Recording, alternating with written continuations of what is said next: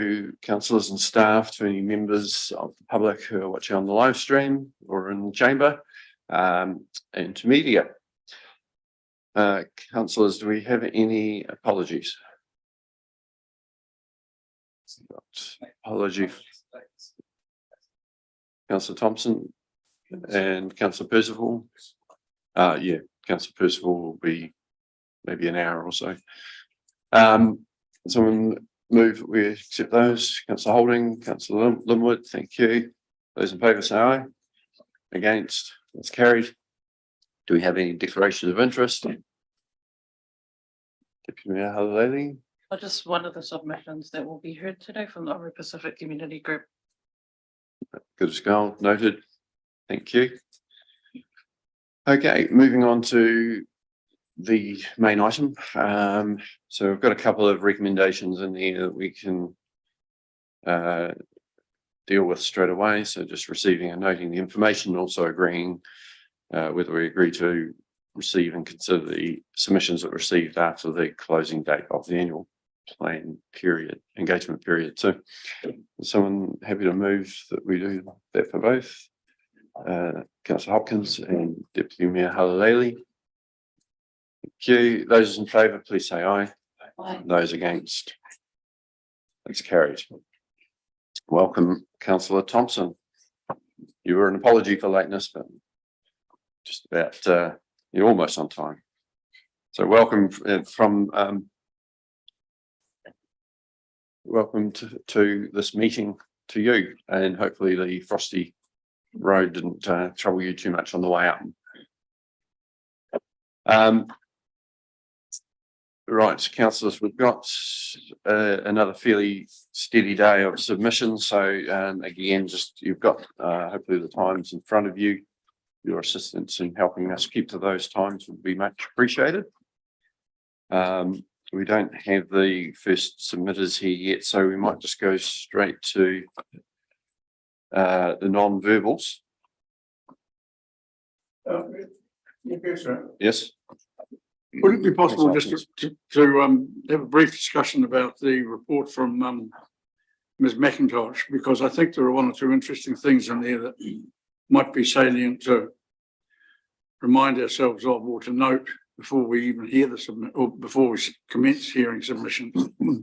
Yep, certainly. Well, I just the thing that leapt out at me, well, there were a number of things that I think again we need to perhaps take notice of, was the considerable number, well, the significant number of older people who submitted. 52% were over 50, and only 30% between, in terms of the number of submitters between the ages of 18 and 50. It looks as though public opinion on the sports and event centre is much closer now than it was previously.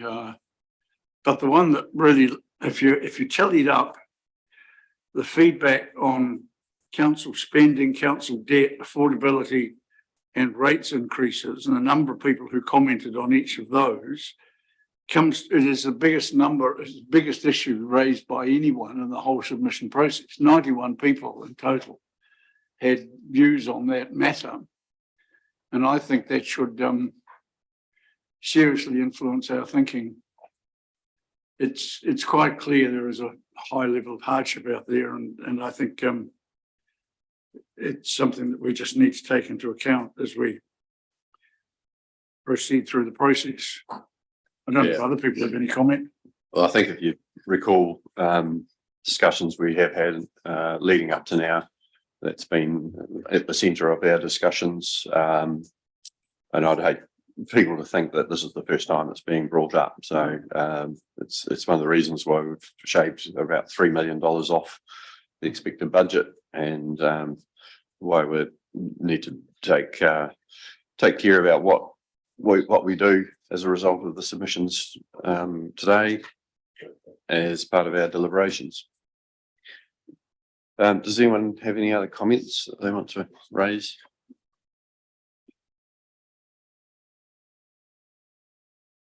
There are a number of other matters which are raised in there, including a list of projects that people have asked to have included that potentially could have higher rate increase and so forth. So some of them, though, we have to work through and look at what existing funds there are. There's a number from submissions from community boards where there's things like amenity rates would be the natural source of funds.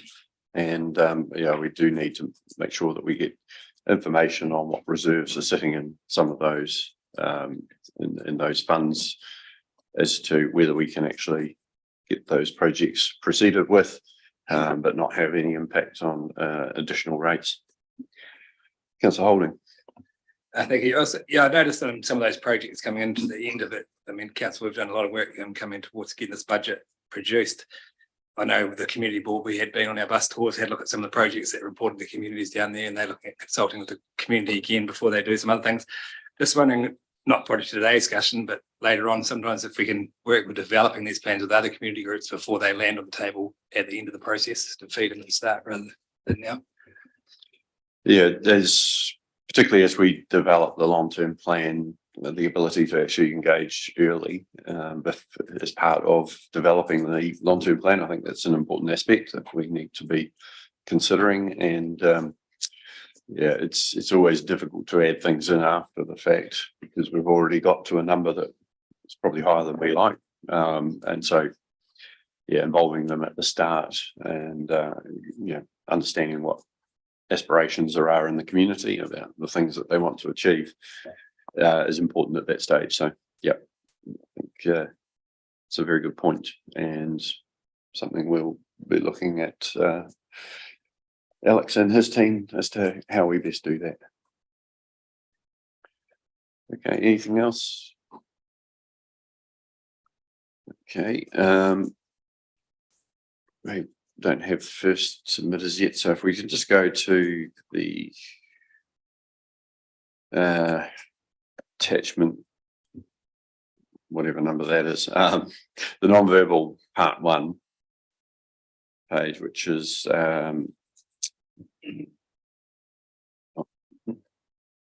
page numbers,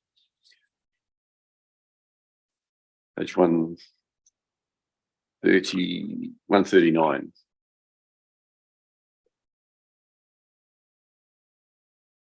So that's the printed number on the bottom of the page on the right hand side. Okay, so the first one is Hannah Talanoa. Again, I know you've all read through this. I think it's important that anyone watching the live stream understands that we have read all these. What we're looking for is any particular comments that people want to make about anything that might be a bit different to what other people have raised or of interest or concern in other ways. So if we just go through to page 150, is there anything that anyone wants to raise?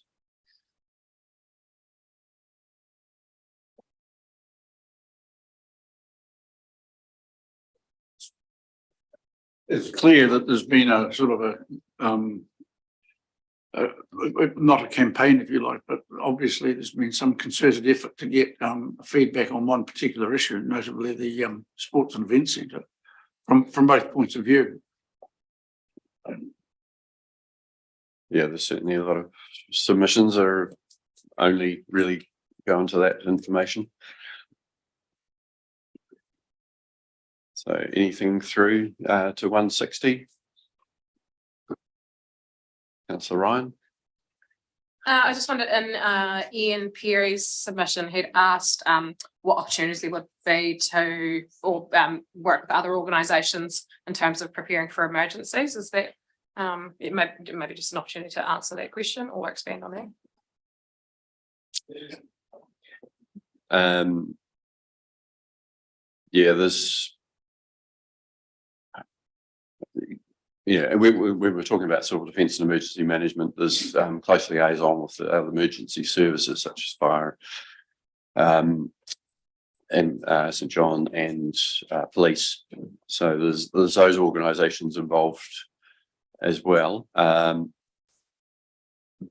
Then there's increasingly work done with the runanga, because they can be of great assistance during an emergency. And trying to think of the other organisations. I mean, so some of the community halls generally, I think, are obvious ones that we do work with. At a more regional level, there's a regional coordination group that involves a broader range of organisations. I'm not sure if Mr. Palmley wants to add anything. Yeah, I'd say generally responding to emergencies is a collaborative effort with many organisations. It's not just about the council. And I think just to remind you in terms of the question about this is about how do we effectively invest in others, particularly communities, to help them to be in a position to respond. It wasn't about the council necessarily responding. It's about how do we invest in others to help them to be able to respond and be more resilient to that. So it is very much about working with other organisations and supporting them. Okay, right, we've got our first verbal submitters here. So if we can go to the first verbal submission on page 5.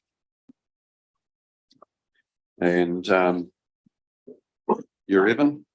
Yeah, so welcome Evan Anderson from Oamaru Intermediate School. Again, another great turnout from Intermediate School with a good number of submitters, non-verbal and verbal. So right, when you're ready to go, Evan, the floor is yours. Hi, my name's Evan. You probably know me from the Speed Management Plan submission. I'm here to talk about the Mahina Water and the Event Centre. Where I live on the Mahina Water supply, I think you should do the Mahina Water because one time I was in the shower and it just turned off in the middle of my shower. I looked up in the pipe and I just saw dirty water coming down towards my face. I jumped out of the shower and ran to my mum. And I said, the water is yuck. I think it's poisonous. One time my nephew came over and he wanted to go in the bath. So I ran the water and when I got back, it was dirty brown and it had heaps of floaties and stuff. So I reckon the Waitaki district should take over the Mahina Water, in my opinion. I don't think the Mahina area should have to pay extra. Everyone deserves to have good water. If we are part of the Waitaki district, we should have good water too. I also wish to speak about the event centre. In my opinion, I reckon we should build an event centre because if your mum is working and you have nothing to do until 6, you can go to the event centre and have some fun. It means we can play more sports for most of the year. We won't have to miss out when it's raining. It will give us more courts, and I reckon we should spend $15 million on it. So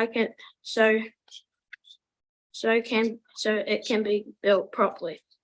And if we spent 10 million on it, it might not be built properly. And if we will have to pay more money in their rates, but I think we should make this happen soon because it's just going to get more expensive the longer we wait. We need to build the event centre. It's worth it. Thank you very much, Evan. Councillors, do we have any questions for Evan? And Councillor Hopkins, I'm shocked that you laughed that he had dirty water. Well, I wasn't laughing. It was just a recollection of the fact that the same thing has happened to me, and it's and I don't live in Mahina, but it's a sort of startlingly unpleasant experience, and I sympathise with you genuinely, Evan. Did you run to your mum? I did run to my mum, yes. she was dead at the time, but even just a question. You say that you didn't think Mahina people should have to pay extra. Quite a few people have talked to us about the Mahina water, and a lot of other people have said Mahina water should be changed or should get better, but that other people shouldn't have to pay for it. So what would you say to them when they say yes, but make it something that Mahina pays for and not, say, people in Oamaru? What would you say to those people? I'd say it's not our fault because this happened in the past. Yeah.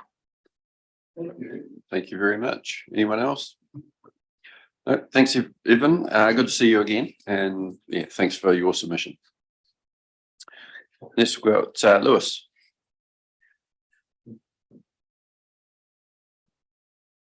So when you're ready, just push the button, away you go.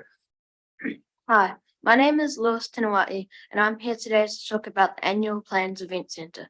I think there should be no event centre because it's unfair how the elderly are going to have to pay for the event centre, and they won't even want to use it. I've done some research and looked at the census forms from 2022, and 21% of Oamaru residents are 65 years old or older. So how exactly are they going to benefit from such a centre? Then how is the event centre going to be beneficial for the later generations? There's already at least 5 or more basketball courts in Oamaru, including schools. So why do we need more? There's also a significant number of sports fields where you can play football and other sports.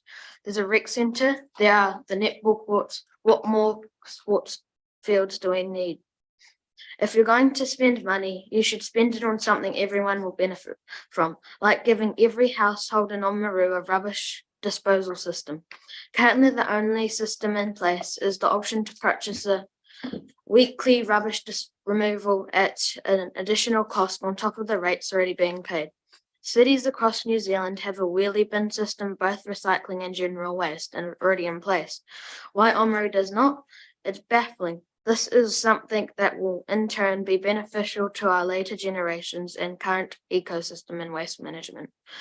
Or you could upgrade the roads, the library, or the pool, or even the gardens, because most things at the gardens are mossy or non-functional. In conclusion, I think we shouldn't spend money on an unnecessary event centre and start spending money on more important things. Thank you for listening to my speech. Have a good day. Thank you, Lewis. Councillors, any questions? Councillor Thompson. Thank you, Lewis. I just wondered, when you were advocating for us to go backwards with a rubbish collection system, are you aware that we have one of the most efficient rubbish disposal systems, or in the sense that because people are asked to take responsibility for their own rubbish? It's like when you flush the toilet, do you ever think where it goes? Just someone else deals with it. And that's the same with rubbish. So perhaps if we own our own rubbish, we'd be more responsible with where it goes.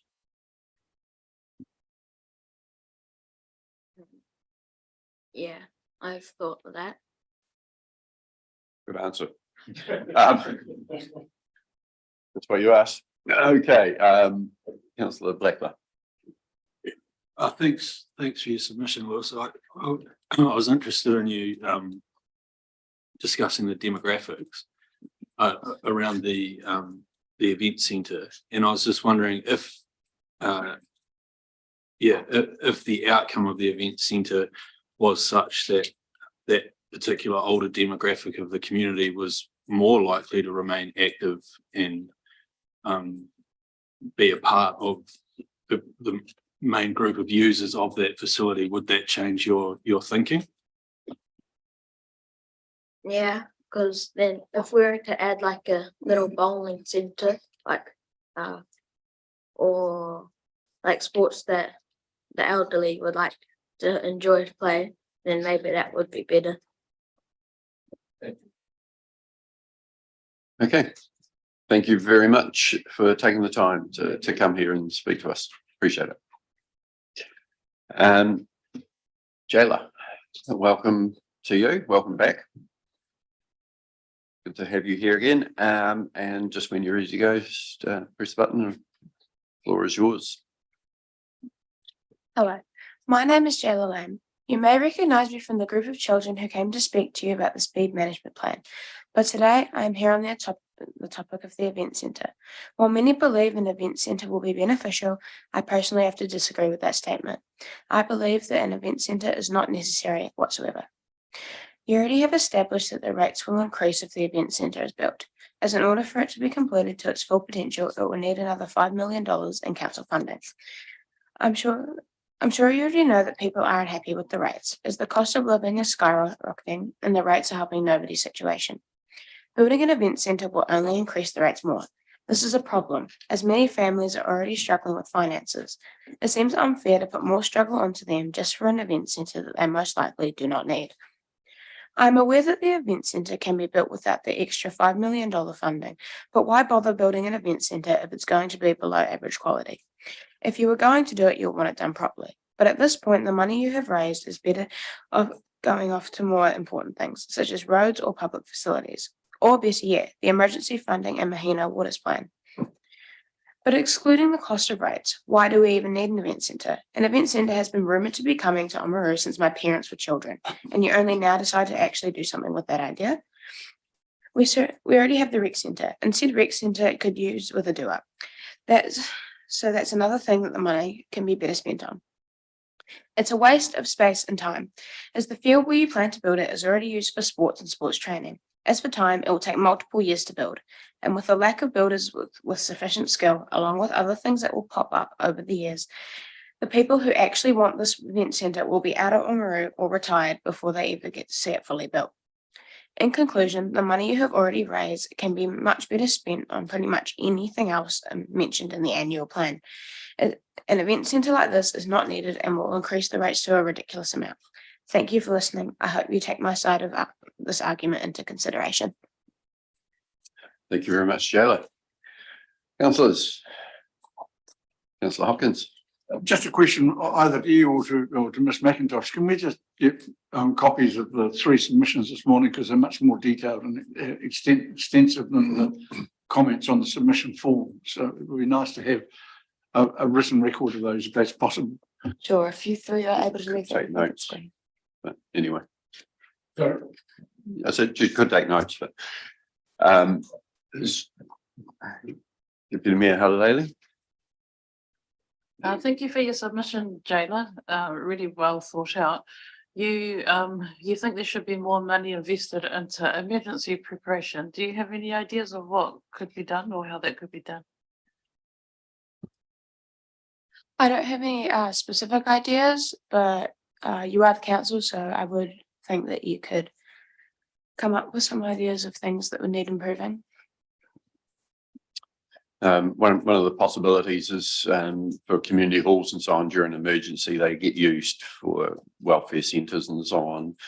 And the idea of maybe putting solar panels onto them so they've got electricity even if the power goes off, is that sort of thing. So do you think that would be a good idea? Definitely. Thank you very much. Okay, any other questions, councillors? No.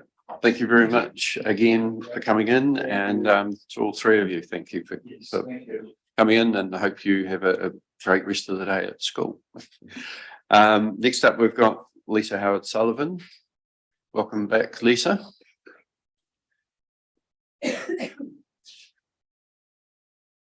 You know the drill now, I think. So just when you're ready, push the button and away you go. I do. It's a hard act to follow, isn't it?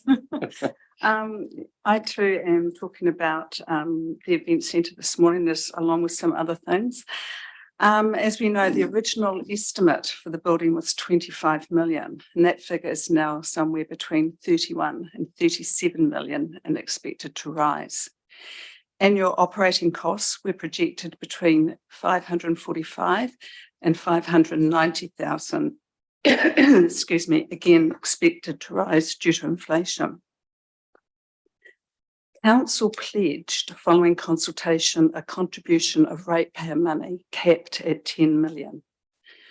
Building on the centre cannot commence until all required funds are secured, and this is reliant on council contributions, which I believe should remain capped, and obtaining funds from charitable trusts, central government and local and community funding efforts. Pledges are currently around 21 million, so building is some way off. The only question therefore to me is, for the public, based on all costs being disclosed, is whether to continue with the event centre in its current form or perhaps a revised form. Moving on to the better off funding, excuse me, as council has used the better off funding for projects that with the cancellation of the second tranche leaves temporary staff with making plans and holding meetings with no future funding to build the projects in which of any consequence. Other councils have mostly used better off grants for specific physical projects, certain to provide benefits and likely relieve or reduce the need for taxpayers to pay for them. Many of those projects will be completed using the first tranche only. Right. I therefore urge council to reapply to the Department of Internal Affairs seeking approval to reallocate funds to projects that would otherwise be funded through rates, other grants or internal loans, as this would reduce the need to increase rates. I'm going on to unfunding the depreciation, something that I struggled to get my head around, but council proposes to unfund a portion of the 23-24 Three Waters depreciation and properties depreciation, which was proposed when Three Waters was, I believe this was proposed when Three Waters was due to take effect on the 1st of July, now deferred to 2026.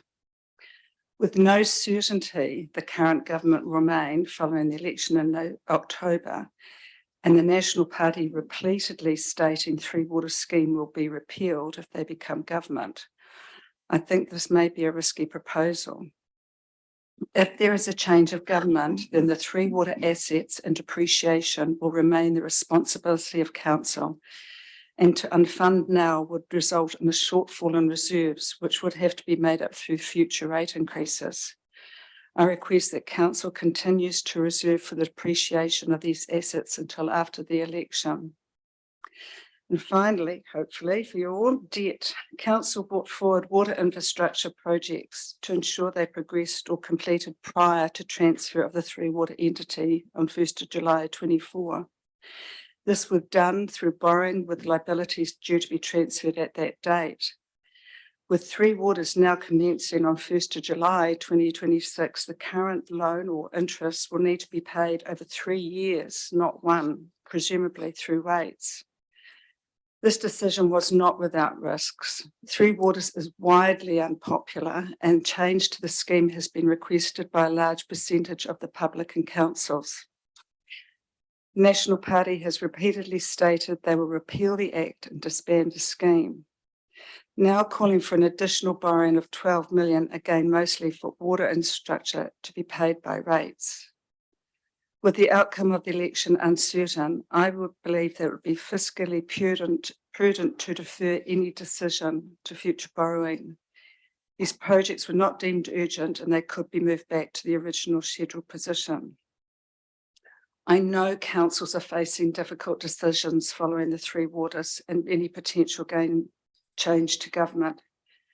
However, residents and ratepayers, due to the rising cost of living, are also under great financial pressure, and this is expected to increase. I believe this council can show real leadership in helping to relieve some of those pressures through fiscal caution by deferring some of those loans at this stage. Thank you. Okay, thank you, Lisa. Councillor Holding. Thanks for your submission, Lisa. Just want to touch on the depreciation, unfunded depreciation. Just I think to clear it up, it's not uncalculated from when the properties would have been chosen, so we're collecting the money to keep the maintenance levels up. So I think if we did decide to unfund it, these assets for the 1 or 2 years would be the ones that are really brought up to that maintenance that won't be looking at any need in the next sort of within those 2 year period. Is that clear? Is that am I right in that line? Yeah. Does that help with the context of making that decision, if there's a decision to be made, I'm trying to say? I'm wondering though if that unfunding is due to the process around the takeover of liabilities when if Three Waters becomes reality, and how that works is that my understanding is that the debt minus the depreciation is what's taken over by the Three Waters.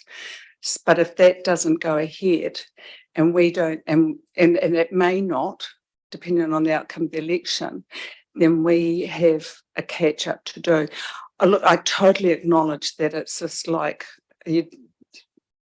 six one and half and a dozen of the other. What do you do? I mean, I think you're in a really difficult position. I think all councils must be in an extraordinarily difficult position following the changes to the Three Waters.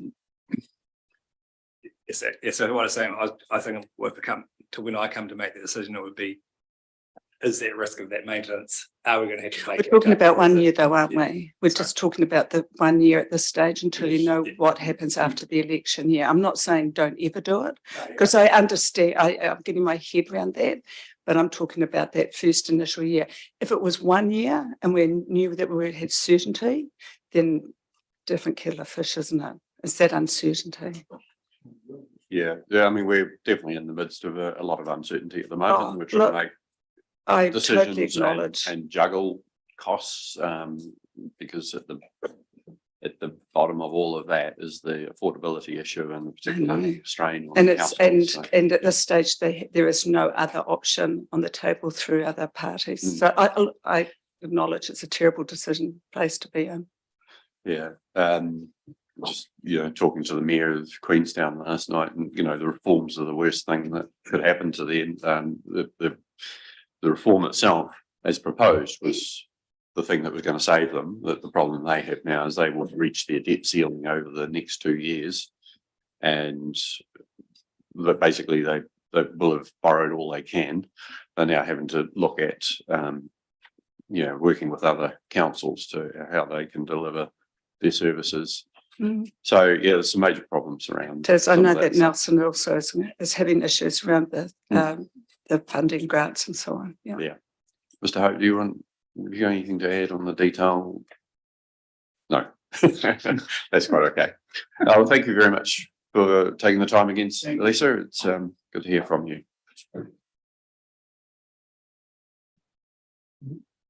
Councillors, if we can just double check our timing on things. If we can just go to the non-verbals again, and we're up to page 160. So 161 through to 170.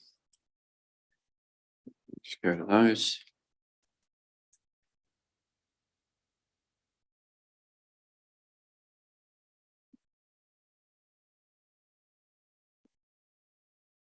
From the bottom right there.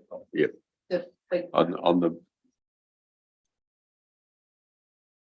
On the printed page, let's put it that way.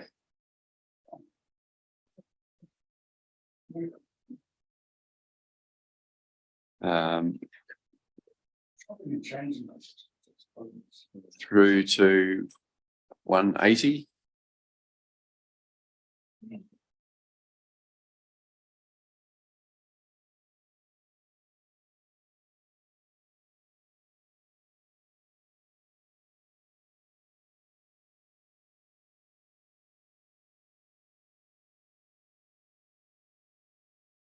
$190.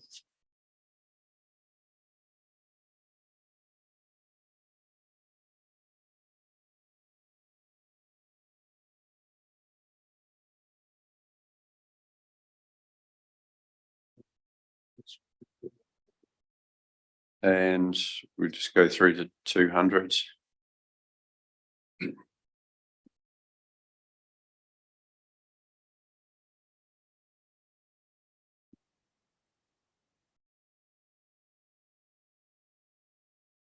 Okay, while you're just doing that, yeah, so we'll just welcome our next submitters. So is it Stephanie and Kate? Would you like to come and take a seat over here? We're just going through some of the non-verbal submissions. So yeah, just come looking at any particular issues on those. So we'll come to you very shortly. But Councillor Blacklock.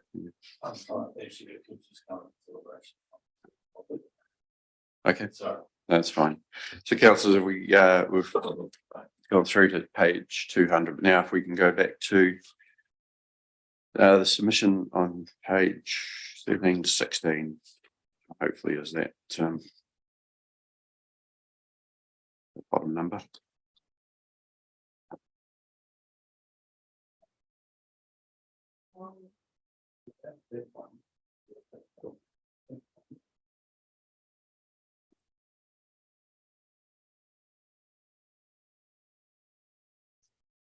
Just give councillors a wee minute to get back onto where they need to be.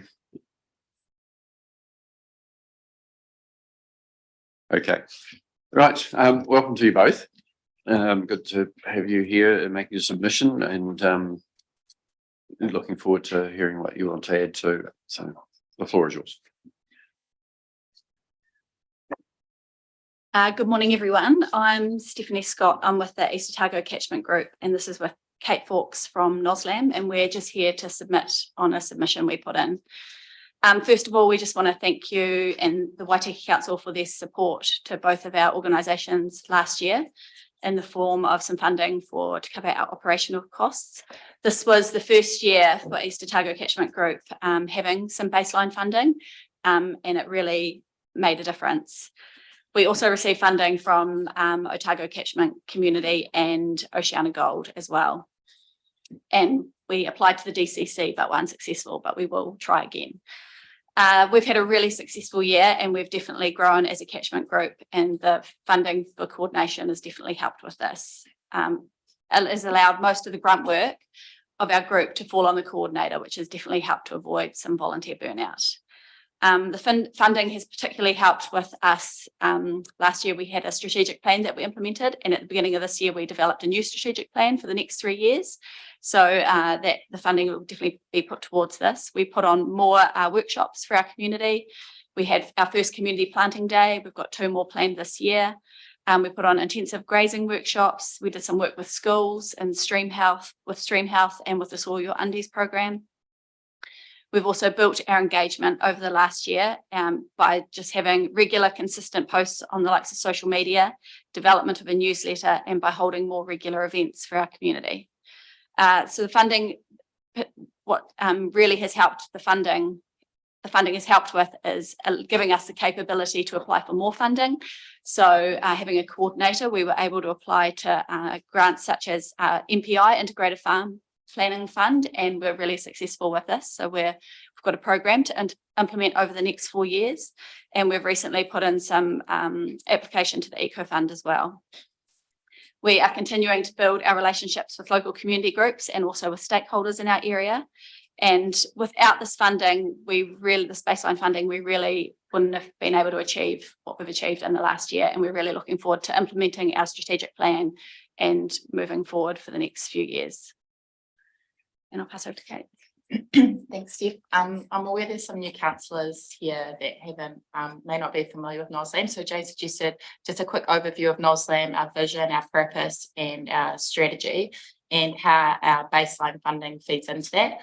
So our vision is an environment that we are proud of, a vibrant community and strong agriculture in North Otago, with our core purpose to educate, assist, and encourage the North Otago farming community to farm in conjunction with sustainable land management objectives and practices. And the way we work our strategy is that we've got 4 key pillars: connectivity, on-farm change, environmental and science projects, and future proofing. And these are basically the critical success factors in our organisation that allow us to actually have the potential to not only reach our vision, but have a sustainable outcome in North Otago. I wanted to speak because we're very similar to East Otago and that we once were them until we secured that baseline funding. But now Nozam's been up and running for quite a long time. So I want to emphasize that with the baseline funding, we're not only able to operate an organised unit, but we're now actually at the point where we can grow more and grow, more importantly, the engagement in North Otago. An example of that would be, say, under our connectivity strategic pillar, is recently we've been able to bring together the North Otago high schools, Waitaki boys, Waitaki girls and St Kevin's, and put them together in agricultural classes. And that's been really important because that actually engages a lot of our urban students and bring them along that whole North Otago agriculture journey, particularly with the water. Seeing as Waitaki District Council contributes quite a lot to the water in North Otago, letting them see what water does for farming, but how that actually filters down to benefit in our township as well. And another really important one recently was the aqua van, which some of you may have seen, that was set up at intermediate school. And the decision was made by Nozam to actually engage more of the urban schools in that project, is another way of sort of demonstrating and sort of teaching about like what healthy waterways means to the whole community and how our farming community play a role in that. On-farm change is always an ongoing thing for us. That's our second strategic pillar, and our baseline funding has been huge in helping us facilitate the workshops that are needed in our community with pressing regulatory issues, and again growing that farmer engagement. The environmental and science projects, most of the money for that actually comes in from our Crown funding. So you'll be aware we had Jobs for Nature, and most recently the integrated farm planning funding comes through from MPI. And while that's a huge sum of money, the ability for us to even apply and get those grants actually came from our coordinators and our business being able to be running efficiently as they are and get that money into it and then facilitate all those projects. And then finally is the future proofing, and that's pretty important because that's basically us ensuring that we have robust and secure funding partnerships in place. So we've been able to recently expand some of our funding into the Lower Waitaki. So we have funding from the irrigation company there, which has also grown our engagement down there with that farming group and most importantly, the dairy community there. And also, it's not a funding, that's part, but our geographical spread is now included Moeraki recently, who've just decided to come under the Nozam umbrella as well, which we see as a huge opportunity to actually help us form some really meaningful and organic relationships with local iwi down there. And that's exciting for them to come and be a part of. So that basically sums up the most recent developments with Nozam baseline funding. And yeah, again, in line with Steph, just thank you very much for your ongoing support. And we would really hope to see that we've got some security with Waitaki District Council moving forward to make sure that we can keep growing the engagement in this community and really make sure like Waitaki Inc. is a really sort of like ingrained amongst the town and the country folk. And yeah, thank you. Thanks very much, Kate and Steph. Appreciate that presentation. So, councillors, do you have any questions? Councillor Holding. Thanks for your presentation. I just wrote, perhaps from the financial contribution, do we help you with any of the sourcing of the riparian plant natives and bits and pieces of that? Any other ways we help them that way? And I just noticed I have been driving around the area lately. It's quite nice to see some of the projects coming to a bit of fruition. Starting Kakano's I'm quite good in the planting that one school there. So I'm not sure if you're familiar, Rob is our coordinator. So our baseline funding pays for Rob, our coordinator, and he then takes the funds, the Jobs for Nature funding, and he sort of manages that. So basically the baseline funding is there for us to organise those planting projects. But it has been quite beneficial because as a result of Jobs for Nature, we've had probably 4 more people employed in the region. And now we're at the point now where we just need to figure out how we can ensure that that's maintained. Yeah. Councillor Hopkins. Look, Sorry, did you want to add anything, Steve? Oh, no, next week. Okay. Yeah. Oh, it's just really a question for Paul. I'm just I'm racking my brains in respect to the detail of the draft annual plan budget. The Nozam funding has remained in place, has it not? Or am I, Yes. is my recollection incorrect? No, it's stayed in place. Yes, it stayed in place. Yeah, and I think it's in good recognition of the great work that you have been doing. And from the East Otago side of things, where's DCC? Are they helping? So I went and spoke to our community board to ask for the best way forward, and they said to submit on the community plan, which the community fund, which I did, and we were unsuccessful for the reason being that we sat 75% in Waitaki District Council, but yeah, we will try other avenues as well. Yeah, well, I'll go back to the community board and talk to them. Yeah. Yeah. We'll put some pressure on for them to add some value as well. Yeah. You know, I don't think we mind paying the lion's share of it, but No, it'd be good for I them to contribute. agree. Yeah. No, that's about it. Nothing else. Okay. Oh, Hannah, sorry. Thank you for that, and also thank you for all the work that you're doing in this space. I'm just interested around the educational aspect in the schools. What's the uptake like within the 3 high schools? And I hear that the Aquavent event went quite well too. Excuse me for me. So on that field trip, I believe we had like over 60 students, and it was, and that's quite an exciting part. I think that was I heard it was quite an achievement getting all the, just because they do work quite independently, getting all the agricultural teachers sitting together and planning that, that whole day.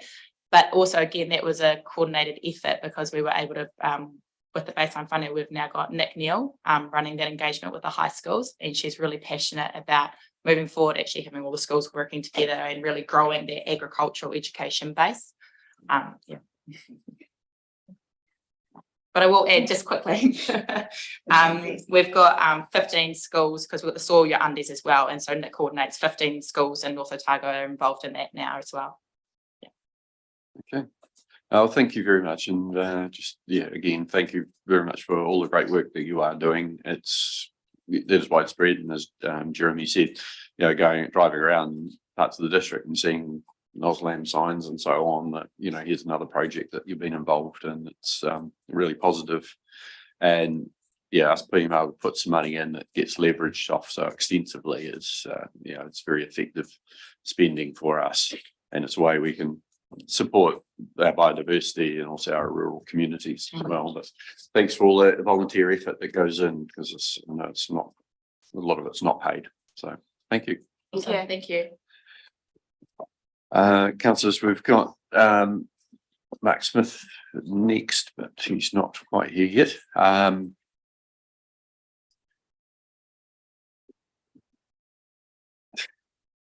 Sure whether it's worth going back to non-verbals. No, he's turned up, so we'll put him straight into the hot seat. Now, welcome, Mark and Heather. Please take a seat there. And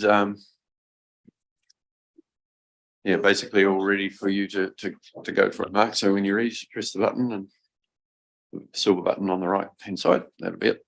Thank you, Gary. Thank you. Okay, well, yes, greetings, esteemed councillors, your worship, the mayor, and everyone here. Thank you for the opportunity to speak. Our request is that the Waitaki District Council pay the living wage and commit to doing so as a matter of ongoing policy. For those of you who were here last year, much of what I'm about to say will be familiar. However, I have some additional information from a recent Lagoima, so I hope that you find that useful.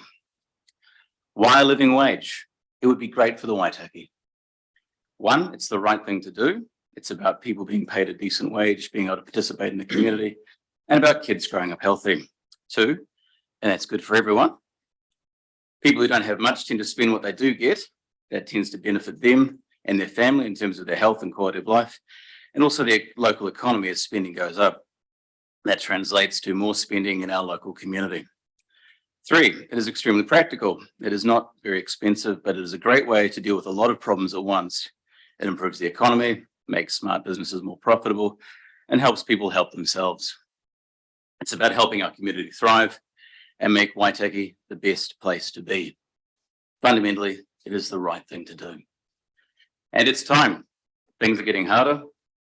Costs of living are going up. There's inflation, there's supply chain problems, along with the pandemic, war in Europe. The COVID crisis demonstrated whose work is essential, and many of the people doing that work are still paid below the living wage. The minimum wage is inadequate. Arguments against the living wage are flawed. David Card, a recent Nobel Prize winner, proved that A higher minimum wage does not cause job losses, nor is the living wage expensive. To take an example from our own community, a recent Lagoima response projected that it would take only $12,172 to ensure that all council employees were paid the living wage in year ended 30 June 2023. So that's projected. Further, I would add the figures I'm about to read are based on the current $23.65 per hour living wage rate. We have asked council to supply us with a set of responses using the $26 per hour figure needed from the 1st of September, and I have confidence those will be supplied soon. Total budgeted expenditure for staff at council for the same year ended 30 June 2023, is $15,332,000. Just another $12,172 on top of that would mean the Waitaki District Council paid the living wage. According to council's response, this increase would represent a 0.08% increase on the rates budgeted for the 2022-2023 financial year. Not 1%, 0.08%, less than 0.1%. Living wages are affordable. And the living wage is not just good for individuals who get them, but also for the businesses and organizations that pay them. The living wage is good for business, and smart businesses can use it to lead to higher profits. Paying a living wage shows respect to a fellow human being, where paying the living wage suggests that if I could pay you less, I would. Paying the living wage shows real care. If you as a worker don't feel screwed down, but instead feel valued, you provide better service, help create more customers and increasing sales. Satisfied employees are also less likely to quit. This saves on turnover, hiring, and training costs and the like. It also helps ensure customer relationships are maintained. And a living wage fits with wider efforts to boost Waitaki, alongside the likes of capability development and retention of both staff, businesses, and people for the district. It would complement council's transformation effort and plans to better develop and better integrate the local economy. In the big picture, enacting such a policy across our district or the whole country would largely solve poverty, not to mention boost the economy and significantly improve the futures of many of our children. It would be a great investment in the future of our country and a boost in our present that would help us face our current problems. And again, it is the right thing to do. To bring this back to our written submission, that document covers what I've stated today, along with outlining who we are and the specifics of the living wage. To close, we ask council to commit to pay at least the living wage to everyone who works for council. We ask because we believe this will benefit the Waitaki and support council's community outcomes. This will help our community thrive. Thank you for your time. Thank you, Mark. Councillors, any questions? Councillor Blackler. Thanks for the submission. With respect to the calculated living wage and the measurement report that's put together, I think, is it every 5 years?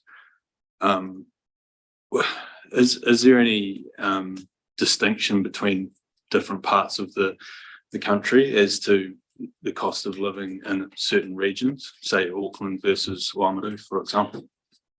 No. I'm well aware of the argument. I think it's an understandable one. If you have a chance to read the documents provided by that research unit, you'll understand why they don't do it for the whole region, the whole country, breaking it down into individual regions. There's a lot of costs, but you could see most people's salaries and various agreements aren't done that way. While you could say there are benefits to living in our district, it's the argument. And this is not a criticism of your point, is unsound. I'm happy to go through it in detail if you like, but also the rate is updated every year rather than there's a deep analysis every 5 years. So if that helps, it's not just only 5 years though. But I'm more than happy to follow this up with you or provide more information, because I realize my answer is probably not as deep as you might like, and I'm happy to provide more via email or something like that. So thank you. I'd certainly like to know that as well, because it was something I raised last year. Yes. And fundamentally, I cannot see how the same costs are applicable in Auckland as in Christchurch, as in Oamaru. And so it's getting an understanding of that aspect. And probably if you could add to that, why, I mean, we've got a lot of people who are saying, our proposed 8.06% increase is too much, and it should be much less. It certainly shouldn't be more than the CPI, which is around 7%. But yet the living wage is going up 10%. So there's some challenges there for as far as this is all the theory in behind it. It's not the affordability overall for council, but it is affordability for the community. With respect, the argument there is more of an argument for raising the living, not just raising the living wage, but raising the pension, because I know there's a lot of people on fixed incomes. And beyond that, I'm happy to address that and provide that. I think it's a reasonable question, but I think you will not be satisfied ultimately when other people say, well, we think it should be a national because it's a small country, it's not that big a thing. But beyond that, if council cannot find $12,172, I'm happy to spot you the 172. Very generous. Thank you very much. Councillor Hopkins. Yes, Mark, thank you very much for the submission. There's a couple of things. I'm still ambivalent about the ethics of funding a principal with other people's money, particularly as the Mayor said, when some of those people are actually in straitened circumstances themselves, and they are compulsorily required to pay us the money that we would then pass on. But I'm equally concerned, if not more so, about the fact that your written submission says that if we became an accredited living wage employer, not only would we be paying our own staff, but we would be ensuring that the staff of those from whom we, the council, habitually buy goods and services would also pay. So it becomes a potentially quite significant, widespread, coercive imposition. And I'm troubled by that, and I'm wondering if we, as people who can compulsorily require money, should be in fact imposing that obligation on other people who can't. That I think is an understandably, as friends and colleagues, we will happily chat. I believe you and I will have a mutually irreconcilable difference, perhaps over the philosophy of this, but realistically, I think your point is I can understand it. But for example, we do this with safety, and I say in this context, we make sure that tradies and other people meet certain standards before we even work with them. And yeah, you're not wrong. Like, my goal is to hopefully see everyone live in dignity. So that would mean a level of compulsion in this regard, but only in the same sense that every government act is. So anyway, would you like me to stop talking, or is that? Time's up, but so you're quite supportive of our economic development strategy, which sees I personally am, yes, but that's a separate issue. Inclusive and sustainable growth to improve wages for everybody. Yep, excellent. That's a matter of clarification. Did you also submit a non-verbal submission on the information centre and the closure of Harbour Street, or was that another Mark? Me personally? Yes. I mean, it's a very common name, but I believe it was the same Mark Smith. Yes. So it was you. I made a comment there about, I think, the people rather than about the specific location. I believe, I mean, it's probably no surprise that I would care about people being, continuing to be paid and their talents not being wasted. And not that I believe the council would want to waste anyone's talents. Yeah. Deputy Mayor. Just a comment. Thank you very much, Mark, and also acknowledging Hazel and Heather for coming in. And I do appreciate your advocacy for, for the principle of what you're trying to achieve. And it is a challenge for us to ask the ratepayer to try and fork out some additional money. But in saying that, I do understand the principle that you're trying to work towards. So appreciate that. Thank you. And I think we all understand that principle. There's other principles that we conflict, and I guess that's always going to be challenging when affordability is an issue. But thank you. Thank you very much to all of you for taking Thank the you time to all. come and see us. Right, councillors, next we've got Tanaya Kelly. So welcome. Welcome back, Tanaya. And if you like to take a seat, and when you're ready to go, floor is yours. Thank you. Thank you. I just want to make a quick comment on the visitors centre. The financial statement that I could find on it on the original eyesight was 420,000 in 2017. It's very difficult to find the financial statements, as Mike Collins would have said yesterday regarding the penguin colony, or there's different CCOs. So to suggest that it was originally a budget of 50,000, that wouldn't even cover a minimum wage worker for a year. The visitor centre is open for 7 days, not 5, but I just wanted to put that out there. Also, I forgot to mention yesterday on the economic development plan that the farmers market is quite a big part of our community and the economic hub. It would be great if there could be some investment in there. If we look at like Matakana, they had a landscape designer, and it's a real tourist attraction and destination. It's great for the community hub. On the topic of community hubs, we don't have like a town hall or where all our community can sort of congregate, where there's Wi-Fi and different, like we've got the Opera House, but I see in the budget that there is a visual upgrade or something for the Opera House. It would be great if it was made available for community meetings so that they could be more transparent to the public, and maybe have Zoom and things like that, so we can see what they were doing. Also, in regards to the stadium, I realized that it's I don't know, I think if you look at the Opera House, we had the same issue back in the day where it was going to cost a lot of money. But if we didn't do that back then and we looked at doing the Opera House now, it would cost us far much more money.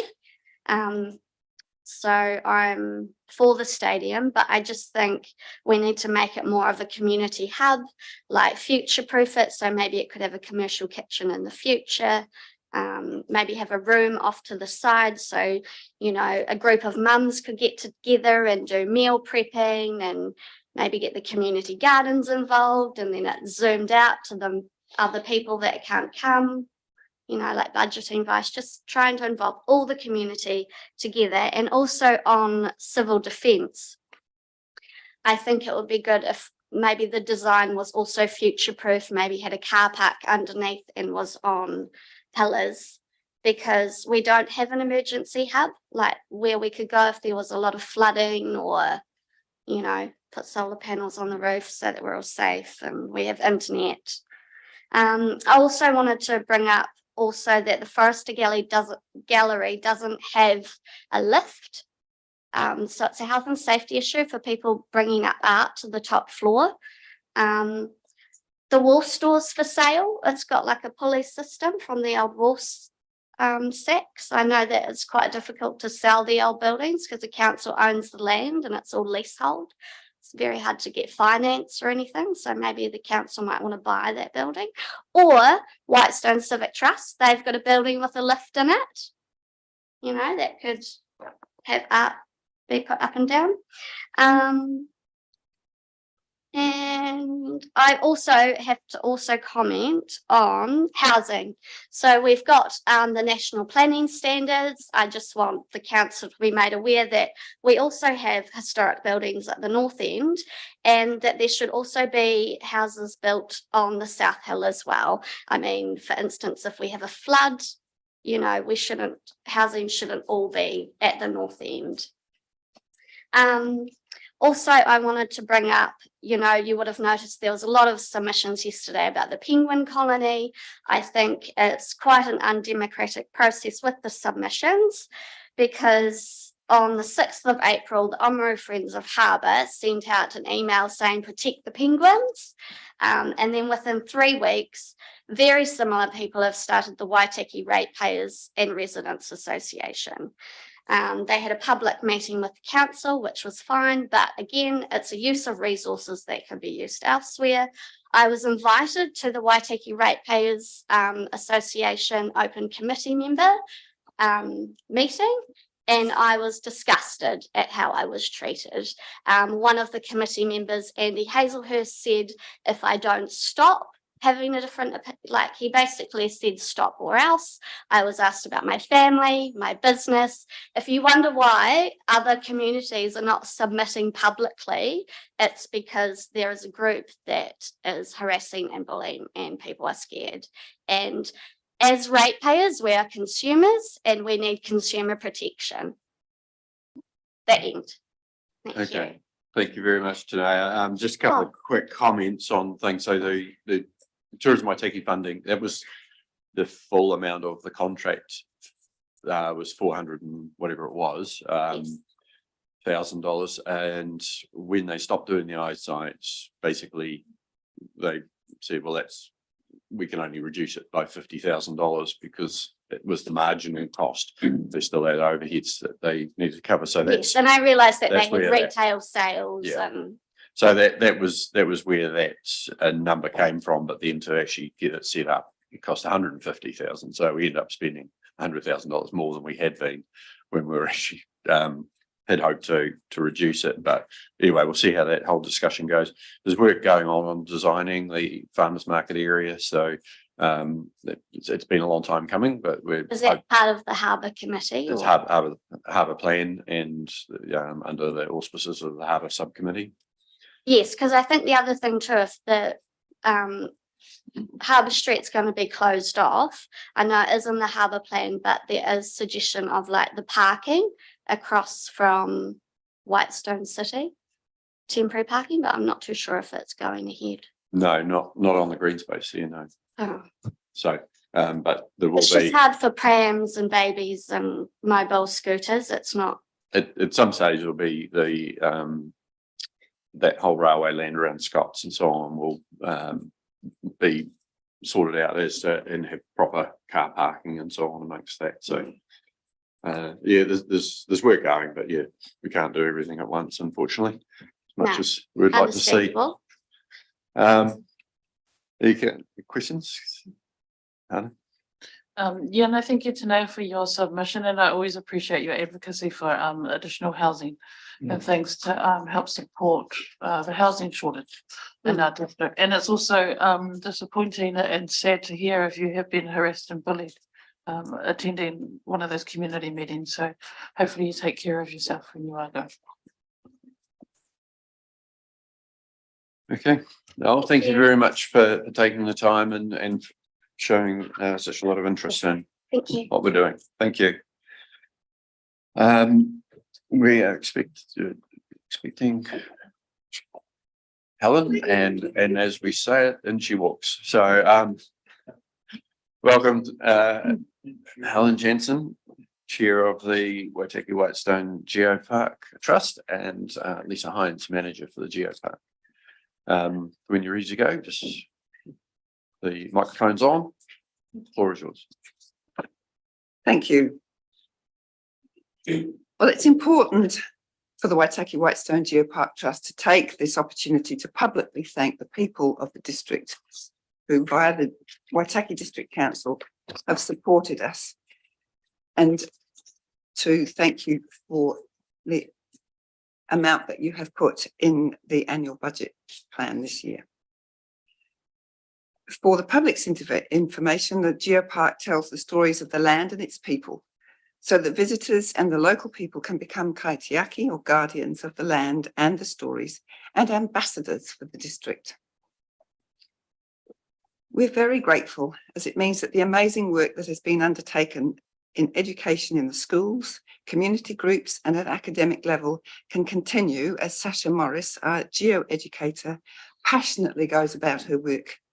It also supports our administrative staff member and manager, Lisa Hines, in her tireless work to bring everything up to the required standard for our UNESCO Global Geopark recognition. And we hope that next week we get the official word as quickly as possible. We are fairly certain it will happen. But we do have to wait for them to say exactly that that is the case. So there will be a community celebration weekend in October when the weather is warmer and the days are longer, when the community can find out more about what a geopark, global geopark is all about. There'll be a range of activities for the community to be involved in and to explore the geopark and discover more about what it entails. So we will keep the public in touch through our Facebook page and website nearer the time. Another point about the annual plan is the vanished world. Whilst it's retaining its own business space, it's coming under the governance of the Geopark. A goal that has been the ultimate outcome of Professor Ewan Fordyce and the Vanished World team ever since global geoparks were established. Dreams really do come true as long as they are held and worked towards. We support the contribution that the Waitaki District Council has offered to the centre at Duntroon, and we are currently working towards an updated centre with a more exciting visitor experience. The third thing that I want to just bring up is that it is crucial to the status of the Geopark that there is a physical presence in a key centre where visitors and the community can find out more about the Geopark and be directed to places of interest. Currently, this role is fulfilled by the Visitors Centre based at Whitestone City and Harbour Street. We would welcome further discussion with the council around what it will look like going forward. And finally, sustainability is the focus of the Board of Trustees. As Councillor Jim Hopkins pointed out, the project is now too big for the population of the Waitaki district to support it on its own. We are actively looking for our own sources of income and support from outside the district. And as we become globally recognised, this will attract more attention from those organisations and government departments for whom association will be beneficial. Has anyone any questions? Thank you very much, Helen. Councillors, Councillor Hopkins. Helen, thank you very much for that. You've chosen your words carefully, but I did notice in your written submission and also just your verbal emphasis this morning, you said with regard to information, currently it's provided at Whitestone City. I get the sense that you perhaps implicitly think it might be better located elsewhere or incorporated in the Geopark in some form. And this is what you want to talk to us about. Is that a fair assumption? Yes, Jim, I think so. There needs to be a place for it somewhere, and currently the Whitestone City Visitor Centre serve us well, but we are open to conversation about where that might happen until such time as we can, as a Geopark, hold it ourselves in a space that is the Geopark Centre.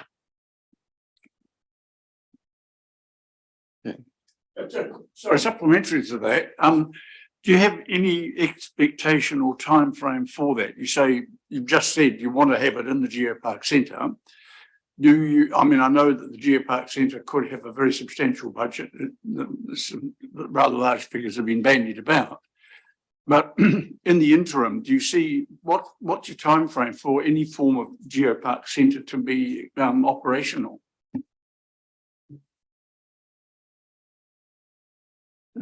We would love to have something of our own in 5 years' time or so.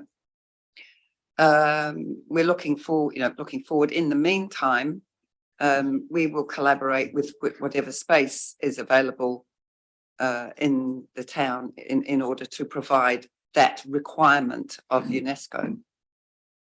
Thank you. Thank you very much. Any other questions? No. Thank you. And yeah, our fingers are crossed for a couple of weeks' time, and wish you all the very best on that. And look forward to what's going to happen in October as well. So, thank you. Very much for this. Thank you. Thank you for the work that you are doing on that. Councillors, we're going to have a break for morning tea. We'll be back sharp at 10:30. See how well you can do that one. And in the meantime, we'll just adjourn this meeting.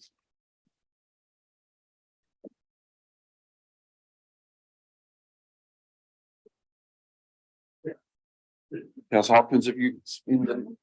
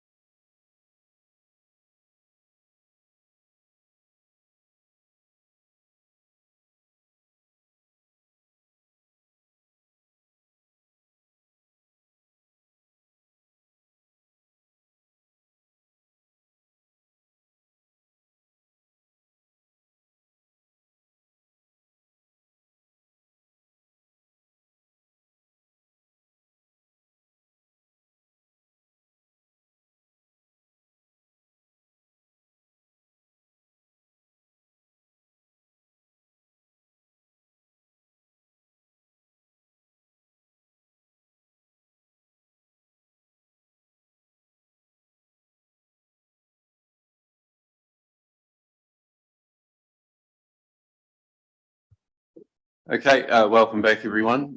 Just sorting out our page numbers here. So we'll just do a few more of the non-verbal submissions. And again, we've read through all these. I'm just looking for comments that are of particular interest or different to what has been expressed already. So we're on page 200 of the agenda, or page 70 of 262, if we use the iPad number. If we just go through to using that number, page 80 of 262. Can you get Miller to give me the?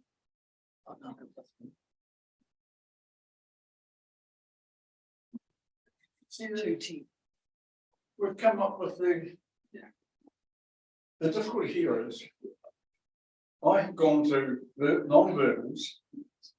Appendix, whatever it is. Can you put your microphone on just so? Well, sorry. Can you?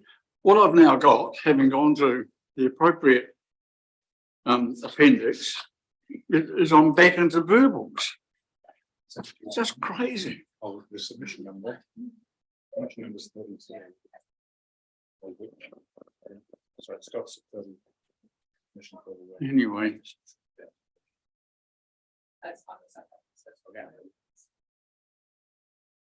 Okay. So Councillor Hopkins, if you can turn your microphone off. Oh, sorry. So people stop seeing you worrying there.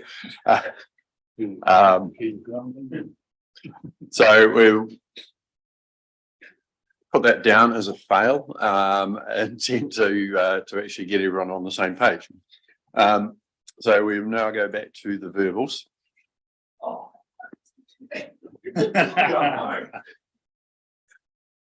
And testing. no, the scorecards are not going to look very good at the end of this one, I'm going to tell you. I've made notes. Right. Now we've got a horde of people coming in to represent the Honorary Whitestone Civic Trust.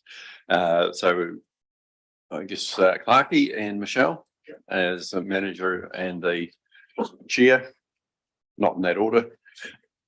Feel free to take a seat, and when you're ready, put the microphone on and away you go.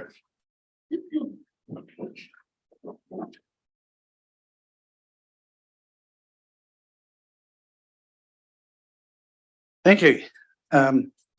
Mayor Gary, councillors, Alex and council officers, thanks for the opportunity to speak. Also, I'd like to thank all the councillors that have been through the precinct the other day to take the time to have a look. I've just got Brent to do. So thank you for that, and I'm sure you could see what's been happening there firsthand. So it's great. So we've got 3 submissions to do today. The first one is pedestrianisation of Harbour Street, Whitestone City and the Visitor Information Centre, and the loan interest, which I've called the elephant in the room. So, we're just going to, Michelle, just join in when we can. But the first thing about I want to speak about is the pedestrianisation. We feel that it's unsafe. I've got some photos here that we could pass around. Just because the precinct has become more and more popular, we feel there needs to be either a longer period of road closure extending into the autumn months or winter months. Initially as a trial. As people have said, with the electric cars and things that are out and about now, everything's very quiet. And it happened to me on Sunday. I was wandering down the precinct aimlessly on the Sunday afternoon, and I just about got skittled. So we've got full support from our tenants that they're keen for this to happen. Something you'd like to add to that? I guess the Victorian precinct is really a destination. People wander down the street, they look up, they're not looking for oncoming traffic. And it's definitely become a health and safety issue, especially in the school holidays when children are running across the street. But we feel as though if the street was just for pedestrians, it would enhance the visitor experience. We can have some of our tenants bring their businesses out into the street. People can walk along and take photos. It's the most photographed street in the area. And it's quite nice not to have big vehicles blocking the views for people who want to see these beautiful historic buildings. So we just think it would really add to that experience and increase the safety on the street. Yep. So, yeah, if you look at those photos, you'll see what we mean, and sometimes it's a lot worse than that. So the next thing we wanted to talk about, obviously, is the Visitor Information Centre, just briefly, in Whitestone City, because we've got, I think Carolyn's coming on and she'll be able to fill you in with all the details. But the one thing that we've picked up on from some advice from a certain councillor was Waitaki, the best place to be. So I had a good look at this, and we seem to tick most of the boxes here. And Whitestone City and the Visitor Information Centre, certainly it connects people. It's inclusive of communities. Okay, there's tourists, it's a tourist attraction, but also locals go there. It's promoting a greater voice for Waitaki. I'm just reading from council document, and it's celebrating our community identity. So we tick all those boxes. So we would like to see the $150,000 contract which we had continued for the next financial year. Already since January this year to March, there's been over 9,380 visitors. So there's been a 30% increase on over last year. So things are only, you know, things are getting busy again after COVID. So, you know, if you think about the Whitestone City was a $600,000 investment by $300,000 from MB, $150,000 from Tourism Waitaki, and $150,000 from Whitestone Civic Trust. So it's been a huge investment, and obviously we'd like to see that continue. But Carolyn will better fill you up in more of that. So the loan and the interest. I've called it the elephant in the room because so in 2009, for councillors that don't know about this, we had a interest-free loan facility with council for $500,000. We've only actually drawn $410,000 from that so far. The interest-free period ended last year, and we've now paid out $17,000 in interest only so far over last year. And we look at that $17,000 and think what we could have done with that. You know, there's windows to be painted, there's stonework repairs, roof and gutter repairs. There's so much we could do with that $17,000. And the $410,000 loan, you know, I think it's good while we're being live streamed to make sure that ratepayers know that we're not freeloading the trust. Last year we've paid $90,000 in ground rental and rates. We've got a full tenancy down the precinct. We've got 32 tenants. There's 137 people employed or self-employed in the precinct, just in our buildings. So they're all contributing to local economy. And I just had a thought about 3 o'clock this morning. I thought about the $410,000 since 2009. And this is a council, I look at it as a council investment. If you work it out over 14 years, it's only $29,285 per year. As I said to Michelle sarcastically, it's probably the council catering bill for the year. It's just the coffee. I have, good.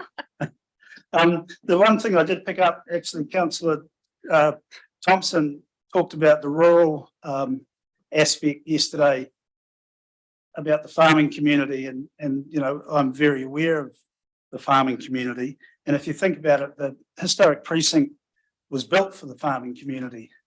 In fact, it just about bankrupted the community at one stage. But what's happened is it's come back. You know, I picked up on what Jim said. The historic precinct is a place that people can come and enjoy. It's the tourism side of it is a bonus, but it's a local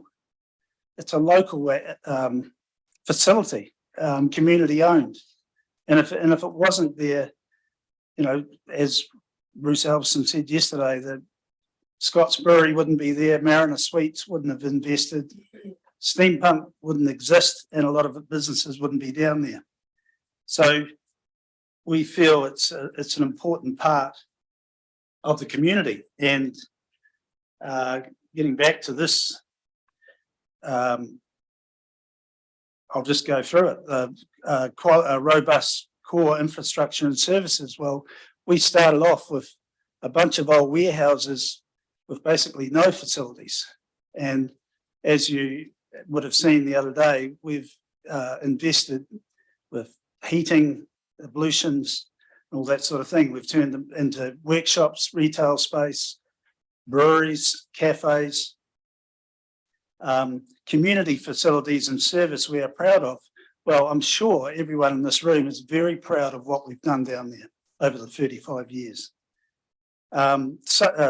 Strong communities, enabling safe, healthy communities. Well, safety is probably brings back the pedestrian side of things, but also the healthy side of things. We've got well-being, we've got beauty care, we've got Pilates, we've got yoga. So we have moved on a bit. But mind you, I did listen to Jack the Wizard yesterday, and he wasn't very happy about that.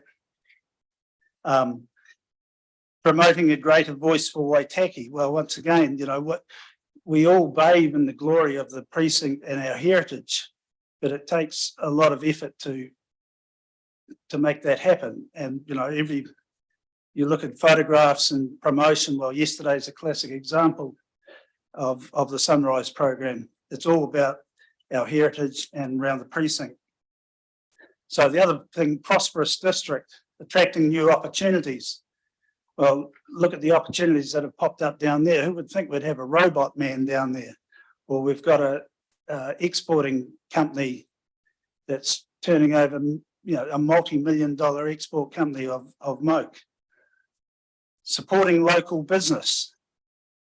Every business that operates down there is local and it's owner operated. And fostering a diverse and resilient economy. Well, as I said, there's 137 employed and self-employed people all contributing to local economy. So the tourist side of it is a bonus, but it's actually, we feel, driving an economy. But the other side of it is that the cultural and social side of it. You know, we've got the Penguin Club that's been going for 33 years. Music, art, it's all down there. We've got the model train display, which Councillor Thompson was overawed with. So it's not just about money, it's about the culture of the precinct. The viability, and you know, it's all of us. We all own it. Anything I've missed? Can I say something? Yes. So our submission today is really asking the council to consider issuing the Whitestone Civic Trust a grant so that we can have an interest-free loan and really focus on paying off the principal. The council in September kindly extended the terms of the loan for us until June 2024, which we really appreciate. But the latest correspondence I've had with Stuart Paisley, the accountant, is that he has not received any notification of the renewed terms. So it took a reasonable amount of time for him to issue us with a $7,000 interest bill, which was relative to last financial year, but we've only just received it in April. So there seems to be a wee bit of a breakdown of communication. So we would appreciate if that could be looked at as well. It was also asked of us to present a business plan to the council, which we are glad to be able to provide you with today. So at the end of the session, we will give you all a copy for you to have a look at. And we want to show that we're following through with what we said we would do from our side. And we just hope that we can create this partnership to keep the precinct alive and kicking. If the Wizard of New Zealand was here today, I'd want him to make it disappear, the loan. There's one other thing that I was going to read, and it's not, I'm not being sarcastic. Where is it? Lost it. Oh, here we are. And I got this from a certain gentleman's Facebook page. When is the use of debt good? And both the reservoir expansion project and Holmes Wharf redecking were funded by loans, and both needed to be carried out within a few years of getting onto our work program. Importantly, both will provide benefits for many years into the future, making them prime candidates for the use of loans because the cost of a project can be spread over a longer period, say 10 to 20 years, ensuring that it isn't only current ratepayers, but also future ratepayers who contribute to the cost. So that was, I think, quite relevant to the Victorian precinct as well. So that's probably all I got. In fact, what I will just, from a personal aspect, this is tonight I'll be stepping down as chair of the trust, and I'd just like to say that, you know, I've had 33 years of blood, sweat and tears and enjoyment down in the precinct, and I'm really proud of what the trust, and I'm talking about the trustees over the last 35 years, have achieved down there. It's become Oamaru and part of the Waitaki district. So, you know, it's, you know, please look at this, particularly the interest side of it. That could be going to a lot more beneficial things than interest. So thank you. Thank you both. And yeah, please don't underestimate our appreciation of the value that the precinct brings. And yeah, just question, Michelle, your use of the phrase about creating a partnership. I think we've been in a partnership that may have had its strains along the way, but I would have hoped that it's been seen to be a partnership, given the nature of what's happened in the past. I do want to go back to 2009 when the loan was created and the terms were agreed, and $60,000 credit was put there to help pay interest for whatever time that was able to be used for. The intention was to allow the trust to create value, to adapt buildings to get higher rentals from them. Has that happened?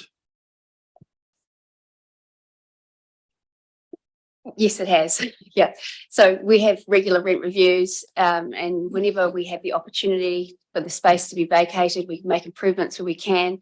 So again, then we can charge a bit more. But obviously, you know, COVID did have an impact.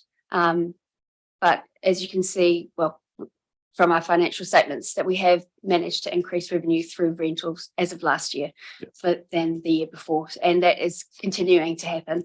That is part of our business plan. Yeah, no, it's been a very tough couple of years or 3 years really. And I think we appreciate that.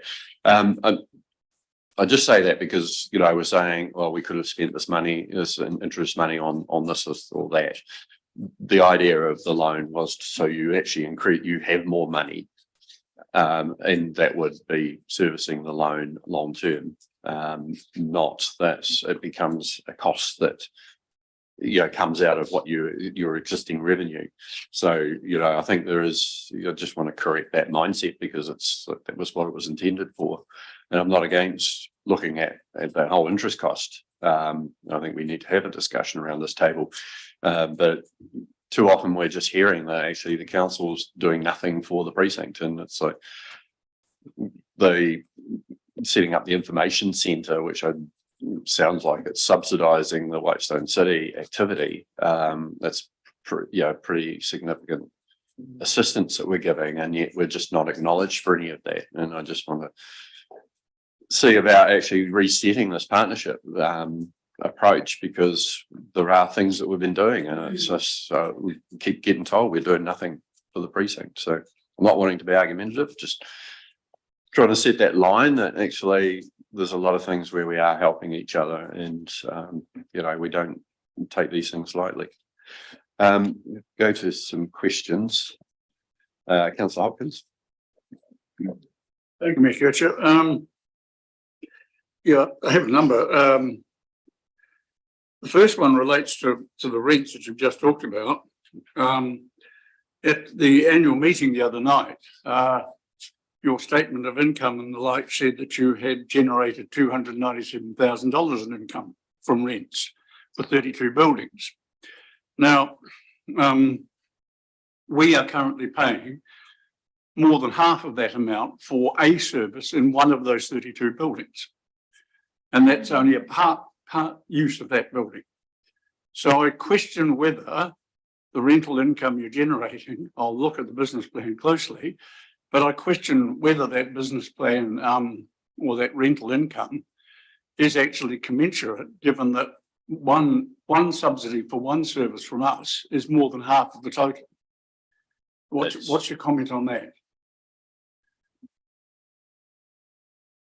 So you're saying that the $150,000 goes into rent? No. I'm saying we provide you with $150,000 to operate the visitor information centre. The total amount of rental income, according to the annual report, that you generate from the 32 buildings you own is $297,000. I think it's that we need to get. I think what Councillor Hopkins is getting to is, of the 150, how much is allocated to rent and versus the other expenses? Yeah, exactly. Yeah. Okay. Well, and also it would be interesting. One of the things. So Councillor Hopkins, can we just let them answer that? $150,000 pays for more than just rent. It's also for staff. I'm not the manager of Whitestone City, so I can't tell you those numbers off the top of my head. I'm sorry, but there's that's not all rent. $150,000. No, that's not. That's fine. One other question I did have, you want $14,000 a year of interest relief. We've had submissions from farmers saying they can't afford the 13% rate increase that we're imposing on them. There's suggestion from senior citizens that the cost of living is too great. We've had an argument this morning that we should provide $12,000 for a living wage. So should the Noik loan be interest free? Should the Observatory Village loan be interest free? Should we give you 14,000 rather than 12,000 for a living wage? What's your view on that? Well, I think for a start, I'll just correct you. We don't have 32 buildings. We only have 16. I wish we had 32. We got 32 tenants. It's a community-owned asset. We're a charitable trust. Anything that we've got 2 paid employees, everything else is volunteer. It's a it's a social, cultural hub for the whole community. I think there's a big difference between the Noik loan and the hospital and the Observatory Village loan and the Whitestone Civic Trust. As I said, if you take the $410,000 and divide it by 14 years, it's really been a small, it's around just under the $30,000 per year that's actually council have invested. Whitestone City, as I said, is a $600,000 investment. We picked up, the trust picked up when Tourism Waitaki dropped the ball on the Visitor Information Centre. We picked that up. So we feel that we've done the community a service. And that money is paying staff and paying a partial rental and overheads. So of course it's got to go towards that. Does that answer your question? I don't want to be objective because I know the value that adds down there, but what you just said there, Graham, we've never as a council agreed to take over Whitestone City. We've funded a tourism centre, but not Whitestone City. So a lot of these things coming through are saying it's a major attraction that will close. So hand in hand, we've never had that discussion strategically as a council with you guys.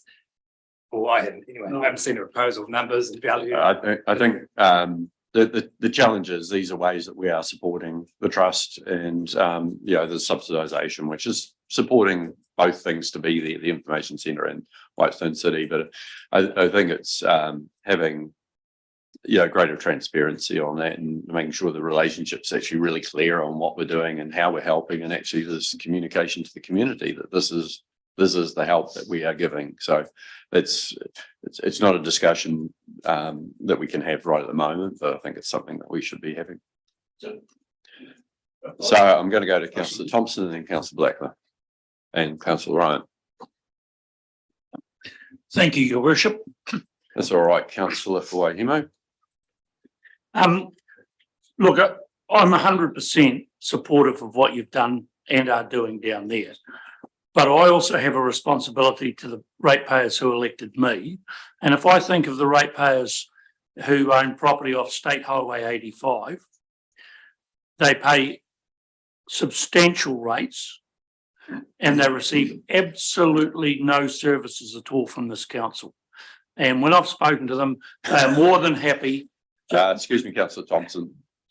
No, negligible. There's no rubbish collection. They don't get roads graded because they don't have gravel roads. They get to take part in elections and vote you in every 3 years. But they are happy to pay those rates. They believe it's a social contribution and a responsibility. But at the end of the day, as we sit here and try and decide where we can allocate money, we've got an ever increasing pool of desire and an ever decreasing pool of capacity. Yes. And we would be irresponsible to just go, we can do this, we can do that, without putting them under scrutiny. So please don't take the scrutiny as personal or a criticism of what you're doing. It's simply to allow us to hopefully make the right decisions going forward. Yes, thank you, Jim. I totally understand where you're coming from, but the Whitestone Civic Trust, like I said, we've paid $90,000 in rates. We're not freeloading.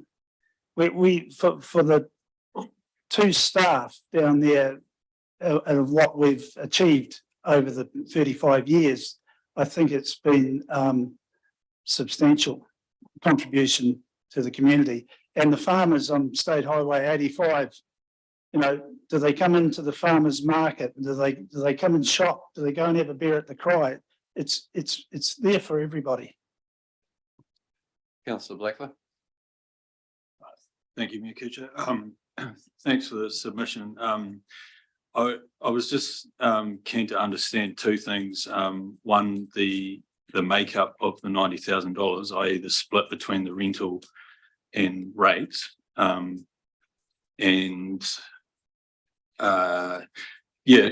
talked about the direct economic kind of impact around the number of employees and so forth, but I wanted to get a feel for the in-kind contribution that's happening down in that space, both around contribution to tourism and maintenance works from members of the community, and then so I'm keen to get an answer to those questions. And finally, I just wanted to acknowledge through this process that we perhaps have contributed poorly to our relationship in the way that the information centre proposed cuts was handled. I think you know, we could have done better, and I think we all share that view, and that it doesn't sit on anyone's shoulders in particular. I think we all kind of dropped the ball in that regard at this end of the relationship. So I just wanted to acknowledge that. Thanks, Tim. Go to Councillor Ryan. Thank you, and thanks for the submission and for all the work that you do, and just acknowledging your service in particular, Clarkie, as you step down from the role. I just had a question around the closure of Harbour Street, or the pedestrianisation, and a number of submissions referencing that all tenants of Harbour Street wanted to see this happen, and I know that a number of them submitted individually too, but have you actually canvassed all of the street, the tenants, and then I guess, yeah, if it's not year round, what would that look like, or what would the, yeah. It's been a long process, talking to all the tenants. As you'll know, there's earlier tenants didn't want it closed, but I think everyone's in agreement now, and we have spoken to everybody, and we sent them a letter and got feedback. That's right. What was the other side of it? Oh, about how it could close. Personally, this is my personal view, I think we should keep it open at night time, that you can, for security reasons, but I can see that bollards could be put down sort of later in the evening, but closed through the daytime, long term. Yeah, I'll just say there needs to be a lot of discussion, because it costs quite a lot to have someone. Apparently, you got to have a university degree to put bollards up and down these days, to health and safety reasons, whatever it is. But yeah, it's great that you've come to that position with tenants, and hopefully non-tenants as well. Some of the neighbouring businesses that aren't tenants of the Civic Trust, but something to have more of a discussion on. But thank you very much for coming in today, and I'll just acknowledge Richard and Francis and Brian and Natalie as well for coming in support. Appreciate absolutely the work that you do, and thanks for the last 5 years that you've served as chair, Clarkie. You've done well, and it's been a commitment that's, I think you started when you were 20, was it? And first went on the trust. Yeah. So, yeah, well done for everything that all of you are doing. It is appreciated. Thank you. Councillors, next we have Carolyn Lewis, who's going to be speaking on the on behalf of the Oamaru and Waitaki Visitor Information Centre. So, welcome, Carolyn, and just a quick thank you in advance, or for what you did as part of making yesterday happen with the live crosses to Sunrise. So it was, yeah, a great exposure for the district. So thank you. Anyway, the floor is yours. So just pop the microphone on when you're ready to go, and all good. The right hand silver button on the right hand side. Okay, is that working? Yes. Right, we've got a few things to answer from that last submission too, by the sound of it. So here we go. I won't do the small arms thing and ask if everyone's read the submission. It ended up going to 7.5 pages, mainly because I still do not have a very clear picture of what the case was for the funding cut for the information centre. All I can take it from is the information which has come out on social media, Facebook Lives from the council and council representatives, And so the submission basically addressed those points one by one. A couple of things just to clarify from that last discussion. I think it's really important. The information centre sits at the front of Whitestone City. It actually is to the benefit of both of those operations. The information centre itself is standalone. It's basically in there as a tenant of the trust. The structure is not as tidy as it could be. The contributions that come in from visitors through Whitestone City pays for the cost of the back of that building. It pays for the staff and it pays for displays. The reason that the information centre was the final piece of the puzzle to actually make that whole complex work was the fact that from contributions from visitors we found on weekends and school holidays the year before is that it could cover the cost of one staff, but it could not cover the cost of two, which is what you needed if you had a front desk that wasn't covered by someone else. So the information centre basically provides that front desk service for the Whitestone City, and the back is covered by the contributions from visitors. The reason that I approached initially the council with the support of the trust for the information centre going in there was the fact that when the eyesight closed at the start of the pandemic, quite frankly, Tourism Waitaki begrudgingly opened a visitor information centre because of the hue and cry that there wasn't one in Oamaru. But that was only for 5 days a week and about 7.5 months of the year. The indications we were getting through Whitestone City was there are quite a few people around who are missing out on that information centre service, and were basically lost wandering around those days when it wasn't open, and also through winter as well. So our idea was to get the information centre into Whitestone City. We also found from the time that we've been operating Whitestone City was that it actually gave people a really good immersive experience about the history of Oamaru. We were using a similar film, or actually the same film that was used in the information centre in the eyesight. That was the basis of giving them an idea about the boom and bust in Oamaru and Waitaki and what happened. And when they came out of that, they were asking questions. They got a bit of a buzz, they were asking questions, they wanted to find out more. So putting the two operations together in one place seemed a no-brainer. And at the time, I think we all agreed it pretty much was from comments that were made. So roll forward a little bit to this year. Clarkie said that the number's been up about 30%. If you actually include now the April figures for this year, we're now looking at a 42% increase in that same period from last year. The numbers just keep going. International tourists didn't start coming back here properly until about October, November last year. And now they're getting to that steady level, and we're starting to see the patterns of where they're actually, it's North Island people, South Island people, where they're actually going along those years and those months.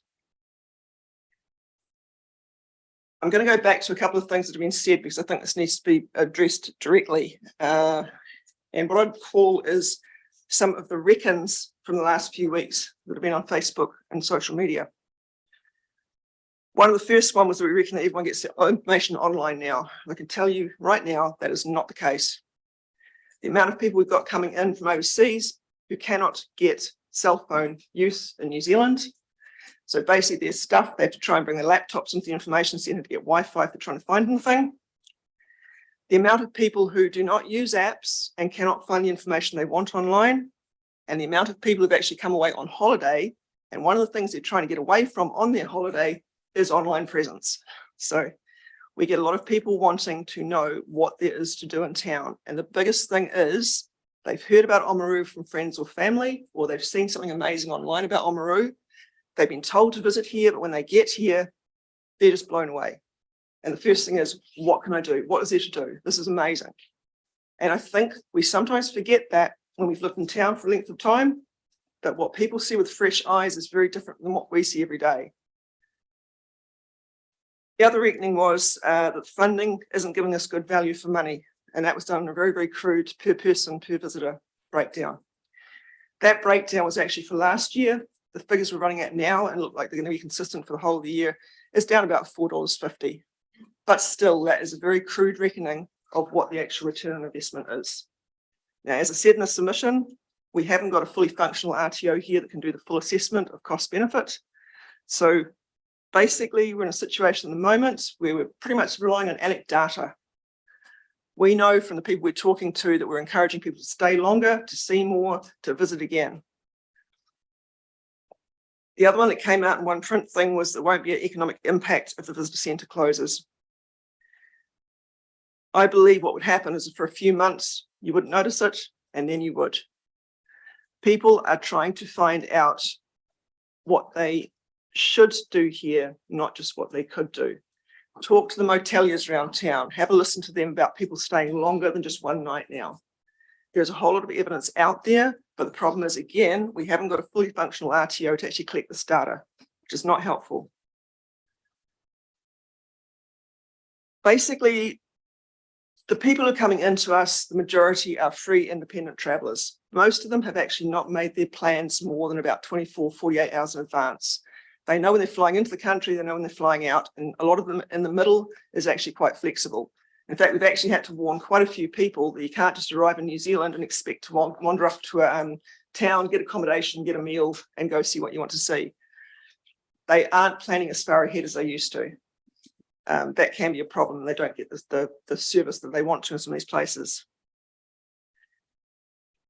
The biggest thing for me is that it's very obvious that people want to talk to a local person about what there is to do in the area. They want to be persuaded.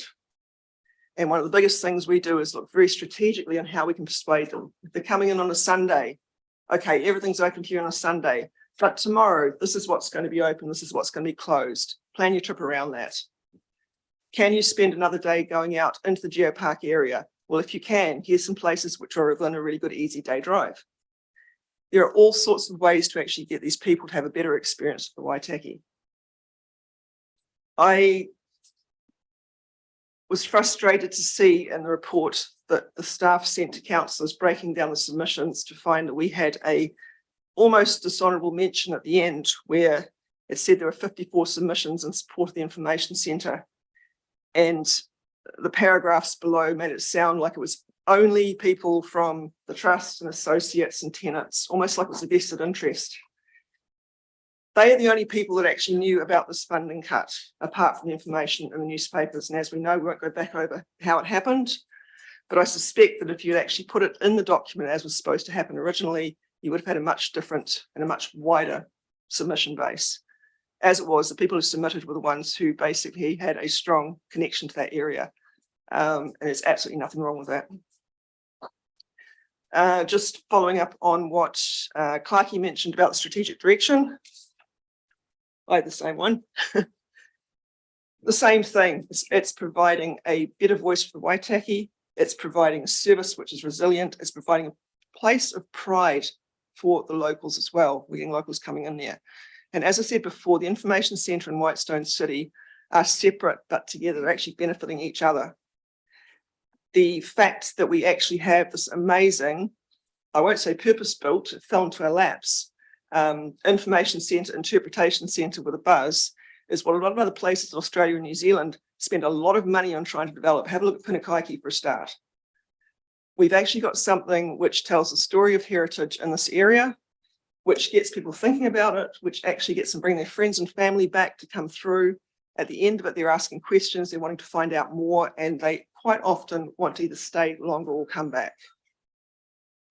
So I'm going to leave it at that. Throw some questions at me. Thank you very much, Carolyn. Councillor Holding and then Councillor. Thanks, Carolyn. I thought this one articulate what I was actually trying to say before was on the trust and not taking on anything you do. Congratulations, and it's a great thing. My frustration was more the process, how we've been trying to have more of a high level strategic conversation through how can we do things different as partners for everybody through the EDA thing, but the conversation sort of come back down to this 100k budget line. So I was just thinking the opportunity for us, we're here with our volunteers, and that's exactly what we're trying to do, and how do we do it together? But I think it's been lost in the conversation the last couple of days. So I was just trying to articulate that. I mean, no doubt from my thing, the precinct probably I could easily without even the data to it contributes more than 500,000 a year to the economy. But I think we need to be able to have these conversations strategically together before we get to these sort of points, and nothing to do with it. And I think I would agree with you 100%. That's the way it should have happened. I think we all know that. Yeah. Councillor Linwood. Thank you. Thank you for submission, and also thank you for all the work you do. I know that it is incredible. I just want a point of clarification. So you said that tourism, there'd been like a 42% increase compared to last year, which is amazing. I just wanted to understand why Whitestone City would close with the cut of $100,000 when you said that we're basically just funding the front service desk. Can you elaborate a little bit more? You're funding the front service desk, which is part of the information centre, is the front desk also for Whitestone City. If you take that away, then the contributions that we're getting from Whitestone City and the people who go through there will have to cover 2 staff, not 1. And that's not doable. That's why we were only at weekends and school holidays when there were bigger numbers of people last year or the year before last. And that's what allowed us to open 7 days a week for Whitestone City once the information centre came in there 7 days a week as well. Councillor Hopkins. Thank you, Councillor, and thank you for the submission. Look, I'd just like to echo the comment made by Councillor Blackler previously. There was a lack of communication from us regarding the cut. I'll just put on record, however, since you've raised closure of Harbour Street or the closure to traffic, there's been, I think, an equal lack of communication from the Trust to us about that. And certainly, I think, lamentable lack of communication from the council appointees on the Trust. Sorry, who in my view should have drawn our attention to that matter when they discussed it. But This isn't relevant. Trust. no, but well, it's in the submission, but in response to the submission you've made. Councillor Hopkins, I think you can take the submission as being pretty clear Yes. communication with us about that proposal. I'm Carry on. picking on looking at we heard earlier that the Trust has spent 600, or the Whitestone City is a $600,000 investment, for which you are currently charging donations only. Is that correct? I mean, for the services or for the experience other than the information centre? When we took it over, it had been closed down by Tourism Waitaki and they were going to decommission it completely. What we did was try a range of different things to work out the best way of getting the best return of visitors going through there, because it obviously hadn't worked with the ticketing system they'd used. So we tried a range of different things. We never used the word donation. We always use the word contribution, what you think is fair per person on the way out. Now, we tried several different ways until we actually got to that point, and that's what gave us the best return. Yeah. My question was, has the Trust actually spent $600,000 as the Chair stated earlier? And the other question, just in regard to the 150. Councillor, this isn't something that Carolyn can answer, but what the Chair actually said before was $300,000 came from MB, 150,000 that came from Tourism Waitaki, 150,000 came from Whitestone Civic Trust. But this is not the submission to be asking those questions. So. Well, my other question, just in relation to the 150,000, a number of people have submitted that there should be signage in other areas of town and marketing of the information centre. What percentage of the 150 to date has been spent on signage and marketing and social media and other platforms? And if it were continued, what percentage of the 150,000 would be spent on signage and marketing? The signage that was put in was actually paid for by council. And they're the big blue signs that you're going to see down the corner from the old eyesight through down towards the Steampunk HQ, which then directs people down onto Harbour Street. The presence online is, as you would expect from any other information centre, visitor information centre. One problem we have had is there is a lot of space junk sitting up there online from the previous Waitaki and Oamaru Visitor Information Centre, which we cannot remove. So we've got our stuff up there and we move along with that. Again, this is a service that's being provided to the community, and it's something we need to work in with between the council and between ourselves. But that's really all I can say for that. The signage is actually quite clear from the eyesight going in, and that's mainly how people find us. Thank you. Councillor Blackler. Thank you for your submission. I just had one very quick question, which is to the nearest $10,000, what is the what would be the required amount to fund the resourcing of that second member of the team? Sorry, which one? You mentioned that the person that acts on the front desk acts in their Yep. capacity as information centre in Yeah. Whitestone City. And without the contribution from council, that kind of all falls over. What is the minimum contribution that would ensure the continuation of that role? I'd have to work backwards on that one. So basically looking at 6.5 hours a day, 7 days a week, 12 months a year at living wage. We've got a calculator there.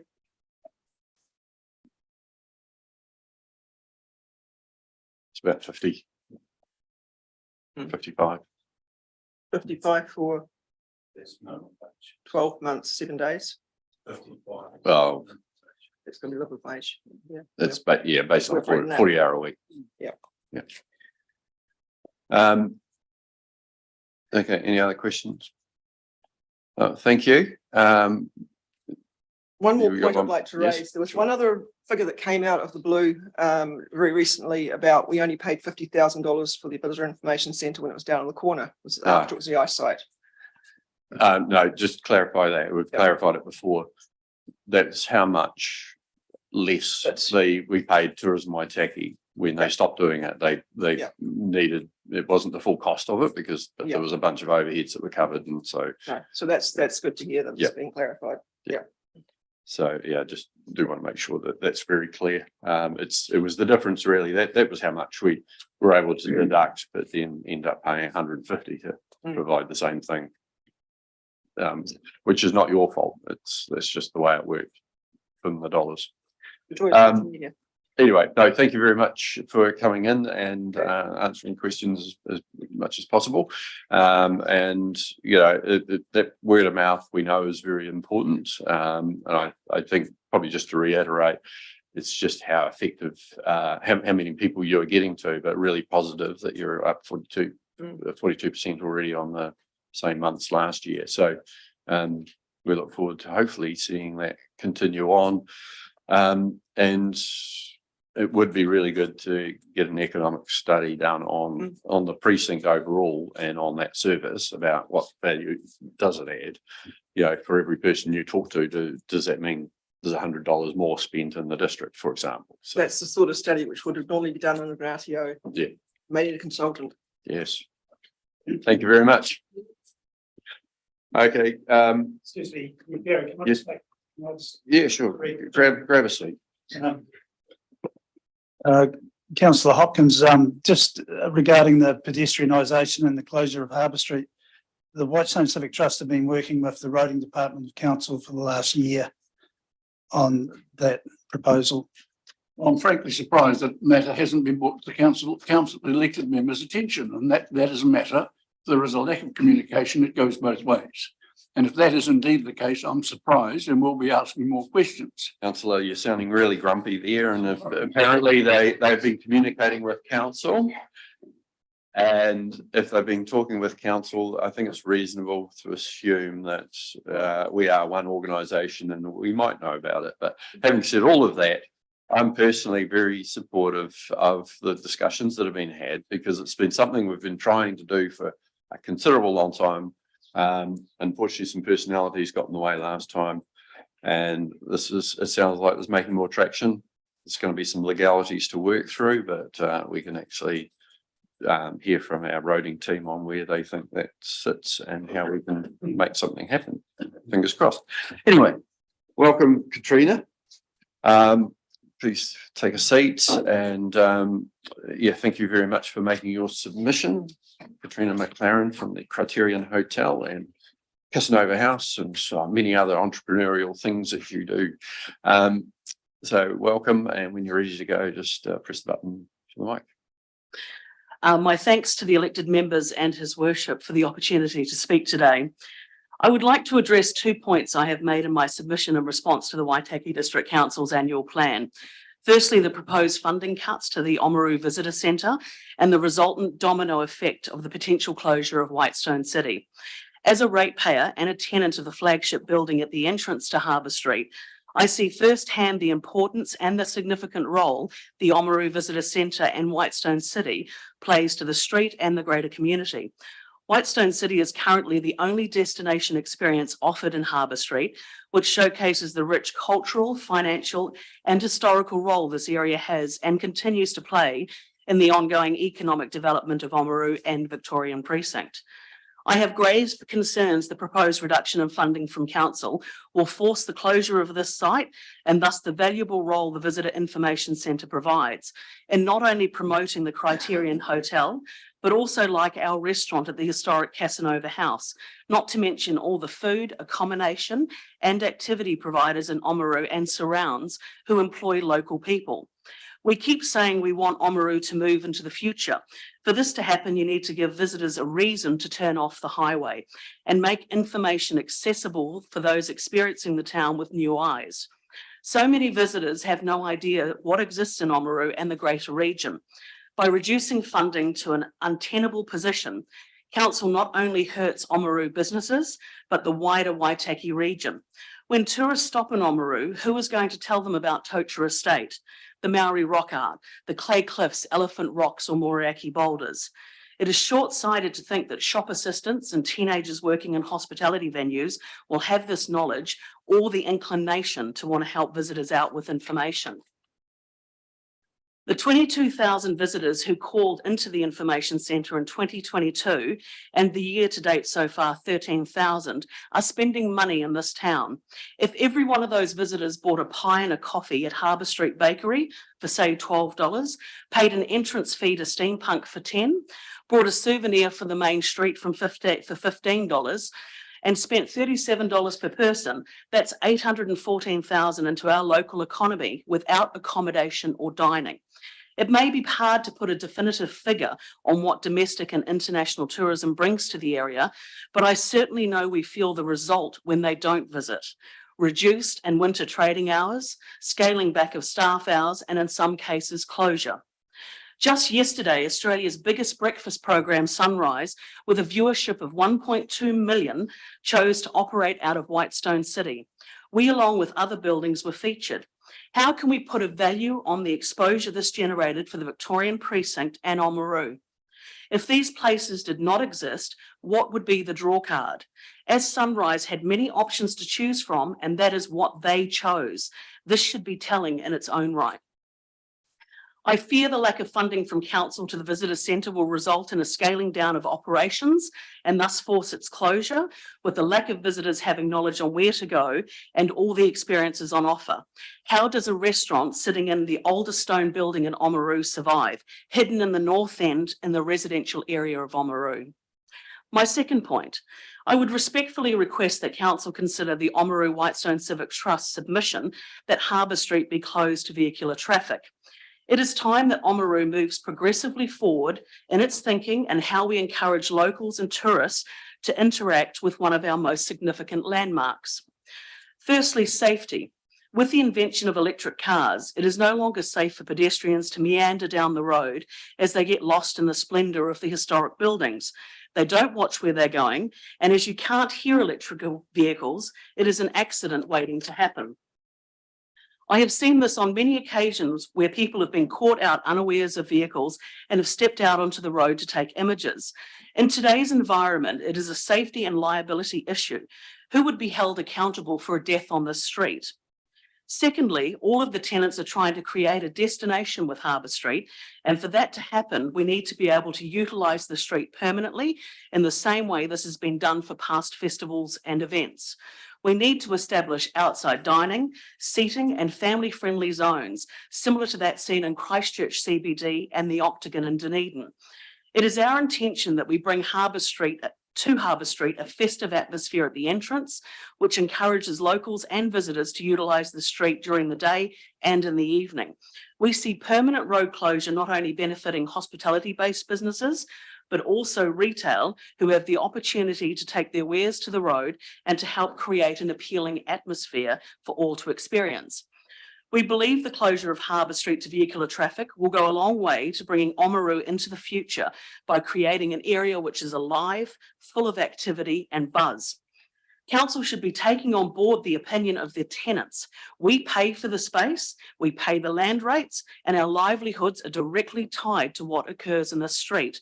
I would say that we have the only voice that matters in this situation. Harbour Street is not residential and does not impact upon people's quiet enjoyment. Let's face it, the buildings are already there forming the backdrop. There is infrastructure with toilets and car parking next to Scott's.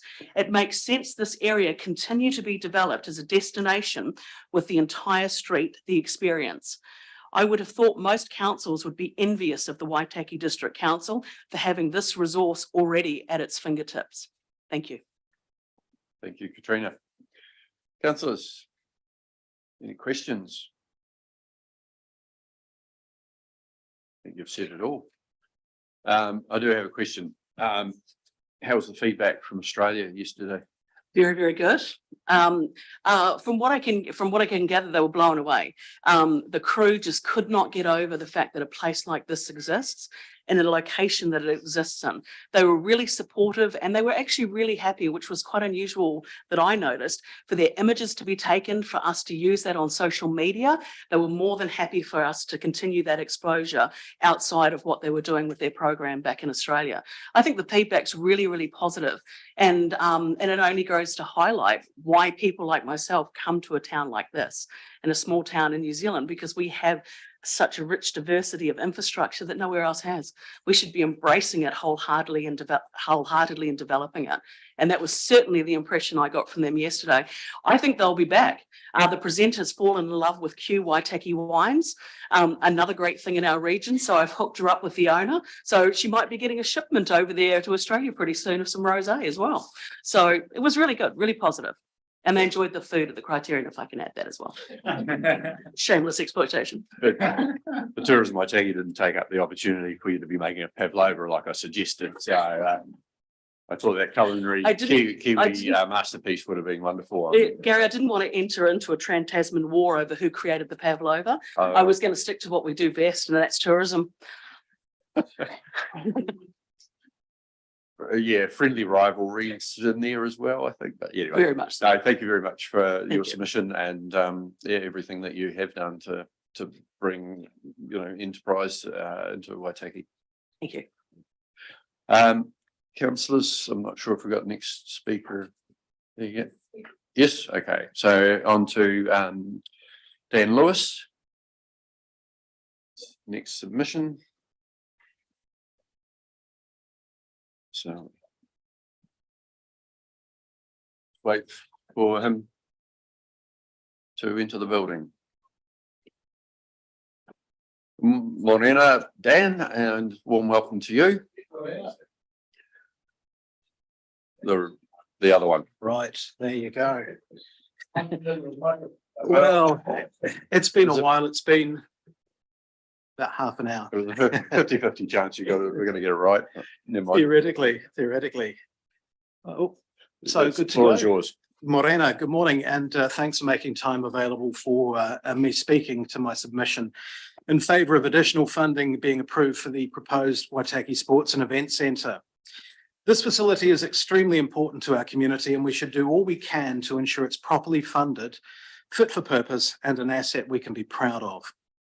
As I mentioned in my submission, I'm in favour of incorporating a grandstand and hospitality facility into the Sports and Events Centre. The current grandstand is past its use-by date, sitting at just 15% of NBS, which carries a risk to life of 25 times that of a building at 100%. Spending around $1 million still only brings the building to 67%, still 5 times the risk to life. And in my view, that money would be better spent and used as an investment in the new complex. Today, with the AF8 presentation in town, we should be mindful of these figures. My concern is at what point does the risk and liability become too great, and in the interest of safety, the grandstand gets closed? What happens then? Correspondence with Council's Mr. Van der Spek compares the risk of using the grandstand to driving a car. However, there aren't any 2,000-seat cars, and this would be a one-star safety rated car too. So we need to find a way to incorporate the new facility into the centre. That's the only sensible option, which brings everything to 100% of building standards, and affords our community greater protection and security for the future. Yes, there are challenges with design, with conflicting ideas, and with cost. However, by basing a decision on what it's going to cost, you're asking the wrong question. The question to ask is, what's it worth? What's it worth in terms of employment for trades and services in the construction process? What's it worth in terms of ancillary employment once the complex is in use? What's it worth to our sports clubs and organisations? What's it worth for our health and well-being? What's it worth as an asset to attract new people to settle in a district? What's it worth to host tournaments and championships, trade shows, conventions, reunions, and events? If the Water Polo Championship held one weekend each year at the Aquatic Centre can generate a six-figure benefit to our local economy, what can a fully functioning, well-designed sports and event centre achieve? What's it worth? You can build to a price or you can build to a vision. It's worth putting in the investment and playing the long game because it's a facility which provides opportunities. Our people are worth that investment. The easy thing to do is to do nothing, but you didn't stand for council to do nothing. You stood to make decisions to move us forward. So please make the decision to increase funding support, working towards a complete sports and event centre, and commit to getting construction underway before the end of the year. Make a difference. It'll be worth it. Thank you, Dan. Thank you. Councillors.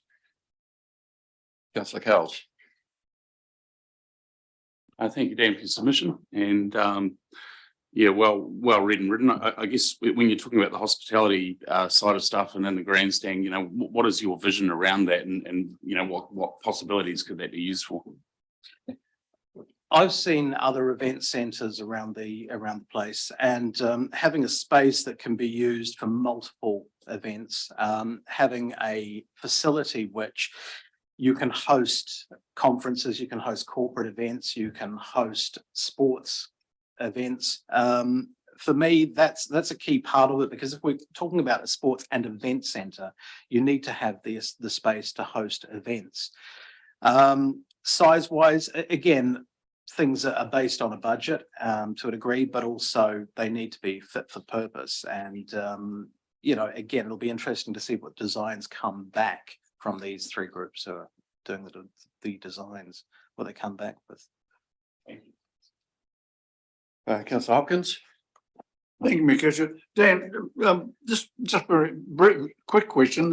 Well, two, but the water polo figure, you said that this weekend generated six figures of revenue. If you could just expand on that a little bit. The other more substantial question, the new costings don't include the new increased costings for the S&E Centre don't include the grandstand. We've been advised to add it would add another 4 million minimum, which would push the cost and possibly the council investment even higher than the 15 million suggestion in the annual plan. Would you support that if it were the case? In other words, that increase? To answer your first question, the information I had is through previous years, and that came from Matthew Lanyon, who was running the Sports and Aquatic Centre. We've dealt with these events on the sports show, on the Saturday sports show over the past number of years, and it always amazed me how much, you know, it was generated by that. So that's my basis of looking at it, thinking if we can do that out of one thing, we've got to use our location as an advantage. You know, if you draw a 3 or 4 hour radius around Oamaru, it's amazing how much of a catchment area we have for these things. We're ideally placed, but makes it easy for people to get to. So that's one thing. Secondly, yeah, I would actually support an increase in investment because, as I say, you can build to a price or you can build to a vision. And ultimately, you know, none of us are flush with cash. None of us are lighting cigars with $50 notes. But the reality of it is that now is the time to be able to invest in it. And the best, I often say the best time to do something was probably 10 years ago, but the next best time is now. So I think we've got to say, this is what we want to create, and this is, we need to fund it. I guess the challenge is when that vision is eye-watering. But yeah, no, thank you very much for taking the time to make a submission and come in and speak to us, Dan. I really appreciate that. Thanks for your And time. we'll see how we go. Cheers. Thank you. Next up, councillors, we've got Ray Henderson. I think speaking in his own right rather than as the new El Presidente of the Ratepayers Association. So anyway, welcome Ray, and yeah, just speaking in his own right here today. Right, well, before I go into some more detail on my submission, I'd just like to raise an issue with comment by Councillor Hopkins this morning, or as you've affectionately known him, Old Jim. No, Old Jim. Anyway, you raised the issue of there appeared to be an effort to get a lot of people to comment on the event centre, almost a concerted effort. Then you commented about they were for and against it anyway, so I thought, well, that's no biggie. But I just wondered whether it was a veiled reference to a certain local group that got people to heavily campaign on Forrester Heights, and whether you thought there was some concerted effort out there. But anyway, looking at the submission document as it is, it has 6 questions on this last page, and on the entry page, it has question 1 on the event centre. So I'd say it was the council that was making the concerted effort to get comments on the event centre. Otherwise, why would it be question 1? But anyway, we'll put that aside. Hop onto my submission. I dare say you've all read it all. And I did have a little piece there I was going to do on public transport, something that I'm sure Councillor Lynn would like to see happen in her time. There's 2 things that have risen since then. I found out that connecting to Palmerston is no good because the $1 each way bus from Palmerston is always full. So it's not much point going down there and connecting with them. But I still think we obviously need a shuttle service. So that's for the medical reasons. We also do need a local bus service for servicing the outlying areas coming to the CBD, etc. So I think that should still be going ahead. The sources of funding, obviously for the shuttle, we should be looking at, I believe it's Hone or Whatu Ora. There should be some funding coming from them for that. I know there still is a private operator. So whether another private operator pops up, but we still need to look at the possibility of funding. With regard to the regional transport with the bus in town, there's the, central government may come to the party. Obviously, the regional council is responsible for regional transport. So all those funding options should be looked at to ensure we get a bus service that we deserve. Regarding the shuttle side of it, we've got Gore, Cromwell, Invercargill all get services to Needham and we don't. So we're missing out on something there. The other item I was going to expand on was the public, the car parking in town, considering continuing with the limited free parking. It may seem counterintuitive, but I think the free parking should stop because it should be a user pays. The people who bring the car in pay for it. It shouldn't be spread across the district, or more correctly spread across the businesses that are paying for it when it's not coming through the meters. There's another approach too. If you have free parking or limited free parking, that encourages vehicles into town. Vehicles are emission animals. We have the green side of things, it's contributing to pollution, etc. If you had paid for parking, then you're more likely to have, say, 2 or 3 neighbours might decide to come in together, 1 car instead of possibly 3. So it's reducing that. So it's actually a good idea to try and limit the amount of cars coming to town, not encourage them. So that's just another attitude on that. Obviously, in the long term, though, I'd like to see, as these current systems become outdated and need replaced, I think spending money on a parking meter system, and they are exorbitantly expensive and also require a lot of maintenance. I think then you pull the pin and say, we're not going to have paid meters anymore. I think that should actually happen in the future. But in the meantime, while we've got an operating system, then I think it needs to be paid for by the user. And that'll be for me. Thank you very much, Ray.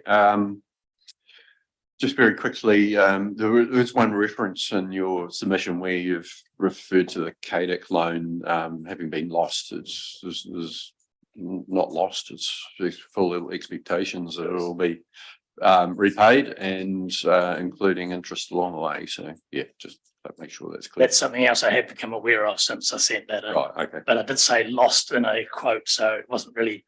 Yeah, well, lost. yeah. Okay, councillors, any questions? Councillor Thompson.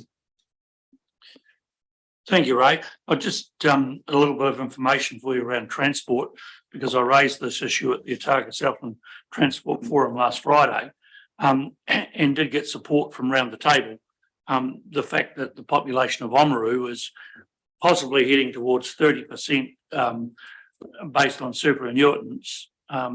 There is a desire out there to support us getting a public transport system, but in the meantime, keep feeding the horse. Yeah, just very quickly, I mean, we've had several meetings now with on public transport, and Councillor Linwood's been involved in those as well. So yeah, St John are definitely looking at what they can do around a patient shuttle service, which they offer in many other places, and then there's also the public transport aspect of potentially a bus from Oamaru to Dunedin return, as well as an overall passenger service around town. So we're looking at a range of options. None of them are going to be here tomorrow. It's going to take some time, but we'll keep pushing on with that. And I think we seriously do need to consider whether we look at some form of subsidisation for a shuttle service in the meantime, because I know there's people that are waiting. They're putting off appointments and waiting for something to happen, and it's not going to happen very quickly otherwise. I can say my last two appointments, I've driven myself down, and the first one I didn't have a procedure, but the second one I did. So I waited around Dunedin for 4 hours before I drove home. Yeah. So yeah. there's safety. Considerable number of ones who get the eye injections and things that have to do exactly that if they can drive, is wait for 4 hours before they can head home. Councillor Hopkins. Yeah, just to provide that a very meeting we had recently, and you might want to pass this on to residents and ratepayers in your other capacity as chair. Apparently, surprisingly enough, that Dunedin Palmerston service is actually part of the Dunedin Metropolitan funded network. And the ORC told us it's losing money hand over fist, and they wouldn't entertain for a moment any possibility of extending it a millimetre further north. ORC is responsible for public transport, and they need to be held to that, whatever the cost. And I wasn't even thinking that Councillor Malcolm was in the room at this as I said that. But I'm sure he's here to submit on supporting that. I'm sure he's invited, but you'll note that the ODT never reports my constant request to include honorary public transport in the realm of ORT. We'll hear from you shortly. Okay, thank you very much, Ray. Thanks for your ongoing work and your endeavours to have, with the ratepayer group, to have a group that really works alongside and with us to help things happen. Next, we've got Bruce Orbiston. So welcome, Bruce. Good to see you again. Councillors, just the next submission there, and Bruce, when you're ready to go, just press the button on the right hand side. Thanks, Gary, and everybody. I'm not going to speak to the answers I gave to the questions, except I'd like to make some reference to the final issue of significance as it obtains across two of the issues I particularly would like to pick up. But if there are questions about what I've written, I'm very happy to answer anything that I've triggered there. Most of you will be aware that significance, and you have suggested at the end of this questionnaire that we give some support to your consultation across the areas of significance. Significance is a technical term used for the RMA, as well as used in a lot of heritage assessments, and it covers and is graded across many different issues. The significance which I referred to yesterday from Neil Cousins, the head of English Heritage, was internationally that a collection of places can become one place. and the way in which a historic area, which you have within our own Oamaru area, is assessed, is the collective significance and the gradations across many aspects of that. I just wanted to point out and share a little bit of our personal history. The day the Alps to Ocean officially was opened, there was a ride including the mayor, some MPs and other notables, and they had lunch at Burnside Homestead. Burnside Homestead was a registered historic place.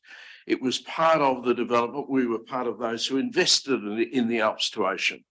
And in our first year of actual operation following, or before the opening and then following, we had about 200 cyclists. Our final 3 years, 17, 18, 19, we had between 700 and 800 cyclists each year.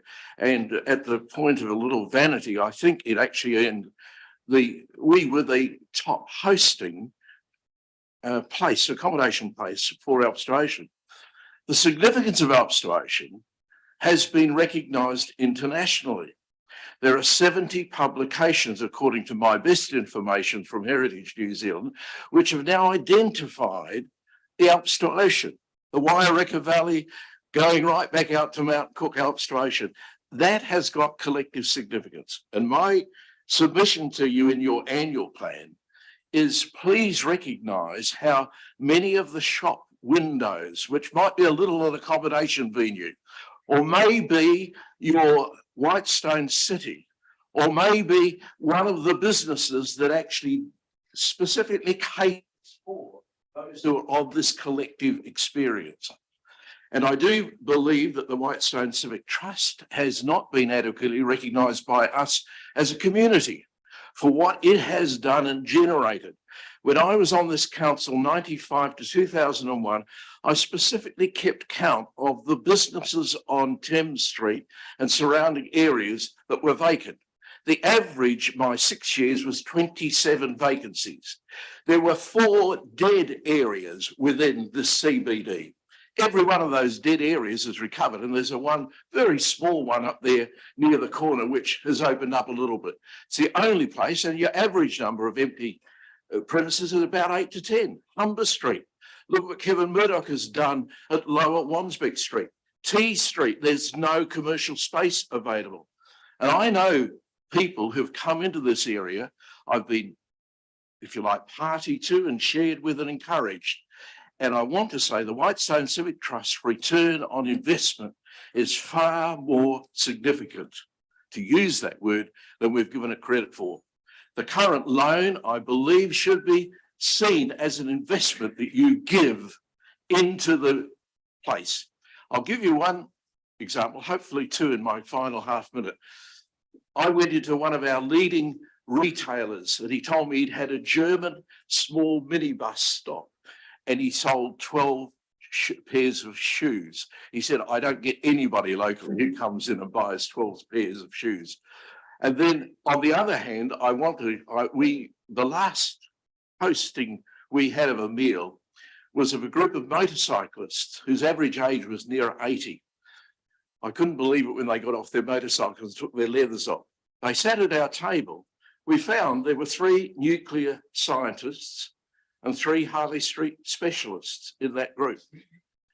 And they were people who'd come on this Alps to Ocean experience, and they shared their perspectives on what the product was.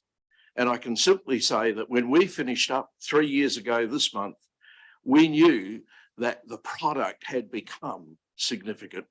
I do urge you particularly to make your consultation around significant more educational for many ordinary ratepayers. I'm in my 50th year of being a ratepayer. Thank you very much, Bruce. And yeah, thanks for that.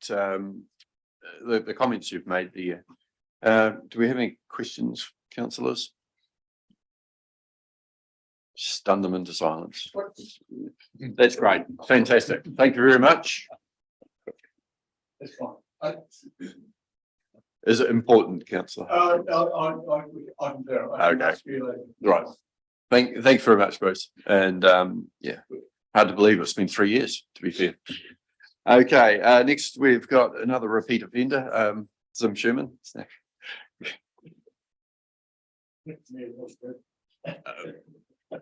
I have handouts. Say that in a very nice way. No, good to see you back here again after submitting on the ED strategy yesterday.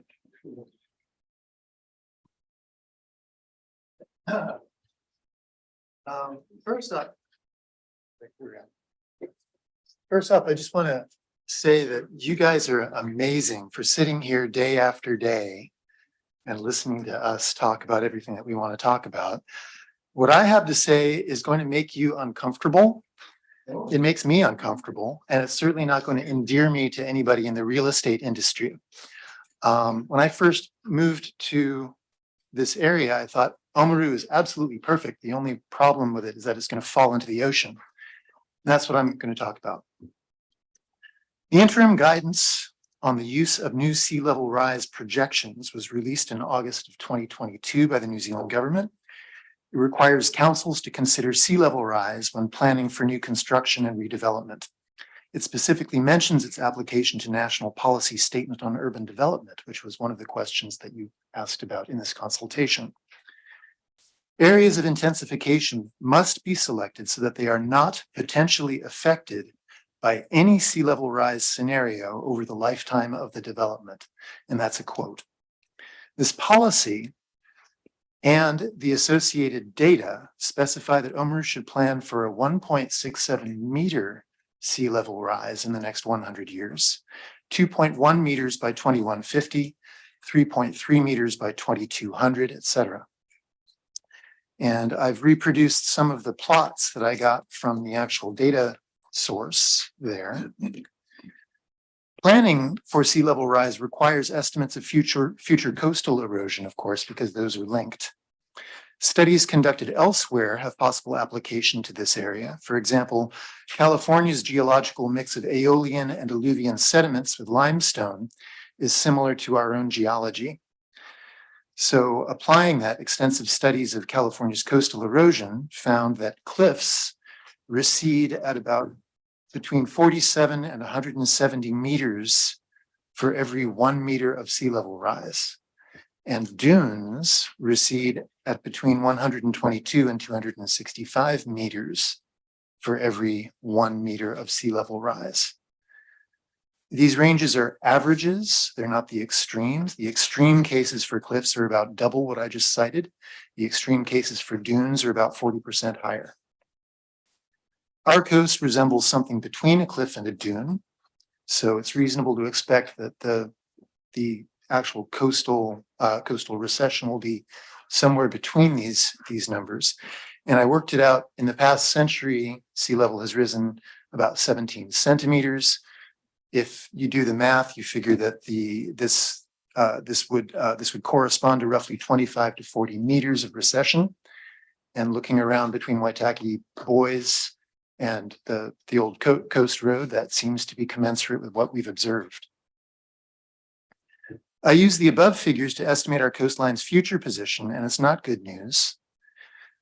By 2130, the coastline will be somewhere between this council building and the aquatic center.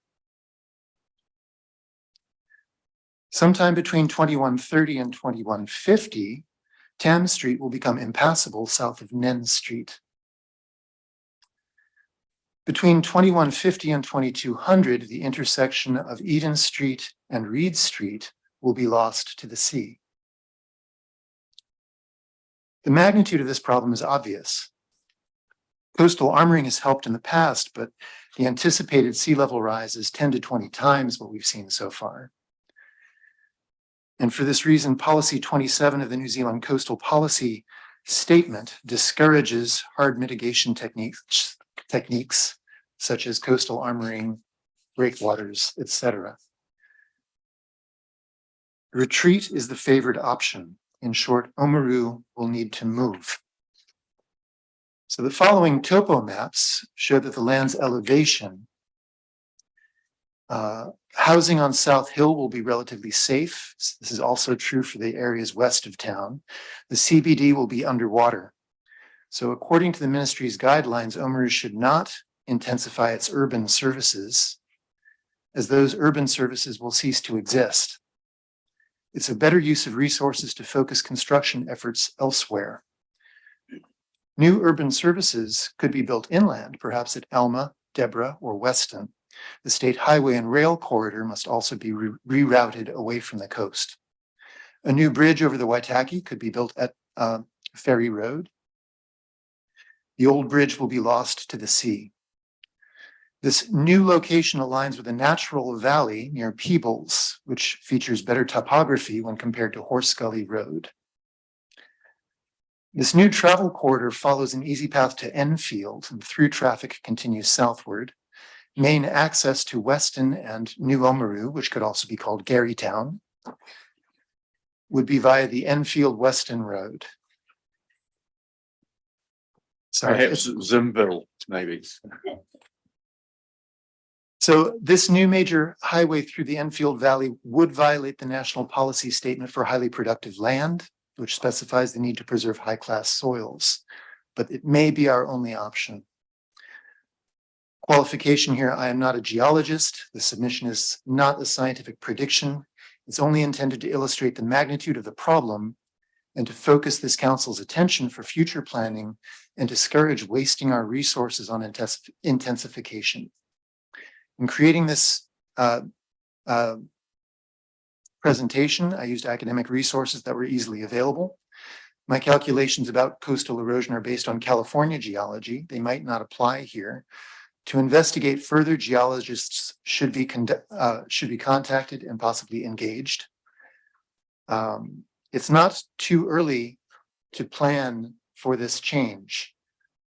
Early adaptation is always easier than waiting for action to become necessary, because options may become more restricted as time passes. Several national policies support moving in this direction, and I've listed them here. So in summary, within the next 100 to 200 years, Oamaru is going to need to relocate.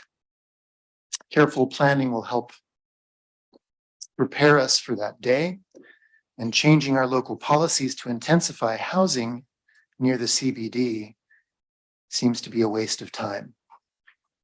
Thank you. Thank you very much.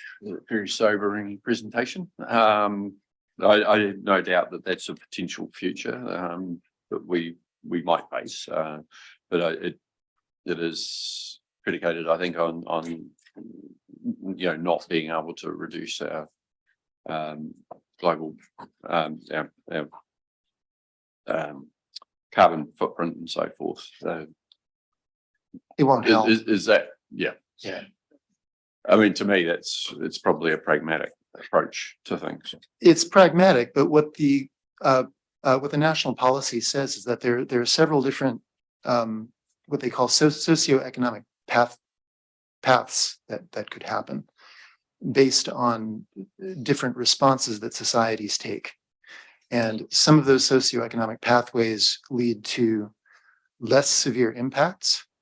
But there's a note in here that says that the most severe impact should be maintained for considerations about sea level rise, because that is the impact that has the most sensitivity. And even if we pull back from the edge and avoid the worst impacts in terms of weather and storms, sea level rise is going to be with us for many thousands of years. Councillor Thompson has a question probably about how this is going to affect Dunbar. No, thank you, Mr. Mayor. Thank you for that submission. I'm really thrilled to be able to tell you that council is viewing this seriously, and the fact that the elected members have their own in-house geologist.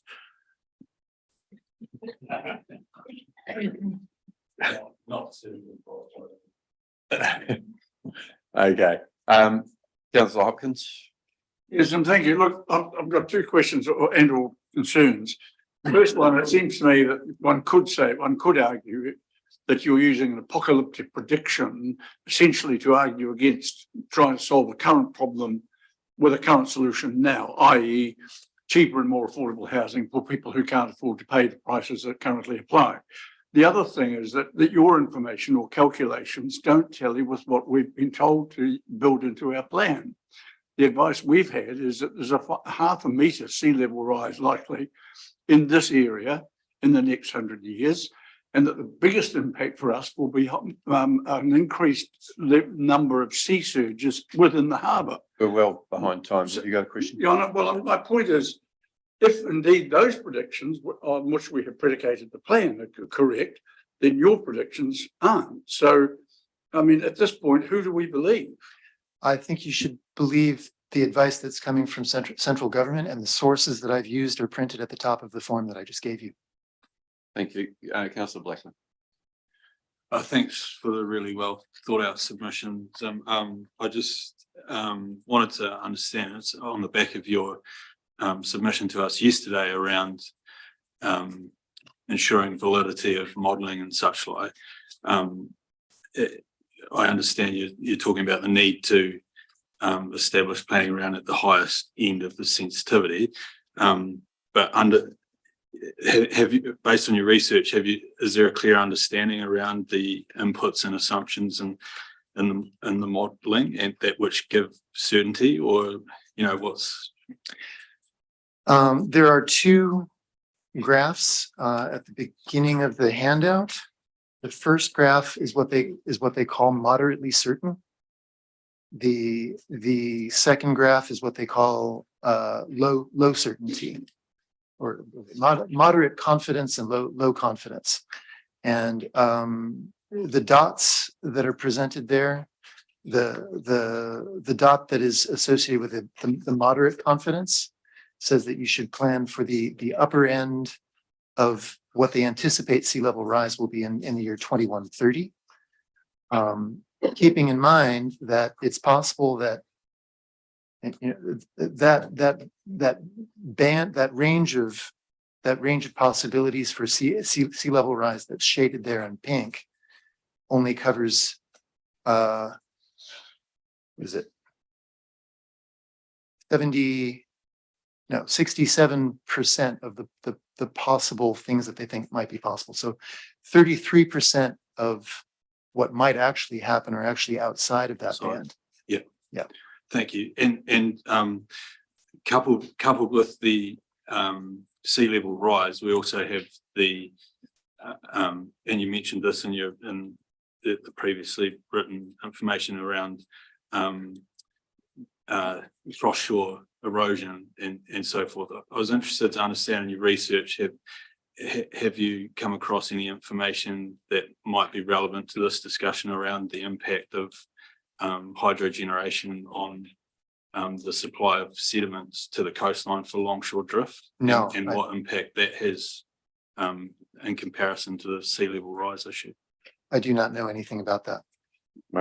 Mostly negative, probably.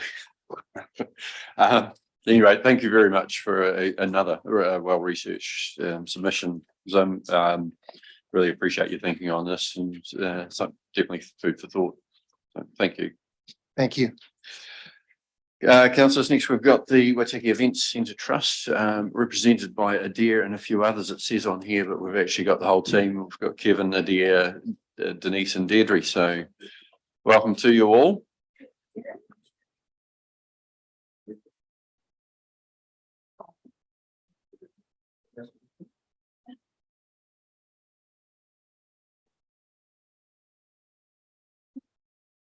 Right, so you can take your submission as read, but I'm sure you've got plenty of other stuff to add to it. So when you're ready to switch the mic on, and away you go.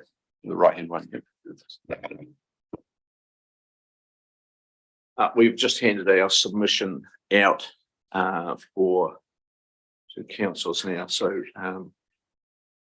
look, thanks very much indeed for the opportunity to talk to council. First, I'd like to congratulate council staff on the work that they are doing on this project. We've just finished a meeting of the assessment committee this morning, and the way that is being handled is exceptionally challenging for someone that doesn't always want to go down specific corridors, but the way the staff are doing that, I just think is absolutely superb, and the work and support we're getting from that team is absolutely is very good indeed. So the 22nd of May is an exciting day for us. That's when we actually we have delivered to us from the chosen contractors, the 3 chosen contractors, their design and build concept for the Network Waitaki Event Centre. Absolutely a critical part of that process, and we're really excited. We've put pricing parameters on them, and everything that's to be included in the project, and no one has come back saying that price is a huge constraint to delivering something very good for us. The health and well-being of our community and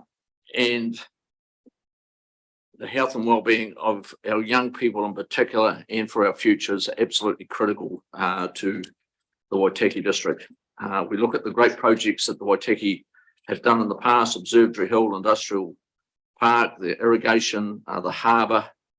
To me, the fundamental that those great projects have missed is our opportunity to deliver something very special for our youth and something very special for our health and well-being. We support option B, to increase council's contribution from $10 million to $15 million loan funded over 20 years. With ratepayers in mind, we would suggest and would support council loan funding over a longer term to decrease any rating impact and recognise the intergenerational benefit that this project will deliver. We would suggest and quite strongly and would support council increasing their contribution to their building from $10 million to $18 million as advised to the Waitaki District Council and the Waitaki Event Centre Trust by Sport New Zealand. This would be the appropriate level to attract the optimum funding and support from the likes of lotteries, community trusts and government agencies. Sport New Zealand guidance was pursued after we had received advice by Mr. Grant Robertson, the Minister of Finance. The Waitaki Event Centre Trust has currently confirmed 11.5 million in community funding. We're confident that we will secure another $2 to $2.5 million over the next, that's of community support over the next 6 months. That's an exceptional signal that our community needs and supports the development of the Network Waitaki Event Centre.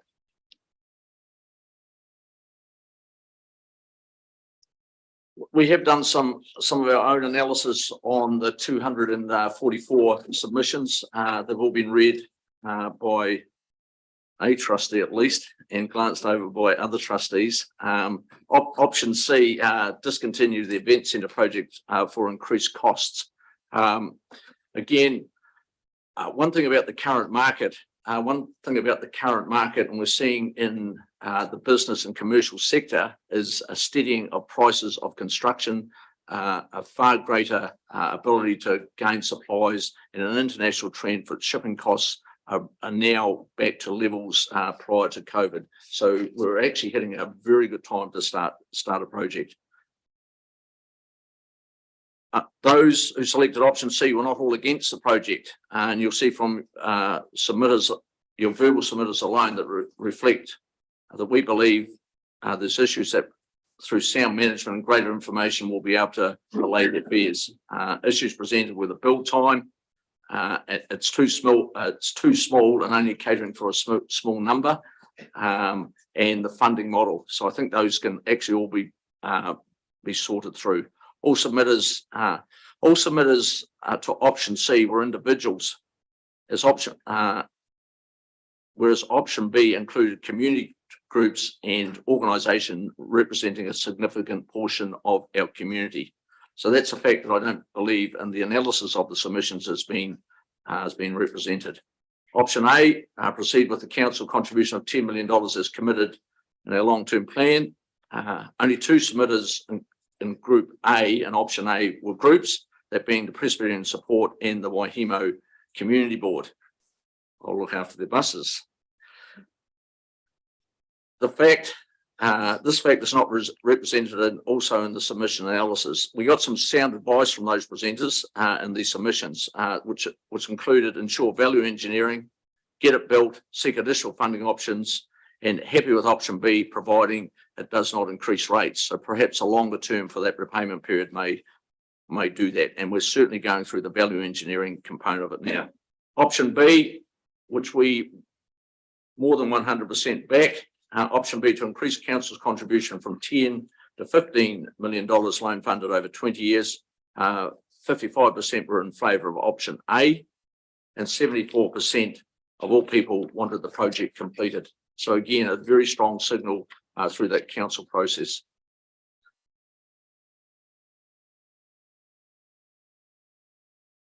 The development of the Network Waitaki Event Centre fully supports the Waitaki District Council's strategic framework. We've heard councillors this morning echoing the need to look at your strategic framework and stick to that and work within that framework.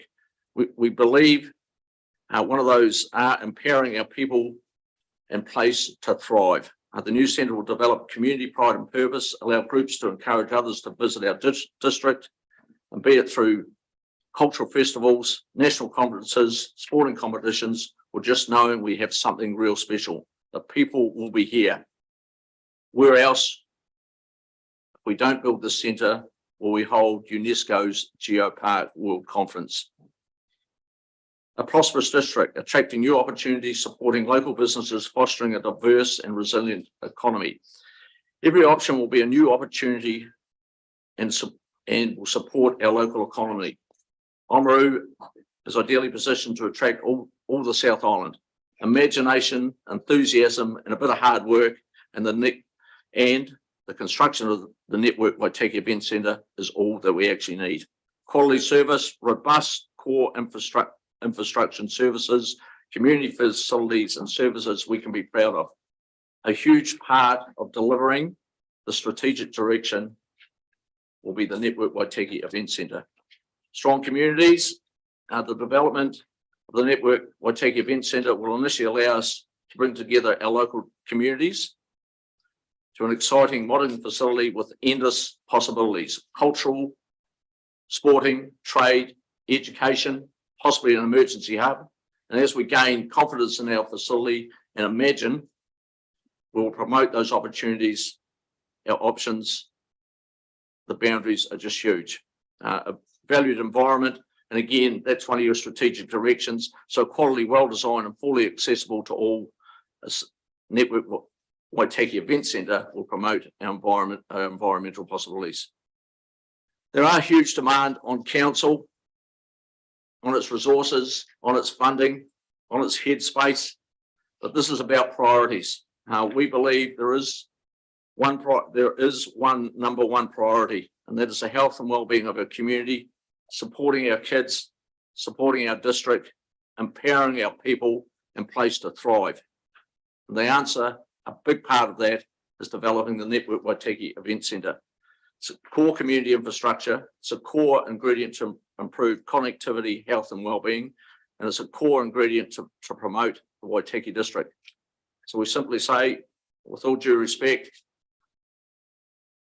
15 feels a bit uncomfortable, make it 18, and we'll know that it will happen real quick, because that's what we've been told by the experts that we need to be near. Just let's make it happen, and thank you for your support so far. Thank you very much. Councillor Cowell's got a question. Thank you very much for your detailed submission there. We've heard from another submission today with regards to the grandstand aspect of that and how that could add to hospitality. And I see here, hosting things such as conferences and stuff like that. I'd just like to hear your guys' view on how essential that is to the end product, I guess. If that's an essential or core service we must have to still be able to provide those conference services. If initially the design and build concept that we have agreed to at the moment is concentrating, so we've got a window of $32 million in total, and the grandstand and conference facility are part of that overall proposal, but we have to have first the 6 courts and associated with the facilities associated with that to work. And if that fits within that window, the plan must give provision for us to be able to add at a later date that grandstand. So it will be in, as I said at the moment, because we will understand the concepts of the funding But if we haven't got the funding, the key is to get that 6-court facility. Thank you. Councillor Hopkins. Yeah, Kevin, thank you very much for the submission. I'm not sure about, based on what we heard about the sea level a moment or two ago, I'm not sure that it would be an ideal emergency centre unless we had a very tall periscope.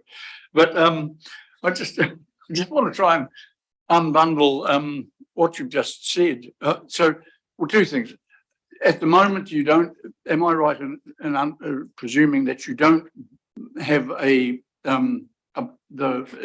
construction of the grandstand as a prerequisite in the first instance? And secondly, can you just clarify? I was very surprised to hear you just say in answer to Councillor Cowles that yes, we've got a $32 million budget that will include a grandstand and a conference centre, but they're not going to get built unless we have 6 courts. So aren't you putting the interest of 1 or 2 sporting codes before the wider purposes and utility of the whole centre? No, there's so 2.5 years ago, there was 48 groups got together and set the format to go forward. And the key part of that whole facility was the 6-court stadium, the grandstand, the multi-purpose stadium. Yeah. So the grandstand and the associated facilities with that grew out of community consultation as we went round. So if we go back to the core that we initially set up to, and we put out came to council with those initial drawings, that was for a 6-court fully functional system. Yeah. Wouldn't a conference centre be essential if you're going to host the UNESCO Global World Geopark Conference? I don't quite understand why you're ruling that out and saying 6 courts are the prerequisite. No, look, we're not ruling it out. We simply are working within the funding parameters that we believe that the funding that we've got, and and basically if we're going to $15 million, we're going to be limited to that early $30 million bracket. Councillor Holding.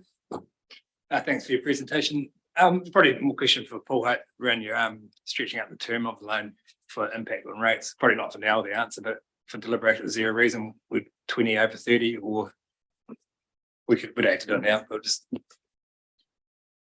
actually start to see not much of a difference between 20 and 30 years. It's a question that Councillor Blackler asked earlier today. Basically, you'd get more of an impact if you decided for a period to make it interest only, and then essentially defer making capital repayments until later on in the life of the loan. Adair, you want to respond to that? Sorry, I'll just do my Britney Spears lookalike here. We would love to have the grandstand included. It would be just the most superb thing to happen for our community. Absolutely.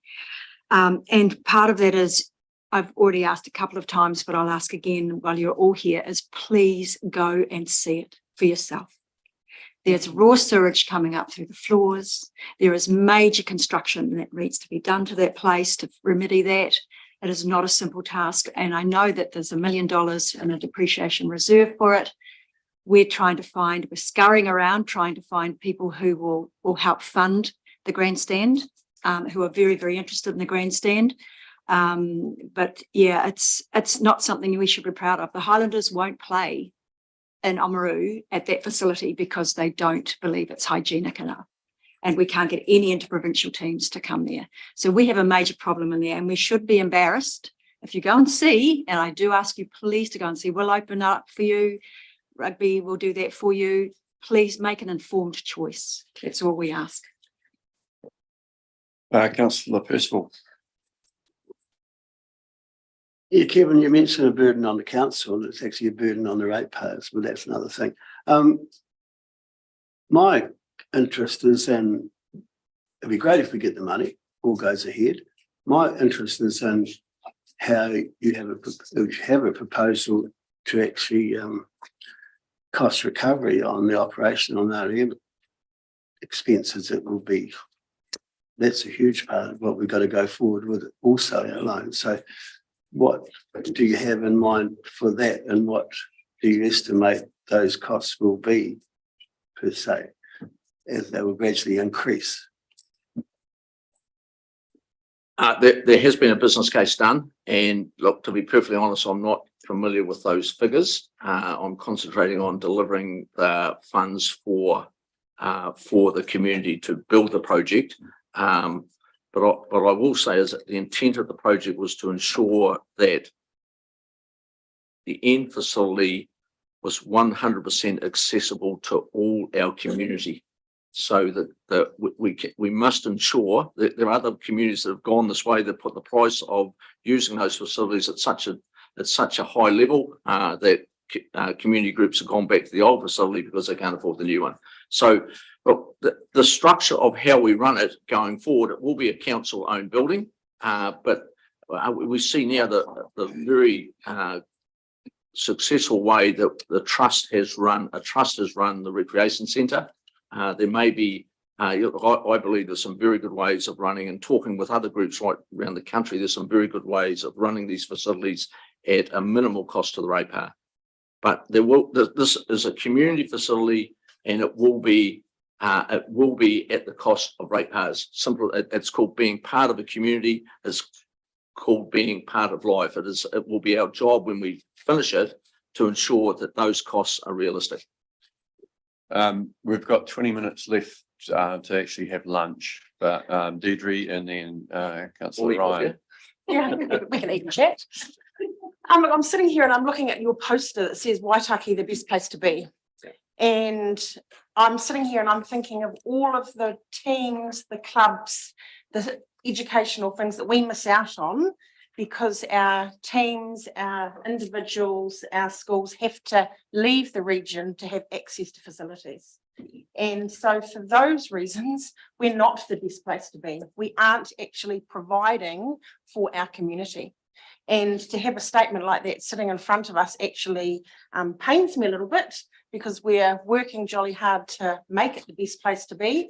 And having, as Kevin's already said very clearly, having a facility like this will create many opportunities and bring people to us instead of having the exit of children, of youth, of adults happening regularly. And I'm talking about regular secondary schools tournament teams that leave every Friday to play.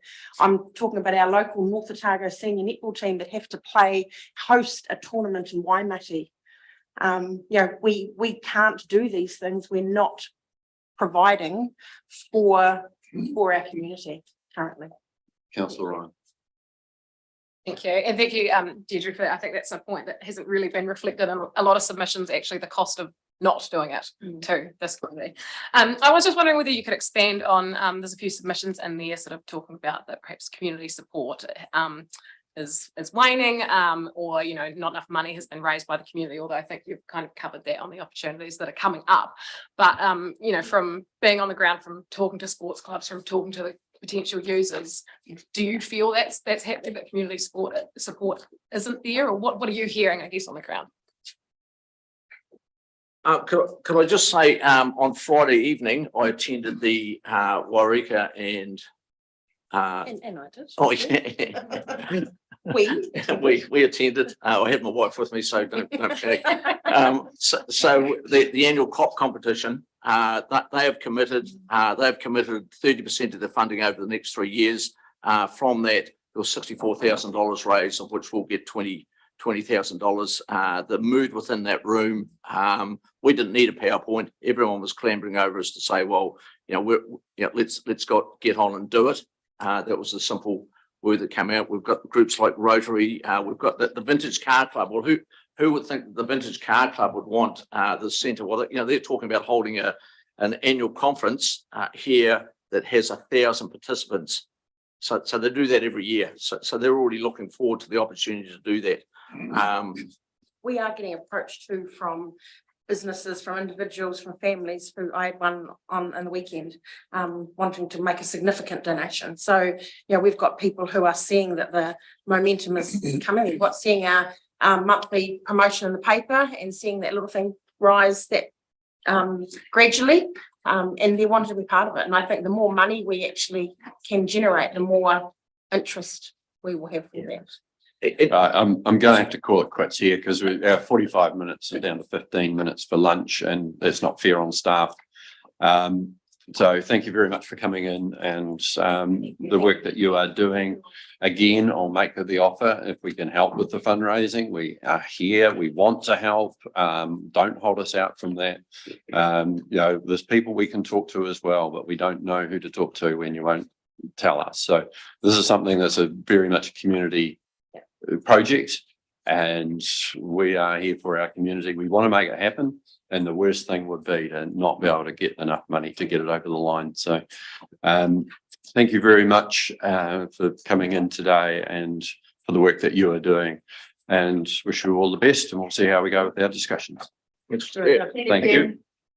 That, councillors, we'll adjourn this, and we will be back in 20 minutes, please.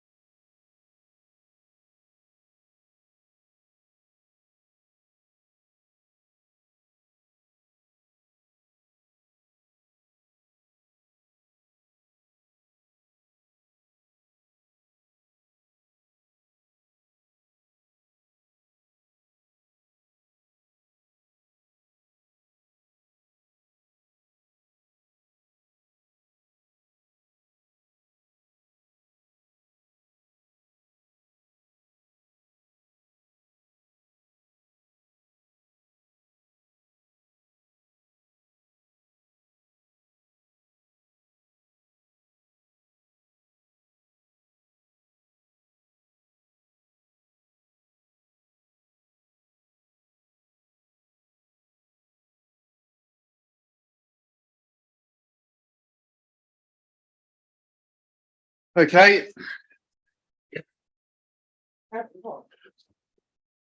So we'll go, we haven't started yet.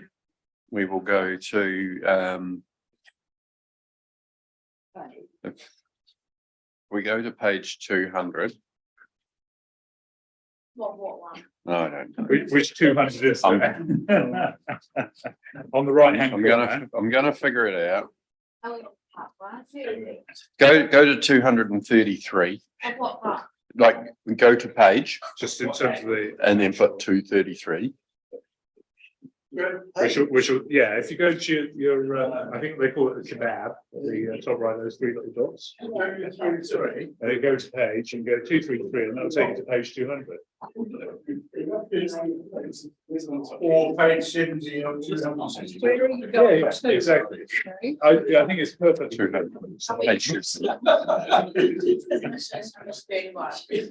Submission number? So, well, we've done Submission 31 on page 69 stroke.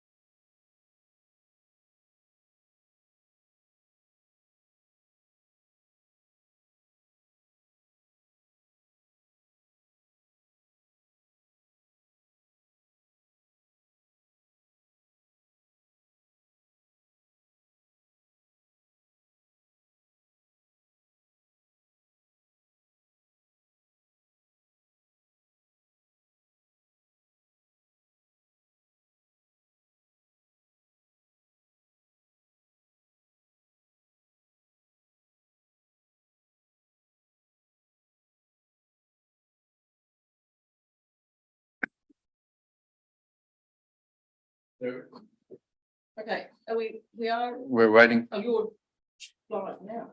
Lady outside. Right, welcome back everyone, and we're going straight to non-verbals. We were up to page 210, but then we decided 200. So if you go to non-verbals, and then we're looking in groups of 10 pages, so going through on the agenda number 2, page 200 to 210. Just noting if there's anything of interest along the way. Yes, Mick, Richard, just I think there's one of the submissions in that bracket of 10 from somebody who identifies themselves only as Jesse, who makes the point, any thoughts on other topics? And his comment or her comment is, we need council rubbish and recycling collection in our rates. The joke's gone on long enough. It's the best thing for our district. Can we, when we answer people, and I presume we will, can we tell them that there's no possible way that a rubbish collection, rubbish and recycling collection could be incorporated in rates as they are at the moment? There'd have to be a significant increase in rates, as yet undetermined, if that were to be introduced. And people seem to think they can get it for nothing, and it's just not going to work that way. Thank you. We can now go through to page 220.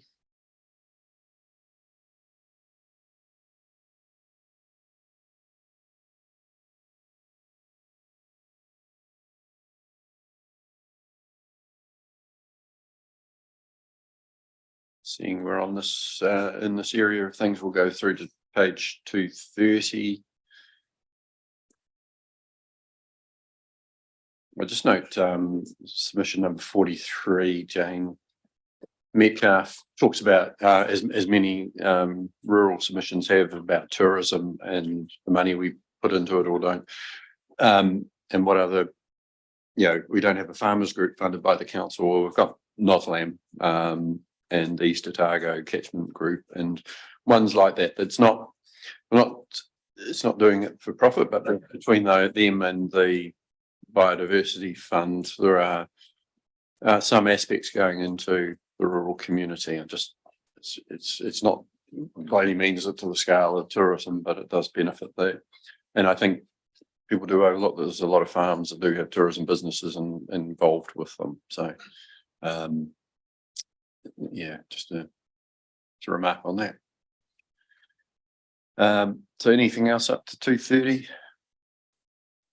Okay, thank you. We'll leave it at that, and we will now go back to the verbal submissions, and we've got Faye Ormady here, who's going to talk to us about the toilets.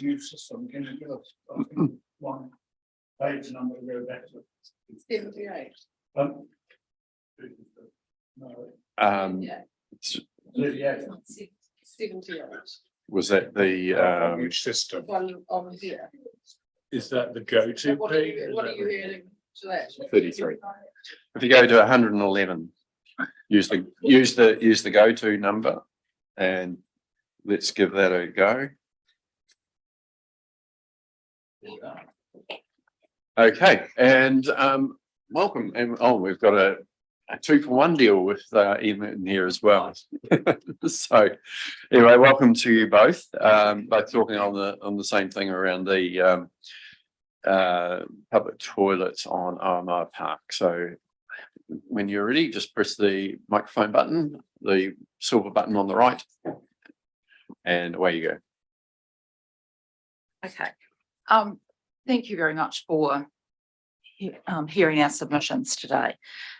We live in an amazingly beautiful town, and I'd like to thank the council for the effort that it puts into our civic buildings, the Opera House, the gallery and the museum, and all the attention that gets lavished on them. They're looking great. The redecking of Holmes Wharf is also superb, with a lot of care taken to retain the essence of what it once was, with that, of a busy commercial wharf, referenced by the fact that the railway lines, the large steel bollards and the wharf sheds are still there and being maintained. Likewise, our parks and gardens are always a picture. There are ratepayers in Oamaru doing the right thing and putting bull-nosed verandas back on their buildings, and a new build being built to fit in with its heritage neighbours in Lower Thames Street. If only we could move the seagulls on. But I have a but.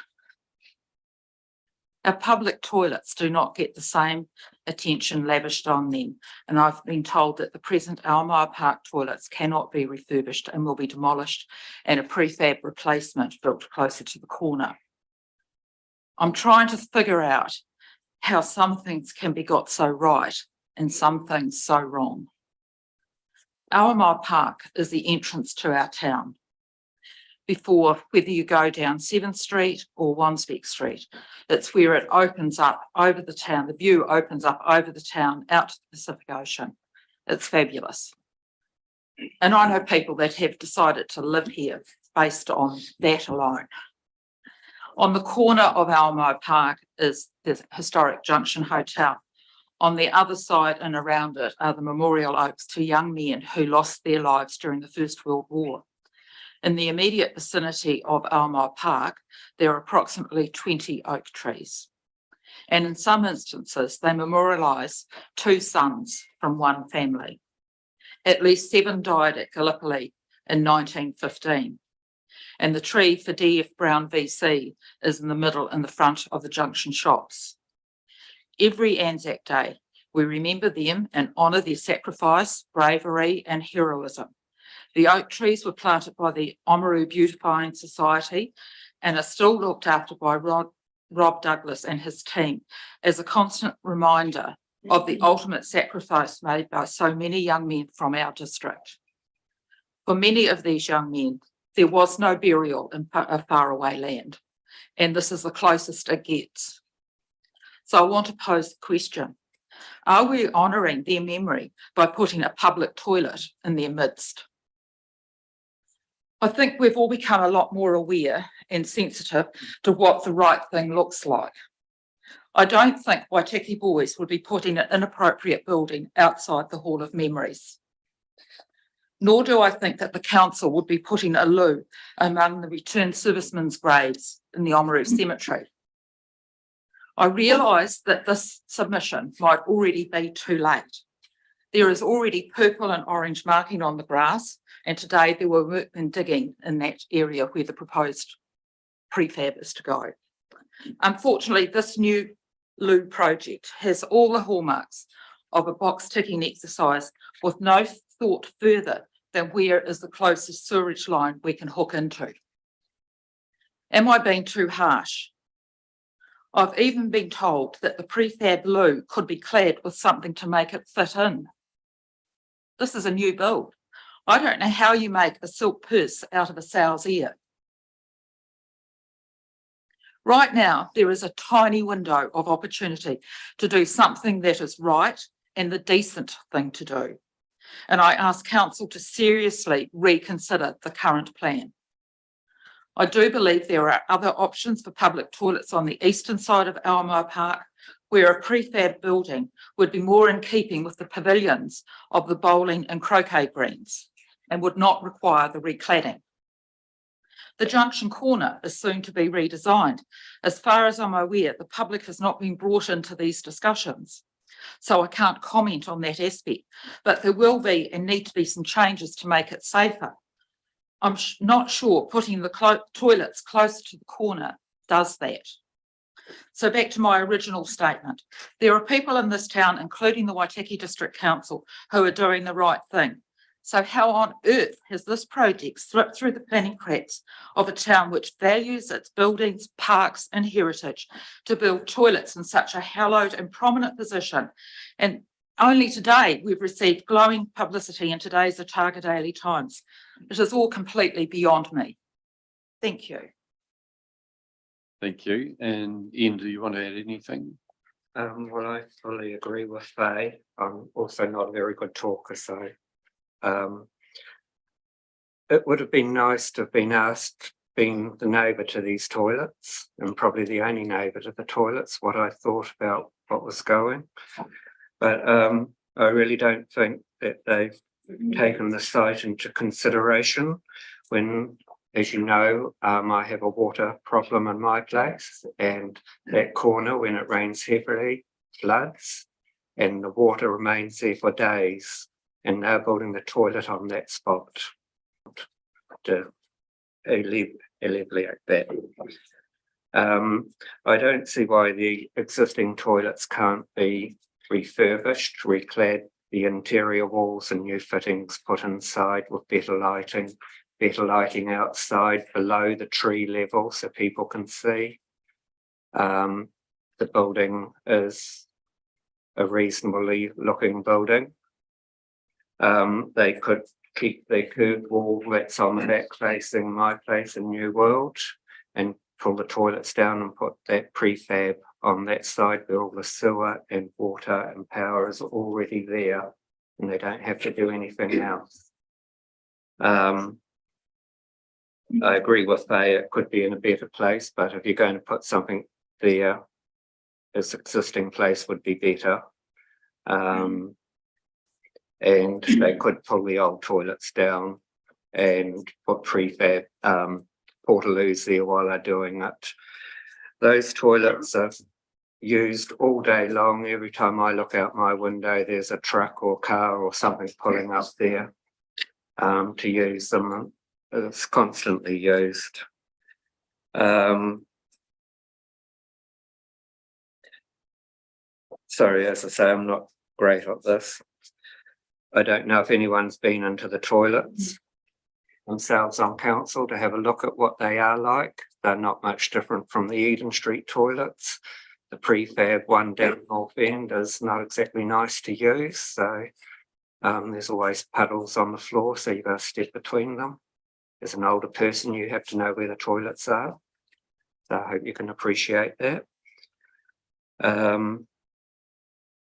Also, again, I think it is far too close to the corner. When the new intersection is altered, they're going to be right on it, with cars going in and out of the streets, roundabout or lights that are going to happen. Yeah, I think there could be a much better look to it. Going to the cladding, the modern cladding, how long a life does this cladding have before it has to be replaced? And the same with these prefab toilets, how long are they actually going to last? Are they going to last 10 years, 20 years? before they have to be replaced. It's a lot of money just for a very short period of time. If we're just running a wee bit short on time. Yeah. If you're happy to take some questions. Now, so That's all good. I've got things I'd like to cross. Thanks for your comments. Very disappointed on choice. Yep. Yeah. Thank you. Councillors, do you have any questions? Councillor Holding. I'm sticking my head out a bit here, but that was a question more of a statement, but I kind of actually do agree with your sentiment there, and especially around the beautification society. I can't remember my first term sort of putting my head up at the 7th Street wall as well. Wanted to keep what had been done there before because, like I said, our entrance and it's our town and its identity. I don't think everyone agreed with the cost of what it cost to do that. But I actually share a bit of sentiment, and I mean, sometimes it's a pretty fine line for us between governance and management. We have a higher overarching toilet strategy that we go to, but then this one's caught me surprised and did pop up, and not only the price, I agree with actually the sentiment of how it should look as your interest down. So there's not a question. Do you agree? No. Do you have a question, Councillor Hopkins? No, 110% support Faye's submission, and I think. Good question. Yes, Okay. question, no, I want to say. I mean, we are Yes. running out of time, I councillors, want and to ask. we've started I want late. to and ask been late. the Chief Executive, can we push pause on this? So, Because I think there are issues relating to its location and the redesign of the intersection and other matters like that we need to have a think about. So I want to. so ask this the is Chief something, Executive. Councillor Hopkins, if you just listen, please. This is something where when we do deliberations, you raise those issues and say, I want more information on these types of things. So I really am asking councillors to cooperate around the timing, because the more we run late, the longer submitters have to wait, and it's not polite on them. And we've got, we want to make sure we've got plenty of time to do the deliberations at the end. So please be cognizant of that. And when I'm speaking, please allow me to speak. Thank you very much. Thank Faye you very and much. Ian, appreciate you coming in and voicing your opinion. It's you are right, it's not an annual plan situation, but it's given you a vehicle to voice your concerns about that, and we'll be asking for some answers. Thank you. Thank you. Thank you for your time. And in the interests of what Waitaki Boys would do, we'll now have the rector of Waitaki Boys come and speak to us. We won't be putting anything in front of the Hall of Memories. That's for sure. No, they'll be trying to fix the Hall of Memories from its current leaking situation, but you're probably not here to talk about that one, Daryl. No, I'm not. Nice to be here, and first time that I've ever been in front of the council chamber, so lovely to see everybody.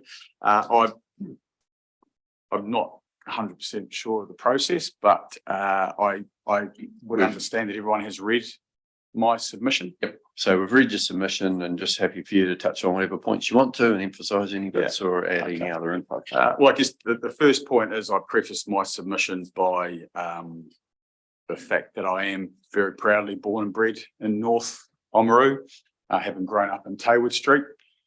I spent a lot of my youth running up and down that street and around the fields of Centennial Park, as it was called then. Very much see that area as my whakapapa and where I was born and bred. So essentially my submission is around supporting the proposal to increase the council's contribution to allow the event centre to be built as quickly as possible. In a nutshell, I see the benefits of an event centre really. First of all, from the community's perspective, I think we need to be future focused. We need to have vision. I wasn't in Oamaru when the aquatic centre was built. I do recall the old swimming pool, and I know, speaking to people of an older generation, that there was quite a lot of divisiveness around that when it was built. And now I think we'd all agree that the aquatic centre and the use now of the old swimming pool as a skateboard park is probably a good model. Going back a few years, I was living in Dunedin when the stadium was built in Dunedin. It'd be fair to say that really did split the community pretty much 50-50 as to agreeing a very similar. I think I would see that as a very similar scenario to the one we have in front of us here. And council at the time had the foresight to actually go ahead and build that.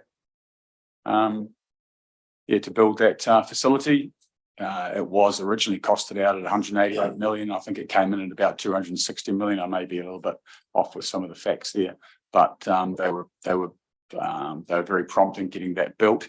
You can see now with the Christchurch build, which is already, I think, estimated at $650 million.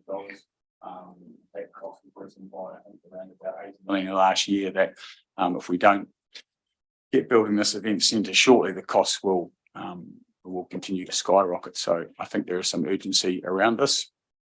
So from my personal perspective, I see the benefits to the community. Also, selfishly speaking, from my school's perspective, I have an opportunity to do that here today. We have the opportunity to hold into schools at one particular venue. If this was to go ahead, our boys have to travel all over the country. In my submission, I gave you some examples of where they have to travel to participate in not only sporting events, but also cultural events. And this, I think what you can see from the facilities that have been built in Timaru in particular, they hold a lot of South Island events there, also national events, just most recently the National Secondary School Netball Championships last year.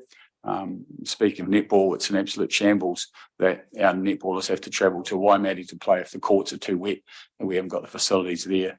But anyhow, that's an aside. We would have the possibility of actually, our boys wouldn't have to travel so far. We could get events that are currently held in Dunedin to be held at this event centre. And also there would be the opportunity too, I was speaking to my director of boarding around this submission, and offering accommodation would be potential revenue for the school. And as a school, we do struggle. We have a lot of board-owned buildings, and so we do struggle for revenue.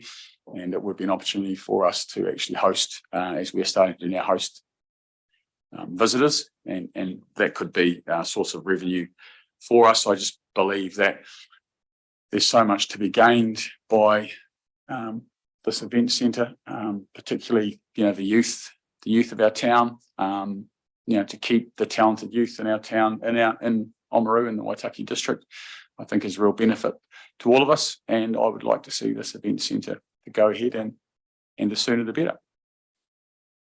Thank you very much, Councillor Ryan.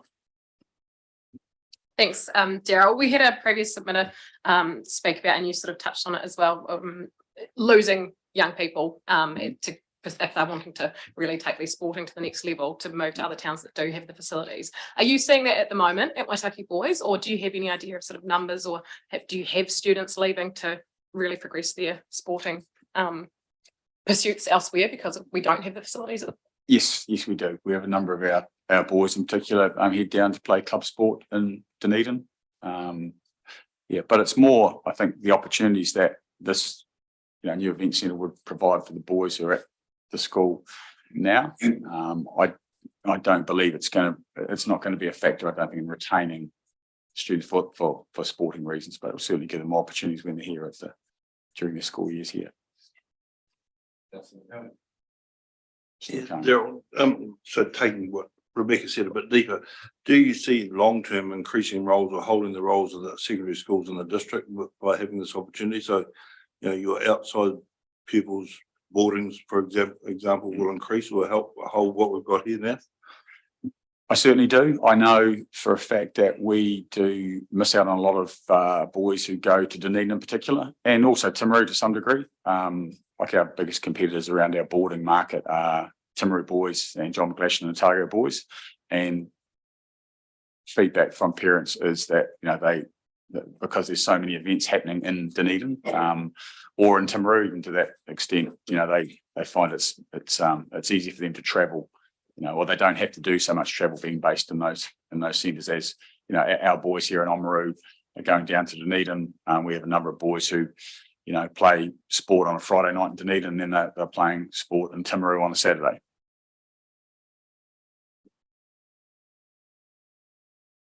Just quickly, thank you very much, Daryl, for your submission.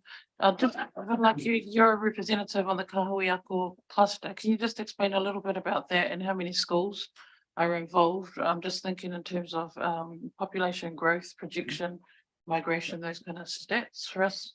Okay, well, Waitaki boys along with Waitaki girls, Oamaru Intermediate, Whenok, Te Pākahi and the kindergartens are part of the Waitaki Ara Kahuiako. So I think I was probably about 1,500 students. And it would be fantastic. Like this new facility would give us the opportunity to actually hold joint events like that, you know, in a centre like that. And there is a second kahuiako in the Waitaki district, which is the Whitestone Kahuiako, being led by St. Kevin's College, and I know a number of the contributing rural schools. I'm not quite sure what their student numbers. I know there's more schools involved in that kahuiako, but there's a lot of smaller schools. So, you know, just to think of, I'm thinking of one, the Polyfest celebration that we have, and of just the name eludes me, which we have currently in the Fair Night. That's right, Fair Night in the rec centre. It's a real, it's a bit of a squash in there, to be fair with you, and it would be in a new centre like what this is looking like would be much more accommodating for big events like that for all the schools across, not within our kahuiako, but across all the kahuiakos, and all the schools actually have those big events. Wouldn't it be wonderful, Hannah, to have the Otago Polyfest hosted here in Oamaru? It certainly would. Thank you very much, Daryl, for taking the time, for being allowed out of class to come here and speak to us today. I'm only missing a staff meeting, Gary, so it's all good. Oh, okay. Right. Yeah, I'm sure Roger's looking after that one for you. Will be. But no, thank you very much. And it's really good to get that different perspective on the event centre. So appreciate it. Thank you. Thank you. Cheers. Councillors, next we've got Harry Andrew, speaking on behalf of Oamaru Steam and Rail. So welcome, Harry. Yeah. And I've got to duck out for 1 minute, and I'll just Hannah's in charge, so she'll keep you in line. Keep the councillors in line. So there we go. Right. Yeah, good afternoon. I speak for the annual plan here. I'm looking mainly at it's coming up, showing up the bus stop parking, which is just outside our station. I've worked in the lower part of Oamaru since 1971, been manager of the railway since 99.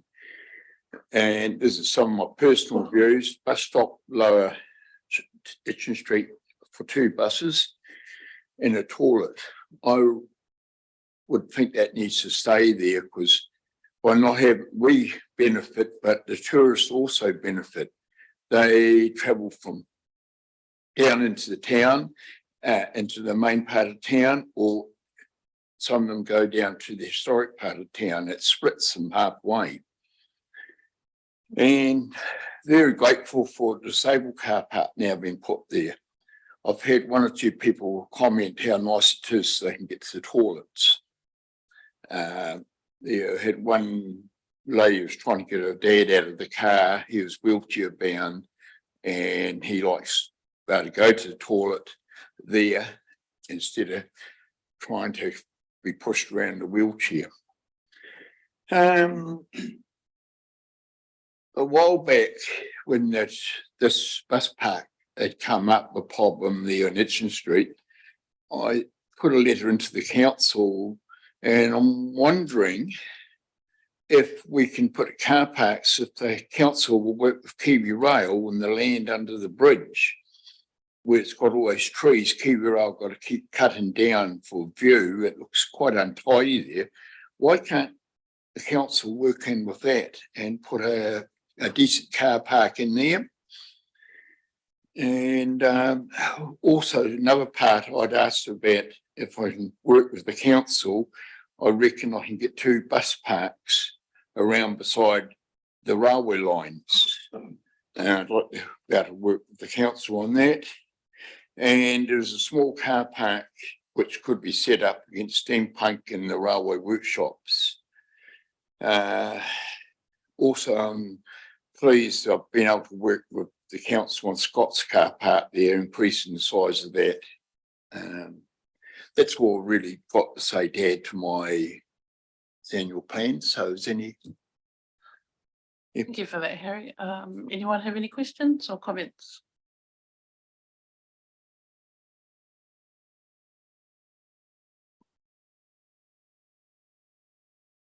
Thank you. We'll take your questions into consideration. Yep, okay, thanks. Good, thanks. Okay, next we have Carl Reid. Welcome, Carl.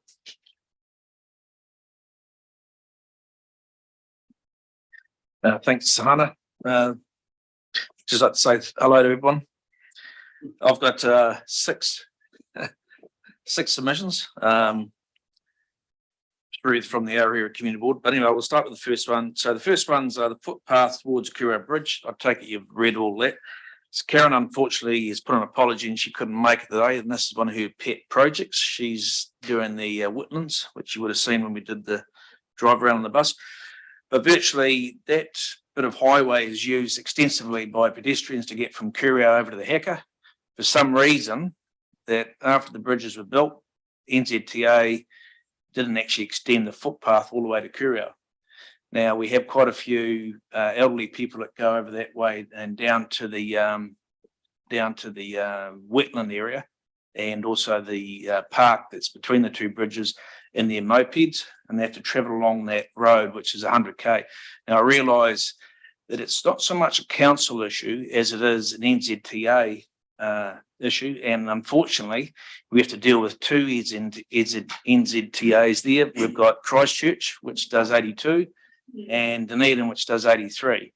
So with the help of the council, I think Karen would really appreciate that we can get the three bodies together and get that footpath installed between the bridge back to Kura. Any questions? Well, through you, Mayor Kitcher, I suppose if it's state highway, I can see them saying that they may not be opposed to it, but they're not prepared to fund it. So does the community board have, would it have resources in its amenity fund or its own discretionary budget to actually pay for it if Waka Kotahi gave us a thumbs up? I think we would, you would look at that definitely, because if you see two or three of the other submissions are also about footpaths, and I'll talk to that when I've given all 3, 4. Any other questions? Okay, the next one is the footpath from the Waitaki Valley School down to the Kura Township. Now we've got a whole lot of young school kids using this road, and this was brought to my attention by the principal. They've obviously had a couple of kids skid over on the loose metal. Recently, with the advent of all these scooters and that, the older pensioners riding now, they tend to end up on the road because towards the end of the Mance Road, part of the footpath, that is unsealed and quite dangerous. We would really appreciate the council looking at rectifying that somewhere.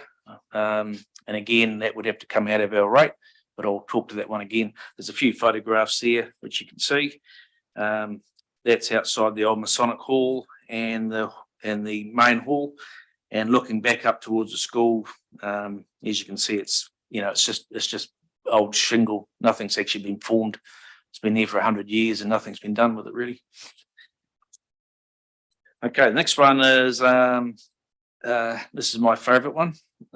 This is the tar sealing of Silmont Road. Now I've given a submission I think 4 or 5 times in the 10 odd years I've been on the board over the years.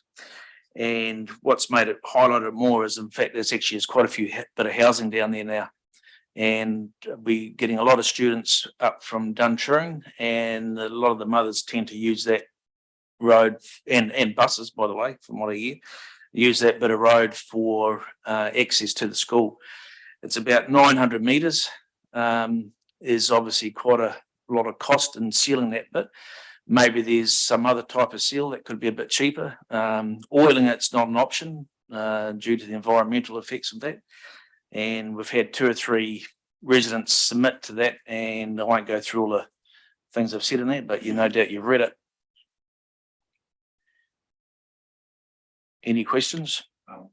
Joe, if you can just go through all the topics and then we'll get all the questions at the end. Perfect. Okay. The next one is Coronet Place, and I'll get Brent to speak on that one. Yeah, thanks, Cal. I think we brought this up on the bus trip, and it's just that area past the houses that were kind of highly affected by flooding. When Coronet Place was put in, the footpath ceased going around the corner, and it's just really continuing that conversation and using the annual plan as a vehicle for us to get that on the radar and be able to have a look at whether we can do that. We've got two highly affected houses there on the corner. Even with light amounts of rain at the moment, it has been causing issues. So, yeah, I guess that's really that. And I guess I could probably touch on the next one with the pedestrian lanes as well through the Otago Township. You know, we're certainly seeing all year round now, there's been a lot of investment. There's been no question about that. And all the holiday homes, which are now kind of winterized, people are using them all year round. We're seeing far more people in town every weekend. The lanes between are being used, and with some of the rainfall events and stuff we're having, there's been repairs done. But I guess rather than just doing repairs, it's that resilience work. And I believe we've got a reasonable reserve sitting in the amenity rate that we could look at doing some of these works with. Okay, thanks, Brent. I'll move on to number 6, which was the board development. I had the pleasure to attend one in Wanaka 7 or 8 years ago now. I took a lot out of it. And if there's any funding available, I think, we've got, as the report says, 2 or 3 new board members who would also benefit from attending one of those board conferences if we had the opportunity to attend it. Like I say, I took a lot of it, and it was interesting to see and still prevalent today just how well this council and the boards get on and work together. Because I tell you what, when I spoke to some of them, there were some dysfunctional boards and councils around even way back then, let alone what's happening today in one not far from us. So yeah, I'd be for that if there was available. Just going to the feedback page, the only one I want to really comment on was the one that the rector just went on as well, which was just about the event centre up out of the valley. And I'm thinking more of netball, but it could be hockey as well, indoor hockey. We get a lot of kids travelling down here. I'd hate to think how many get to Oamaru and find that the courts are closed because of wet weather, water coming up through the pavement, all that sort of stuff. If there's one thing we really need to look at is being positive about getting this thing built.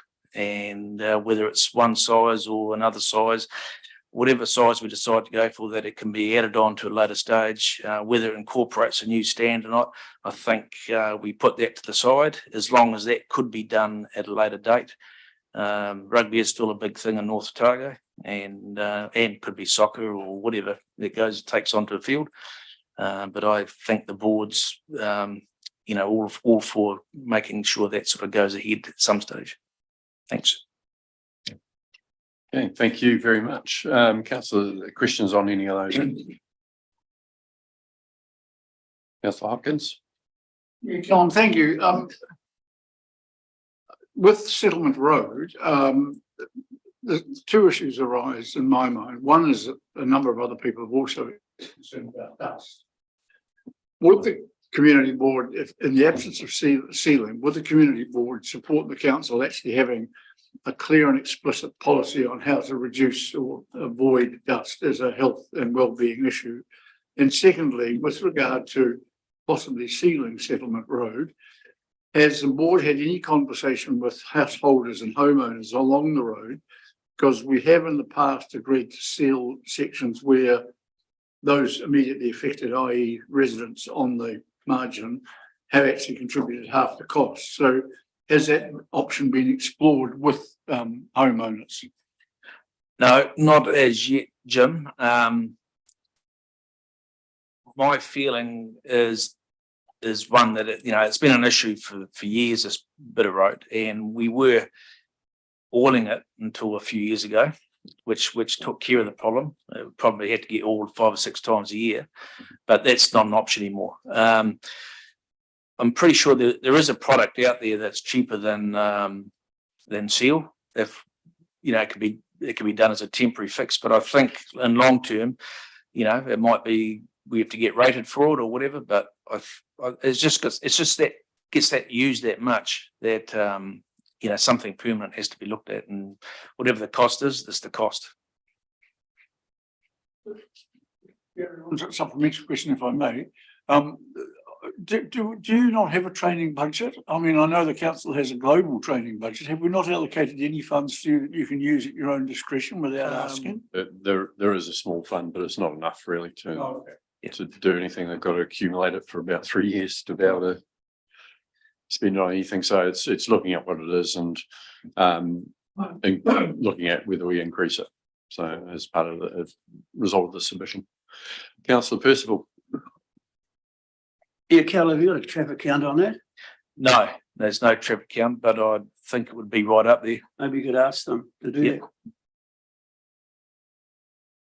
I think it's approximately 900 metres. It needs to be sealed from where Jimmy Chapman's subdivision started back up to the school. But we've had 4 or 5 houses pop up along there in the last 10 years. And could I just make a comment, because no one's going to ask me about the pavements. I understand pavements are a big cost, and I think if it meant a long-term loan to get this done, because if there's one thing in the 30 years I've lived in Kuria, and people have said about council, was the fact that the pavements in Kuria weren't that flash. So I want to put a stick in the sand and say, in our 3 years, let's move ahead. And if it costs the ratepayers, it costs the ratepayers. We can take it out long enough that it doesn't cost that much a year. Something's better than nothing. Yeah, if we look at what we can do is absolutely get a program of work sorted out about here's where the network of footpaths needs to be, and loan fund that, with the agreement of the community. So a lot of these projects that you've got obviously will fit nicely into a community plan, which we'll look at the next 10 years. And that work will be starting in a couple of months. So if anything doesn't happen as a result, or any of these things don't happen as a result of the submission today, it's making sure that they remember them to put into that. But I think a number of them are really looking at what's in those amenity rates at the moment in Otamatara, in Kuria and so on, and say what can we actually achieve with the funds that are already there. And then if we are doing something, say that Kuria, one of those ones that's put forward, is it the opportunity to look at the wider network and get a lot more work done while the contractor is there. Yep. So we'll look at that as part of how we deal with it, rather than just doing a bit here and a bit there, and taking forever to get them all done. Yeah, I just one more comment would be just the Carrinsbury project, the footpath from the township down to the bridges. We're fully aware that it's not so much a council, well, the first part of it would be, but it's really getting that connection between the different bodies of the NZTA through the council, so we can actually deal with someone and getting this sorted. That's one of the majors, I think. Yeah, a cynic would probably say if it's going to happen, we'll have to make it happen. So I'm not sure that we're going to get any waka kotahi funding, but you don't ask, you don't get. So see how we go. Yeah, and just one last thing, just like to thank Ainsley for putting these together for us in a form that you could understand. So thanks, Ainsley. Thank you very much for that, and thanks for the submission. And we'll look forward to carrying on working with you over the next. Do I just pick the check up as I walk out, or? If you just go and wait and pause off, you'll be there in due course. Yeah. Thanks, guys. Yes,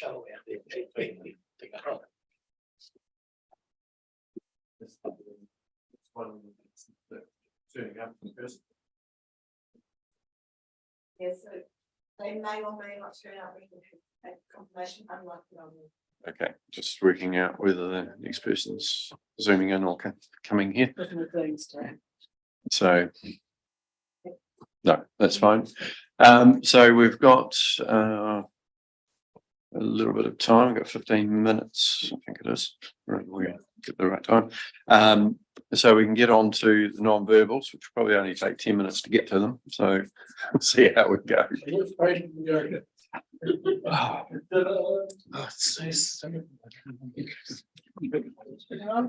If you go to use the go-to page and go to 263, go to tab 263. That'll do us. Okay. So in the box that's 230. You'll get there, Rebecca. Okay. So 230 through to 240.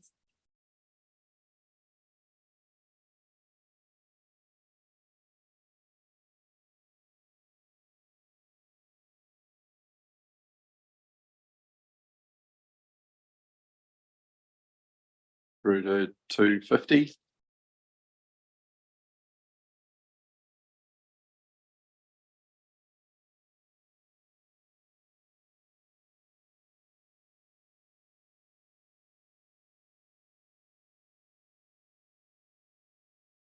And through to page 260. Just for the benefit of anyone watching, we've read all of these submissions, and it's just really going through and looking for exceptions or anything of note that people want to comment on.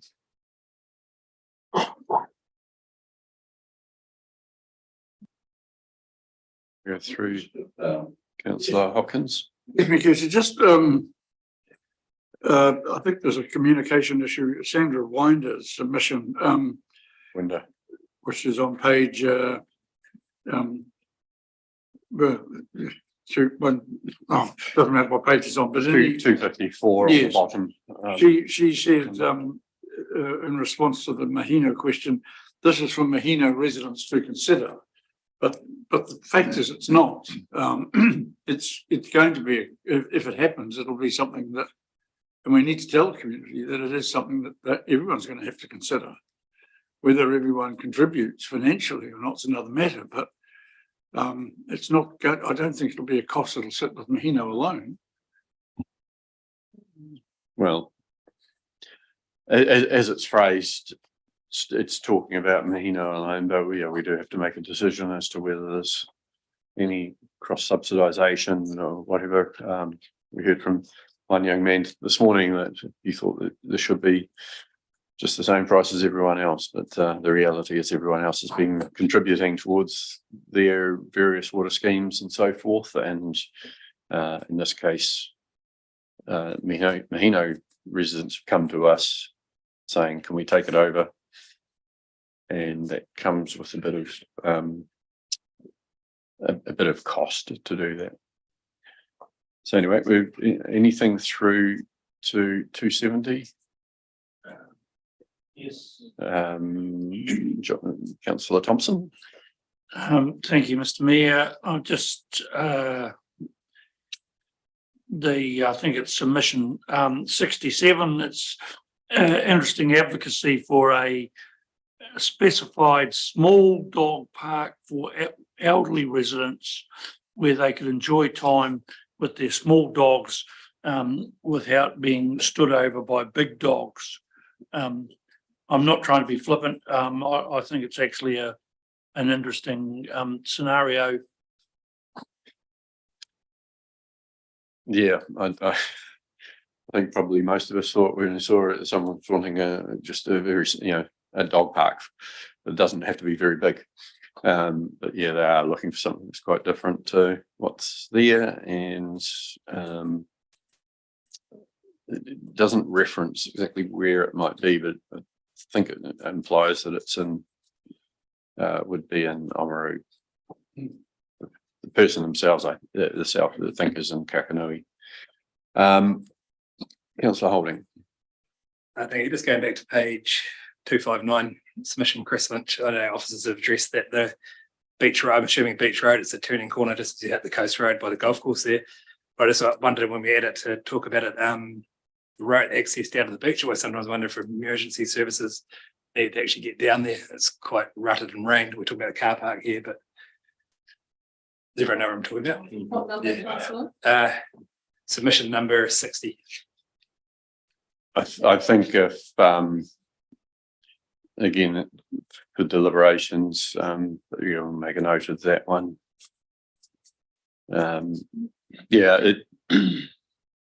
I think that's designed to discourage anyone actually driving down onto the beach, but you're right. Yeah, if there is an emergency and they needed to get a vehicle down there, it would be nigh on impossible for an ambulance or something to get there.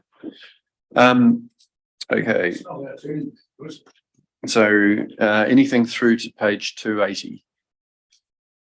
Not sure if I think I did that one. Sure.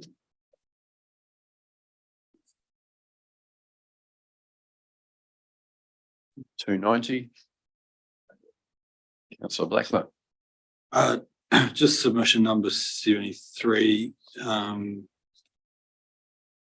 Item on the number 7. Get something done with the old RSA building. I know we've discussed this before, but I just can't recall what the roadblocks are there at the moment. Essentially, it's the legal status of the land underneath it, and the ability to actually put the building to use because of the restrictions on leasing it out. I have asked Josh Rendell to whether anything is being looked at as far as just some maintenance work on the pillars and so forth, which have deteriorated more since we took it over. So I think that is something that they're looking at. Otherwise, there is maintenance going on in the building itself, and it's being kept weather tight, which is really important. But yeah, those pillars are more cosmetic damage than anything. But it makes sense to fix that up because we're not going to change the look of the building, whatever the new use might be. It needs to retain a lot of that architectural, the aspects of it. So there is work underway around the legal use of the. Exactly where that is, I'd have to ask Mr. Hope or Mr. Palmley to say if they can elaborate. It's being held up, I know, around potentially around dock or somewhere else. Lynn's? Yeah, I'd have to check up on its status, but it is, I'm not sure it's actually actively being worked on because it's just when we have some time it's progressed. Yeah. If we are waiting on someone else to do something, I mean, even someone just being the squeaky wheel and contacting that person or that organisation regularly, just to get it progressed would be good. But we know the property department's under a lot of pressure, so it's but yeah, it's sitting there, and it's I think it would be good to be able to do something with it. Councillor Hopkins. Yeah, submission, Graham Clark submission, page 288. I think this he's in the same situation as Callum with regard to dust and possibly sealing or dust suppression, which I believe is a significant health issue. And I know there's an early submission about the intersection of Parsons Road, and I do think we're entitled to ask Roading to actually consider some of these matters because they are our residents, ratepayers, and our priorities rather as well as their own, which they appear to be considering in confidence and without engaging with us, like the closure of roads. But I do think Graham has submitted on this for 18 months, and it would be good to have something definitive to offer as a solution to him and to others in the same situation.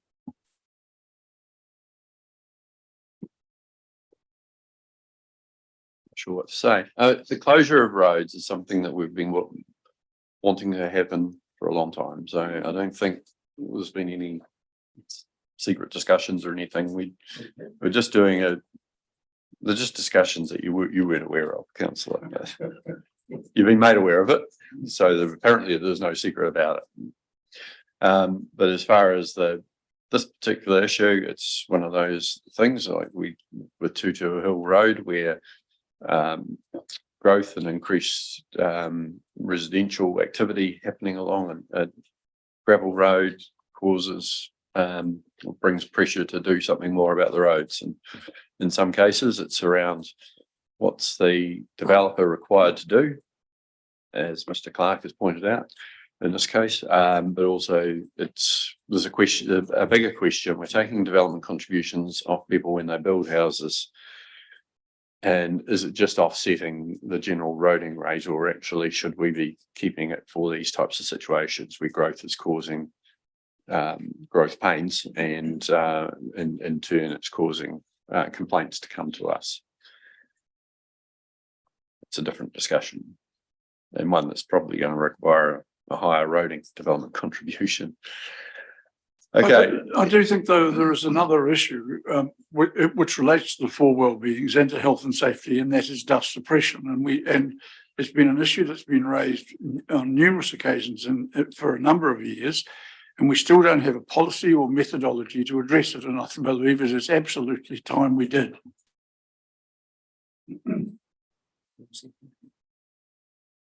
Mr. Hope.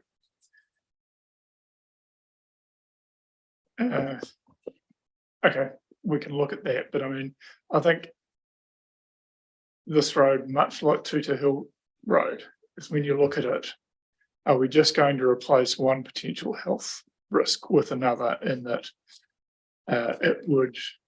we sealed that road, it would become essentially a high-speed through route that I think is, creates a different set of hazards for the residents on that road.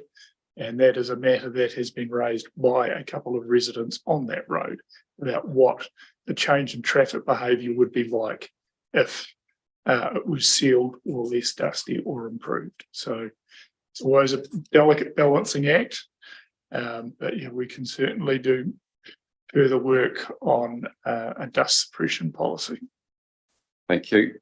Okay, through to page 300.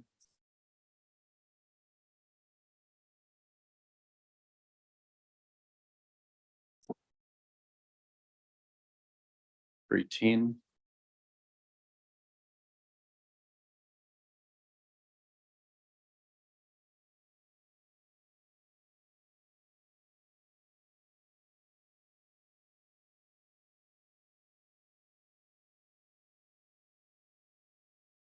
$320.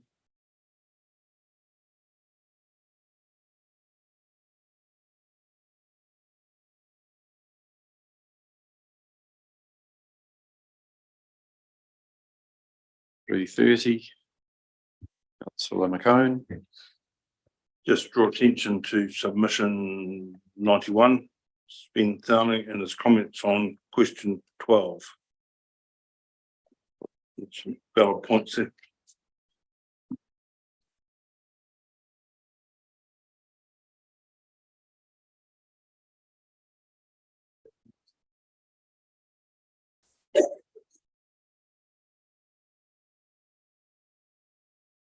Which question? Sorry. 12.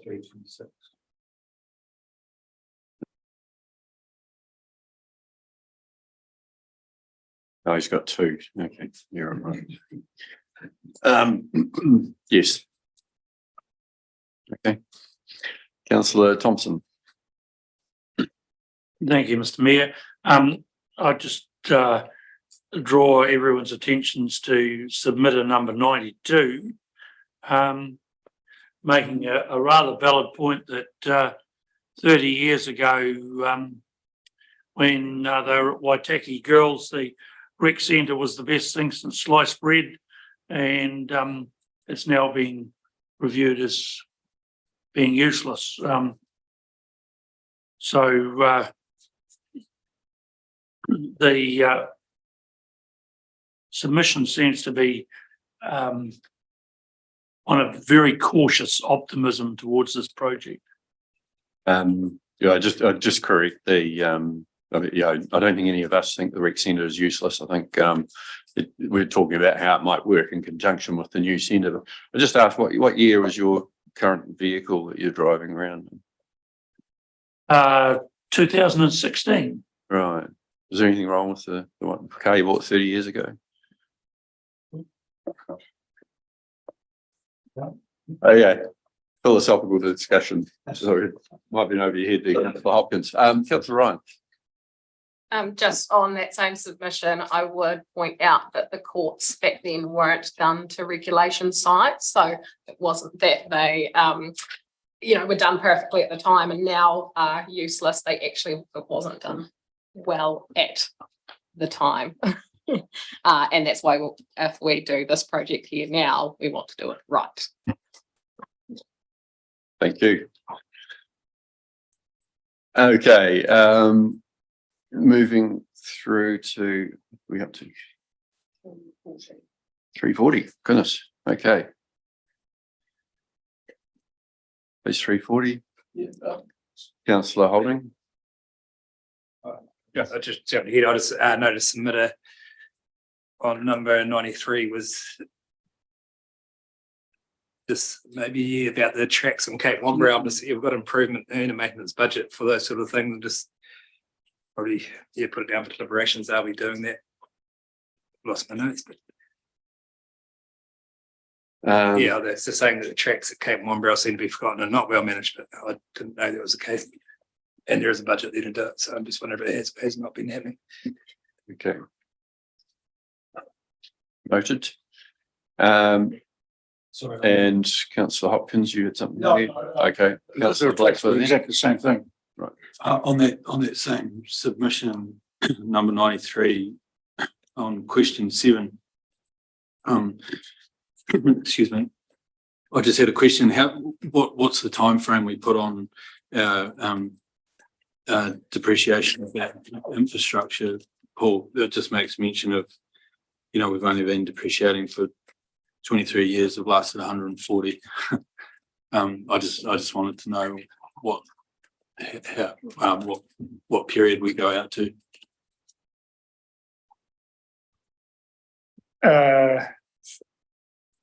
Longest is 100 years. So yeah, I mean basically the categories of infrastructure are broken up and a useful life is assigned to those. It's actually disclosed in the annual report. So if we went back last week, I'd be able to tell you in more detail, but they're all in spans and ranges. But yeah, some of the pipes certainly have common useful lives between 100 and 80 years. So, but and we do depreciate over that life, and that is reassessed each valuation cycle. Yeah, with something like cast iron pipes, they've got 140 years on them, and we've only been collecting depreciation for 23. It's a situation where it's not fair for ratepayers who have only been there for a seventh of the time to pay all of the cost of replacement. So it's quite fair and reasonable to collect money for that period of time and whatever you've got put towards the cost of that replacement, but then to loan fund the rest.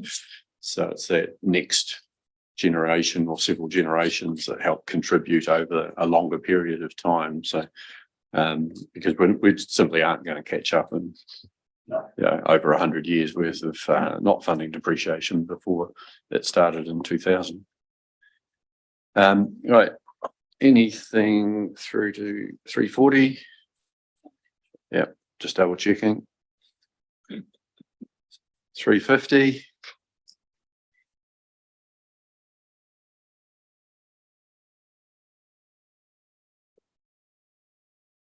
$360.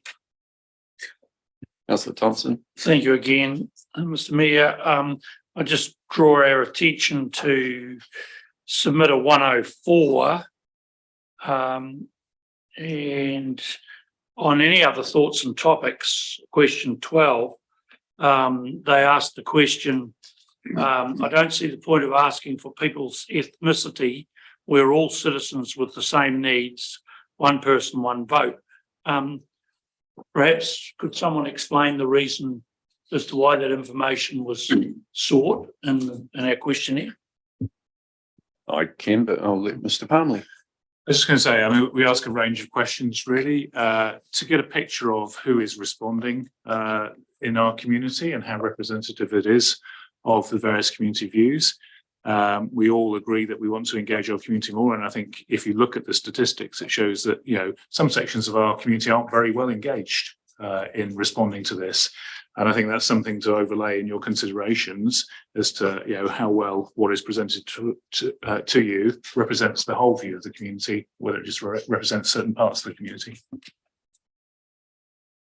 That was pretty much what I was going to say. So yeah, feeling on the same page. Councillor Holden. Submitted number 7, neighbourhood support, just offering as community groups their help to be a channel for emergency preparedness.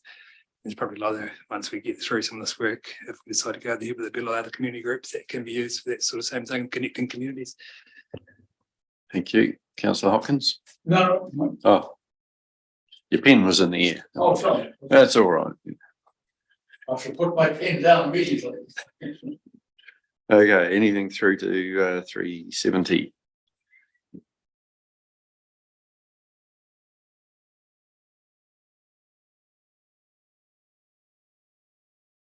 $380.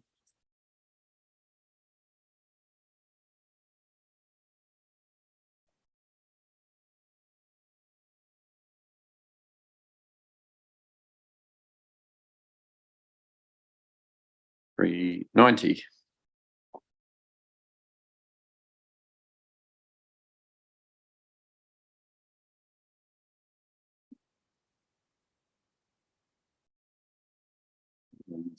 $392 gets us through to the end of part 1.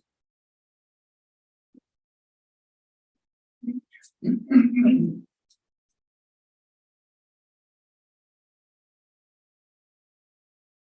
start part 2 and then we'll go through to page 400.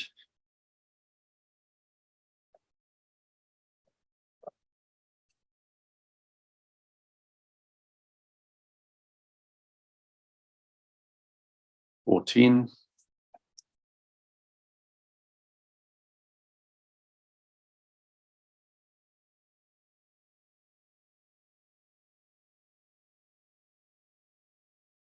Or 20.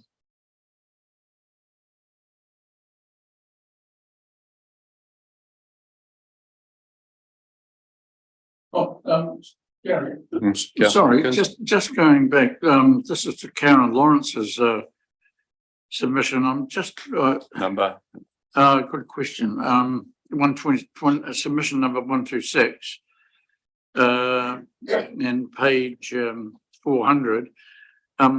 She talks about the lack of parking on Campbell Street in Duntroon, and then says there's a bus stop on the north side of the street that could be better utilised. Can we get maybe through the board, or that appears to be a new vehicular problem in Duntroon that hasn't been brought to our attention as yet?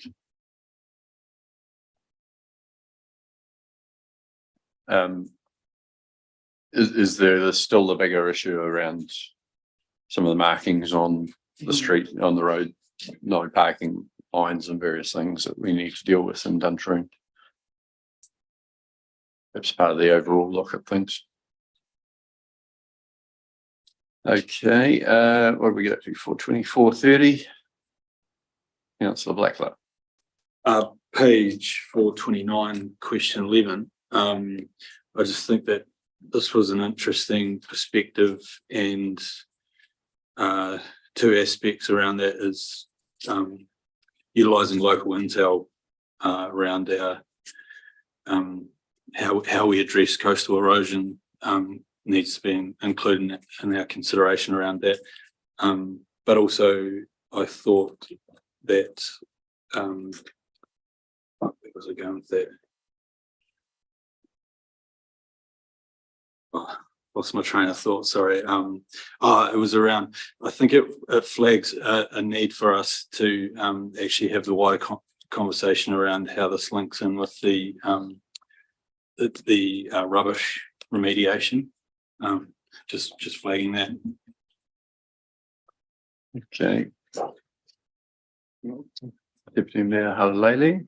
Same submission, question 8, just in support of purchasing sat phones and generators to allow our community walls to be resilient. Should an emergency occur. There's just some support there for emergency funds.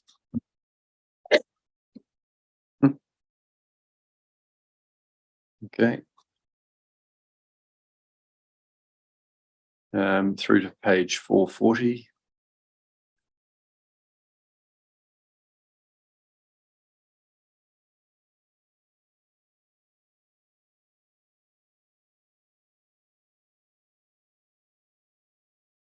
$441. Sorry, 450.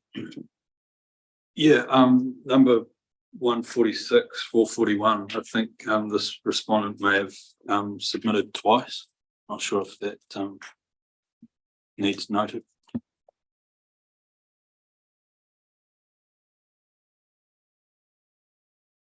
Okay. Councillor Hopkins. Sorry, just back to the Sport Otago submission.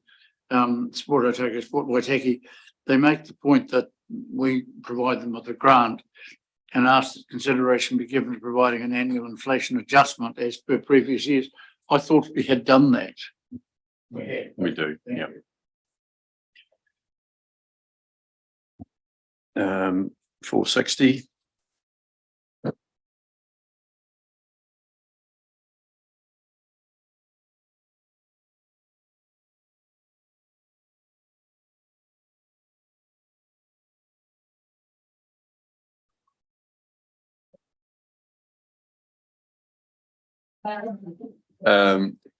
Councillor Ryan, would you like to ask something? Yes, please.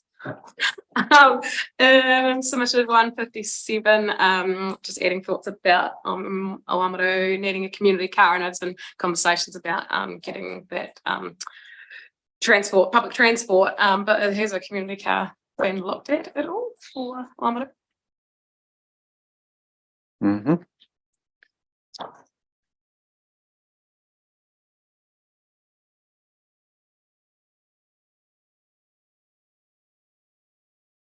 Um, 470.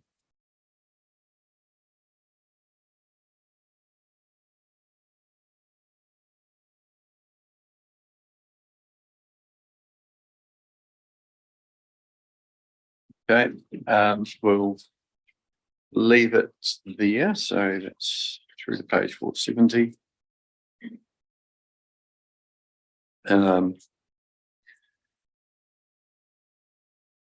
And we will go to submission number 234, the Oamaru Pacific Islands Community Group.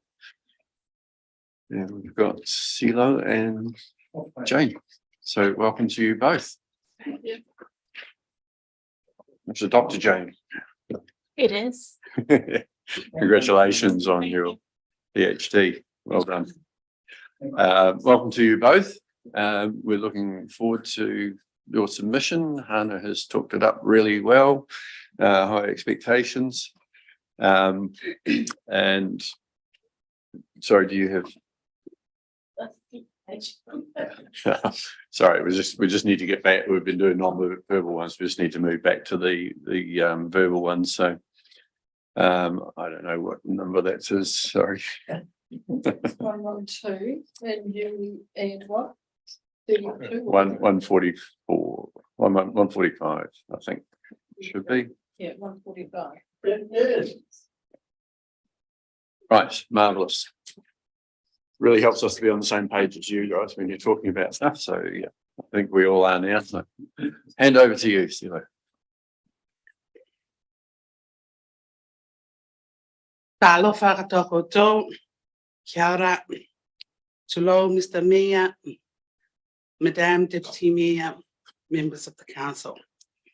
Okay, I'm so nervous, to be honest.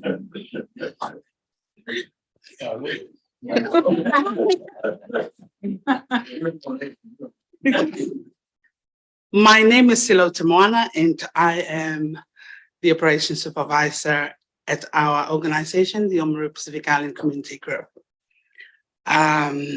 Dr. Jane Tafaki is the lead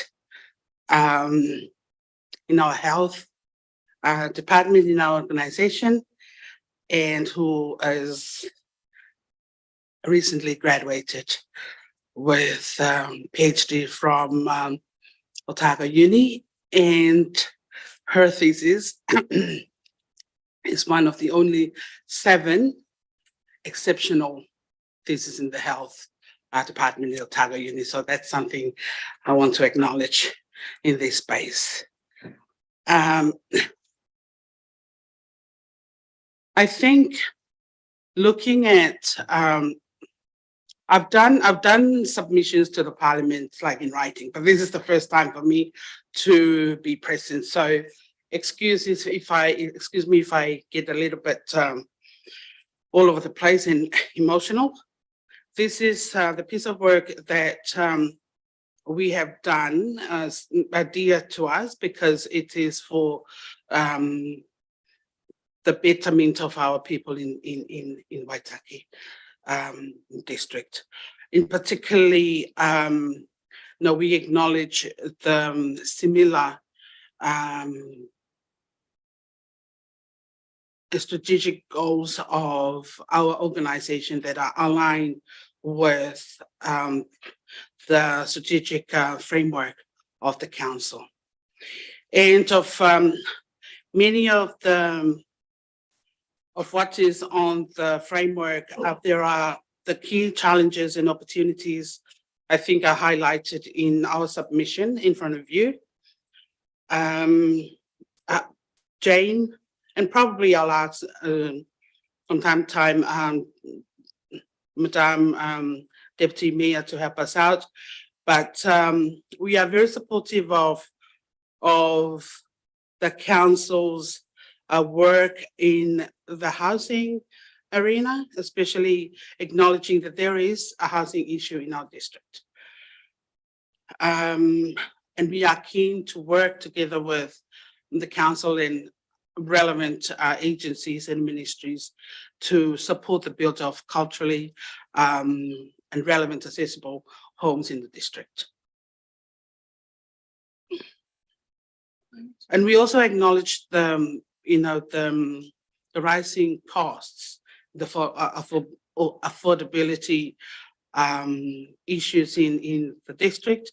Hence, the importance of working with our large families, especially the new cohorts of migrants to our district, who are being accommodated by the local families here in the district. There is, as some of you know, the vulnerability of our people in terms of accessing healthcare, because of not only the immigration regulations in terms of those new migrant cohort in the district. It's also putting a strain of the already big families here in Oamaru.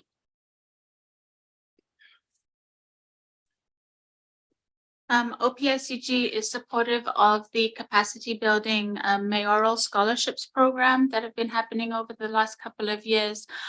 10 Maori and Pacific individuals were able to get further education through that program.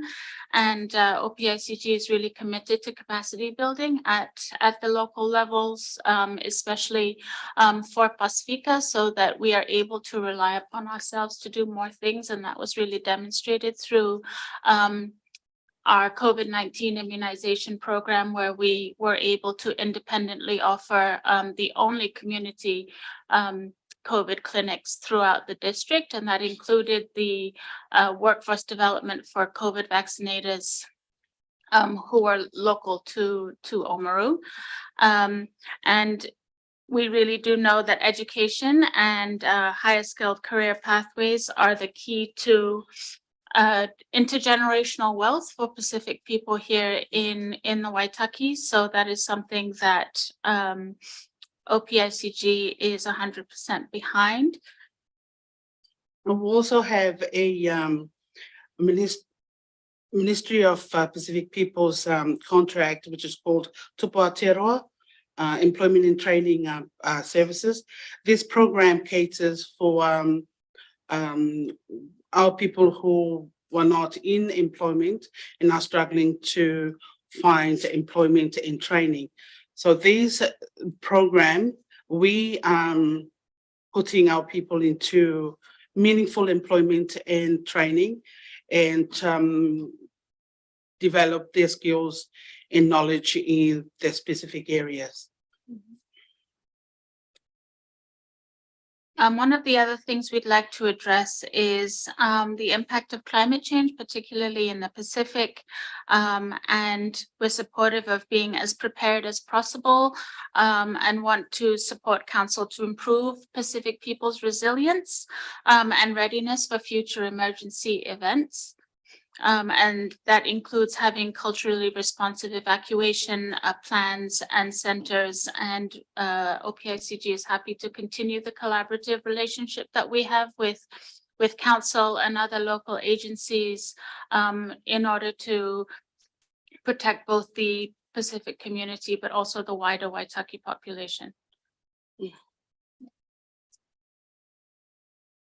I think one example of that a piece of work that Jane has just mentioned is the collaboration between Council and our Pacific leaders, especially our church leaders, who could be our main contact with the people on the ground, with translation of civil defense resources and materials so that they can fully understand when we need it to be prepared for natural disasters. So currently the Pacific population in the Waitaki represents about 20% of our local population, which is somewhat of an anomaly for New Zealand in that we have this large Pacific population in the coastal Otago town. So, I often say that anything that is good for Pacific is good for everyone. And any of the Council initiatives like the event center that would help us promote health and well-being for Pacific peoples, provide a venue for sporting events that would mean that our young people, our athletes wouldn't need to try to travel so much outside of Oamaru to be able to participate in sporting events, as well as being a venue possibly for cultural events and things like that. We would definitely be in support of. Lastly, we've been asked to take part in the national, if we would like to take part in the National Pacific Wellbeing Conference, and Oamaru has been suggested as a possible host site for that in the future. And so having an event center would open us up to the possibility of having those kinds of events more frequently in the Waitaki and bring more attention to both our Pacific community, but also our ability to participate nationally.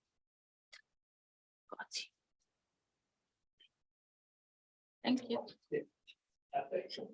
Thanks for that. There's some quite interesting stats. I just picked up in the national median age of Pacific demographic being 23-year-old. Do we know what it would be locally? Just out of curiosity, if we do know that. Just interesting figures having that. In terms of age range? Yeah. So nationally, more than 50% of the Pacific population is under the age of 30. So we have a very young population, and that would transfer to Oamaru as well. Supplementary, what sort of numbers is the national wellbeing attract? For Pacifica? Yeah. It depends on what category you're looking at, but in terms of health, Pacific people experience a lot of health disparities and compared to. Oh, that's a good question. I think Madam Deputy Mayor might have an answer for that. Yeah, I can just quickly feedback. I attended the conference in Auckland a few weeks ago, and it was over 500 people that were there. Yeah, just a clarification on a question. I'm sure your written submission said that you expected this census to reveal that the Pacifica population here was 10%, but I thought I heard you just say 20%. So if you clarify that, I'd be grateful. And also, your written submission said that you would like to encourage cultural inclusivity in council service delivery. And I'm just curious, can you give us any particular things that you think we could do that would be or that would increase cultural inclusivity? Well, I can address your census question first. So historically, the census numbers for the Waitaki for Pacifica have been grossly undercounted. And there's a lot of factors that go into that. For example, in the 2018 census, they only listed there were 800 Pacifica living in this town. And we know that that number is at least 3 times that. So this year, OPICG has put a concerted effort in trying to get as many people to fill out their census forms as possible. We will have an improvement on that 800, but it probably will not go any further than that, but probably 15%. But Madam Deputy Mayor could probably expand on that. Yeah, I just wanted to add to Jane and Silo's count. We did put a resource in place to help support the census team because they were covering a workload that wasn't targeted to what we needed them to do. One of the trends and patterns was that a lot of our Pacific families are only filling in one individual form where there was probably 10 people in the household and one dwelling form. So there was a lot of going back and forth. Another thing that was noticed was they weren't all ticking the ethnicity tick box. So a lot of the children, they might have been born here were ticked under as Kiwi under there. So we know that there is some discrepancy within that information, but the trends and the patterns are still there. We hope to reach at least 10%, but we know anecdotally it'll sit a lot higher than that because of the disclosure, also the fear in terms of some of our immigration planning policies that are there that makes it challenging for families to want to trust government agencies with giving their information. So just some background context. And as to your second question, well, I think the fact that Madam Deputy Mayor is on the council at all, it is a major step. But I'll allow Silo to answer the cultural thing. I know that there are, apart from Madam Deputy Mayor, there are about 3 other staff on the council who are of Pacifica, and it would be nice to, it would be great if Pacifica people make up that percent of our population and are able to come through your doors without being intimidated by the absence of Pacifica people in council. Thank you. Right. Okay. Malo Pito, for your great submission today. Really appreciate you both coming in and sharing your thoughts and the thoughts of OPICG. Really appreciate the work that you're all doing. It's fantastic for our community. It's an important part of making our place better. So thank you. Thank you. And we'll see how our discussions go. Thank you. Thanks. Thank you, ladies. Right, next we've got submission on behalf of the Mountain Biking North Otago, and we don't have to put up with Marcus Brown. We've got Ian Sutherland here and Oscar Smith. So welcome, gentlemen. Thank you. Mayor, councillors, council officers. Yes, we're deputising for Marcus. I'm Ian Sutherland. I'm Secretary of Mountain Biking North Otago, and Oscar Smith here is one of our committee members. So Oscar will run through, because there's new councillors here, run through a bit of the background as to why Mountain Biking North Otago gets a bulk funding from council. Yeah, in the distant past, the council directly maintained many of the council or the mountain bike tracks around the district, and I'm not sure, was it a few years ago now, in order to save on the admin, And because a lot of volunteer time was spent on it as well, that got moved, the maintenance of the tracks got moved to the Mountain Bike Club, and council in place of doing the work directly, provided some money to do that by the club. And that's where we are today. So do you want to talk about some of the council, the tracks that are on the council ground? Oh, okay, yep, Yeah. absolutely. So we've got a split of the tracks that we look after is essentially at the reservoir, which is sort of flat, it's kid friendly, and easy access. I guess if you're getting better, you can head to the Cape. It's a little bit limited in terms of scope. We've got a lot of other users of the Cape. So we're careful to try and work in with them. It gets steeper, but they're shorter runs. That's another council, it's on council land. Another link, the link tracks from the top of Reservoir Road through to the top of Stoke Street is another one on council land maintained by the Mountain Bike Club. And that is probably the next step in terms of difficulty as you get braver and braver. And the last, but one that's not on council land and not funded by the maintenance money that's provided by council is down at Herbert. Probably if you're really good, that's where you go. So yeah, so basically there's a gradation there of difficulty and the split there between the council tracks or tracks on council land that the club maintains and the Herbert tracks, which we do maintain, but not through council funding.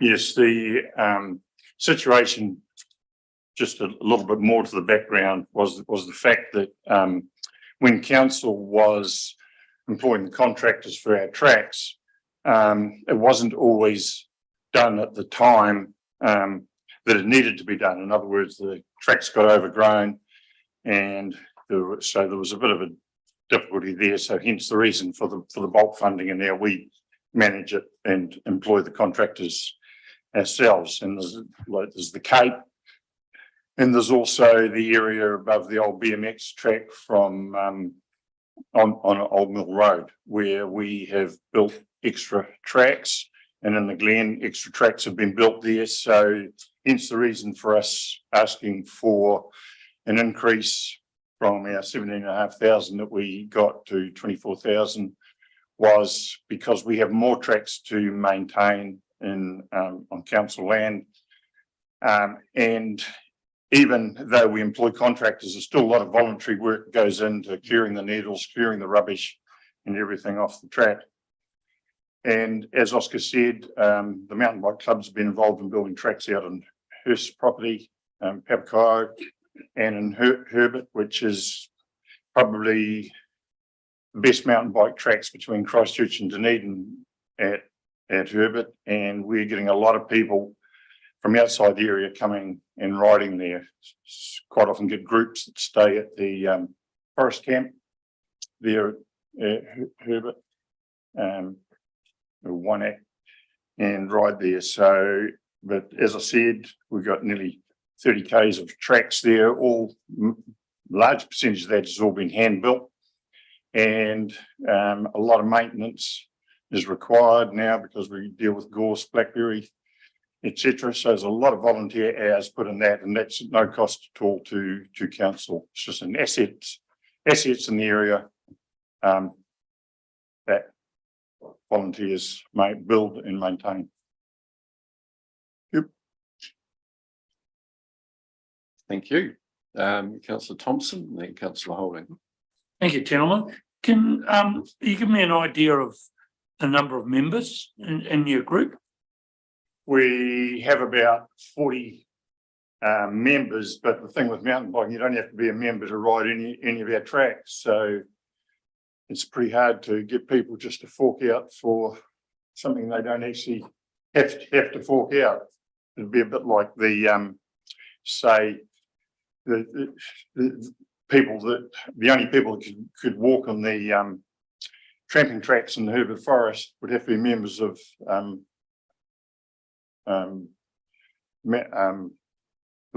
what do they call themselves? Tramping club. Thanks. Or the other might be if we made rates voluntary. Good. I just, the challenge I have is because I'm in horsey circles, I've constantly got them in my ear going, why do we give money to the mountain bikers when we don't build tracks for people to ride their horses? So I was just asking, trying to get some weight of number information around that. I think it's, you know, if we look at our motivation, there's quite a significant number of people who do go mountain biking and they build the tracks, which is the real benefit to it. I think if we had a similar approach from the horse riding fraternity that said, you know, we'll create these tracks, can you fund us? Then we would and should consider that. Councillor Holding. No, Councillor Hopkins. Yeah, look, I guess two questions. It seems to me, I'm not belittling this, but it seems to me the number of the submission today is that you're looking for an extra $6,500. I suppose the only question I have is with regard to these extra tracks that you've built, which justify the increased funding, did you run those past the council's sport and rec people first? I mean, in other words, were these just things you decided to build, or have we said, no, go for it? No, we've definitely worked with Lindsay in parks, particularly in the Glen area. There's obviously a lot of other use in the Cape, where again, there's a lot of other use. The reservoir, people do walk there, but less so. I guess you've got to drive further to get there in the first place. But no, definitely been working with the parks people in terms of extending our tracks, the tracks. Thank you. Any other questions? No. Thank you very much, both of you, for popping in, and we shall deliberate on this further. Thank you very much. Thank you.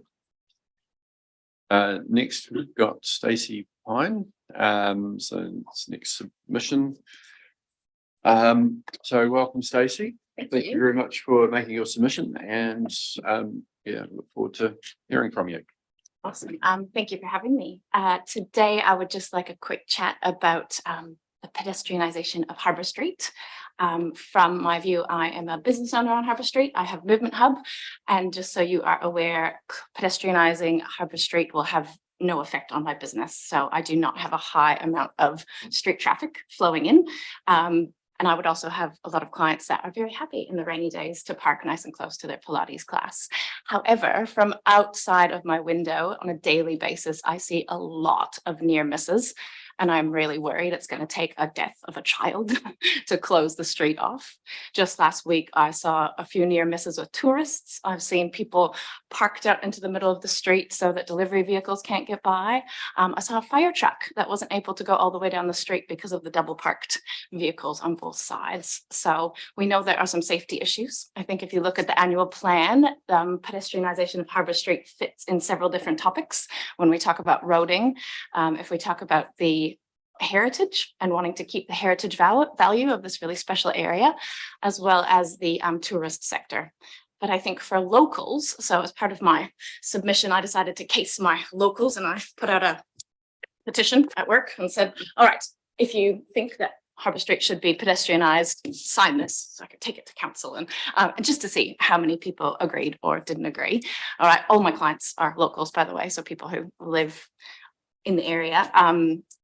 90% of them, I would say, said, oh, yep, great idea. Let's sign that. I can park around the corner. I can park at Scott's. I can park. There's lots of places to park. The 10% who didn't, and I just said, okay, cool. That's no problem. Can I ask why? Most of them said because it was convenient. And I said, would you come down if it was closed? And they said, yeah, probably. So just, I think there, for the first time ever, we have 100% of businesses on board, which has never, ever happened in the history of Harbour Street. A lot of people use the fact that people won't go to the street and the businesses will suffer as a reason for not closing it. I don't think that's the case. I think we have an opportunity to make an already special street a really, really awesome place to be. We've had 2 chances in the last week, as you will be well aware, to showcase Harbour Street internationally. And we weren't able to close the street because of the roading laws and that you need 2 months notice and signatures from all the businesses. So yeah, I guess I'm confused of what's the next step and what's stopping us from going further. You're never going to get 100% of people in this town to agree, but yeah, that would be my question to you. Do you have questions for me as a business owner of Harbour Street and someone who loves Harbour Street in general? Okay, councillors. Councillor Hopkins. Just one very quickly, how many people signed your petition? How many people? I kept it up for a week and I only asked clients who came in and I had 50. So it'd be 50 of my 75 that would walk in through the doors in a week. I could try harder though to get more. So a very lazy petition. So 90% of 50 people said yes and 10% of 50 said no. Well, that's my rough estimates of, yeah, the people that I showcased and asked. And interestingly, some of them that said no, when they were aware of the other parking places or other options or better places for people with disabilities to park, they were more interested in hearing more. That makes sense. Any other questions? No? No, thank you very much. Yeah, it's good to get perspectives of people in the streets and particularly what you see when, day to day, the what happens or nearly happens. It's really scary. Yeah. It's safety wise, something needs to be done for sure, but thank you. So as far as next steps, I mean, we'll certainly talk about, is it something we want to pursue? Traditionally, yes, it is. We wanted to. But see, it's understanding what the legalities are around, there are legal situations behind it. We do need to make sure that we're clear on what that means and whether we can go ahead and do that or not. So thank you very much. I look forward to hearing more. Thank you. Right, councillors, checking on time frames. So we've got Fed Farmers due in about 2 minutes. Might be here. So, okay, we'll just wait. And Councillor Holding, it's your turn to just sing a song while we wait. Oh, they're here. Just in time. Okay, welcome to representatives from Fed Farmers. If you need to bring some more seats up around the table and get people fronting, then please feel free to bring them forward.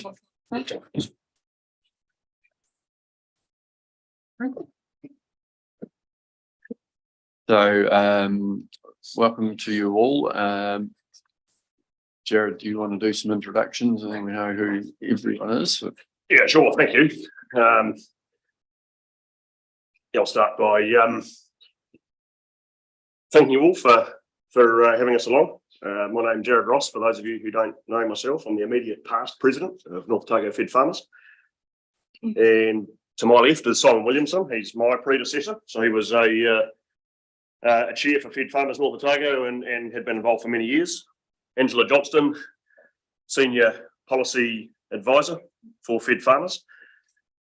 James Hurst, currently the vice chairperson for North Otago Fed Farmers, and Mavanwa Alexander, now the president. So at this stage, I'll aim to just give a bit of an opening intro, primarily given my connection to linkage with WDC in recent years, and in tandem with Angela, talk to our submissions. And given that we've got a wee bit of extra time, thank you for accommodating that. We'll potentially see where the conversation goes, but we'll try and stick to our key thought processes. Look, for the avoidance of doubt for everyone in the room, some of whom I've probably spoken to about this keenness as a farmer for some time, I'll go on to say that as it stands at the moment, farmers are dealing with a cost of production crisis beyond the everyday New Zealander, very much talking daily about the cost of living. Farmers must live too. Farmer confidence at present is at the lowest level in a generation. Since the reforms of the 1980s, which some of you in the room are familiar with, those that farm through it, it's a very tough time. Effectively, that's my lifetime. Pretty sobering. In tandem, we talk about the worst current account deficit in that same period. So things aren't wonderful at present, particularly if you're a rural person. And certainly at the stage we're at as farmers, or federated farmers particularly, looking at what's in front of us and trying to unpack political direction and maintaining some positivity and showing some leadership. So it's a challenging space to be. Visions and strategy need to actually have some teeth. And given the rural sentiment and state of economy just now, we would really caution having nicely worded governance exercises that aren't cognizant of the very real issues being faced by New Zealand at present. Agriculture is at the heart of the Waitaki district, and in order to deliver upon your WDC's vision of empowering people, we really must keep this front of mind. That's it. We'll take our submissions both on annual plan and economic development as read. I will pass to Angela in the first instance to talk further to annual plan. Thank you. Thank you, Darren. As Jared said, we'll take this read, and I had some questions within my submission. They're definitely not rhetorical, so keen to hear from council on that.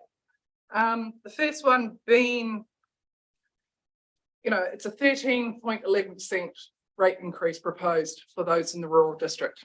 How is that fair and equitable, given that most of your urban folk are looking at around a 7 or 8% increase? And also within your engagement document, there was examples of somebody in an agricultural category paying $44 per day compared to an honorary resident who's paying $8. What services are those in the rural community receiving for around $45 per day? How can that difference be explained? Largely it'll be around roading and water, depending on the farmer in question. If they're getting a number of points of water, and roading is based on capital value. And last time we ran the numbers, basically urban populations are subsidising rural populations as far as where money is spent on roads. That doesn't mean the roads are where we want them to be by any means, but that's the basic scenario on that particular one. So yeah, that's can answer that in part. As far as the rate increase differential, essentially we looked at what we could do. We were facing something like a 15% rate increase, and so we managed to bring it down in some areas, but they tended to be things that impact more favourably on residential. It wasn't deliberate, it was just that was what the tools were. So things that are particularly based on property values, the land value and capital value, were things that we couldn't move much, and that's the thing that disproportionately or is it proportionately affect rural properties because of their much higher values. And that's where strong use of differentials is needed, because a property value has no indication or bearing on what services people receive. And to be fair, if someone in the rural area is paying $44 a day, you'd kind of hope there's no potholes on that road, or at least the grader was going up and down every week. Well, some would say that we're still not getting enough money to get the grader going up and down each week, but we're not happy with where the roading is at as a general sense. So we're not saying that there's enough being spent on that, but that's essentially the general explanation. I'm not sure if Mr. Hope wants to add anything to that. It was a bit surprising that we ended up with the numbers where they were, because we also had high percentage increases indicated for CBD businesses. We've got to the bottom of that reasoning, but the farming one is essentially because we weren't able to manipulate the property value and the capital value and land value aspects that are funded through those mechanisms as much. But that doesn't mean we can't do more. There is, I think, our finance manager is looking at exactly what some of those things, how they're made up, and whether there's some manoeuvring that can be done to decrease those as part of this process. And related to that, what is the proposed UAGC for the coming year, and has that altered from previous years? So we know that in the past, Waitaki's been generally quite poor when it comes to using its UAGC. Can someone provide me with what the figure for the coming year is and what that difference is, if it's increased or decreased? No, I can't provide a figure, but it will certainly be increasing because virtually all of the costs that flow into the UAGC have increased, so the UAGC itself will increase. But you can't give me a figure or a percentage. No. When we go through this process, there's some sample properties that run through, and that we tend to try and use the same ones from year to year.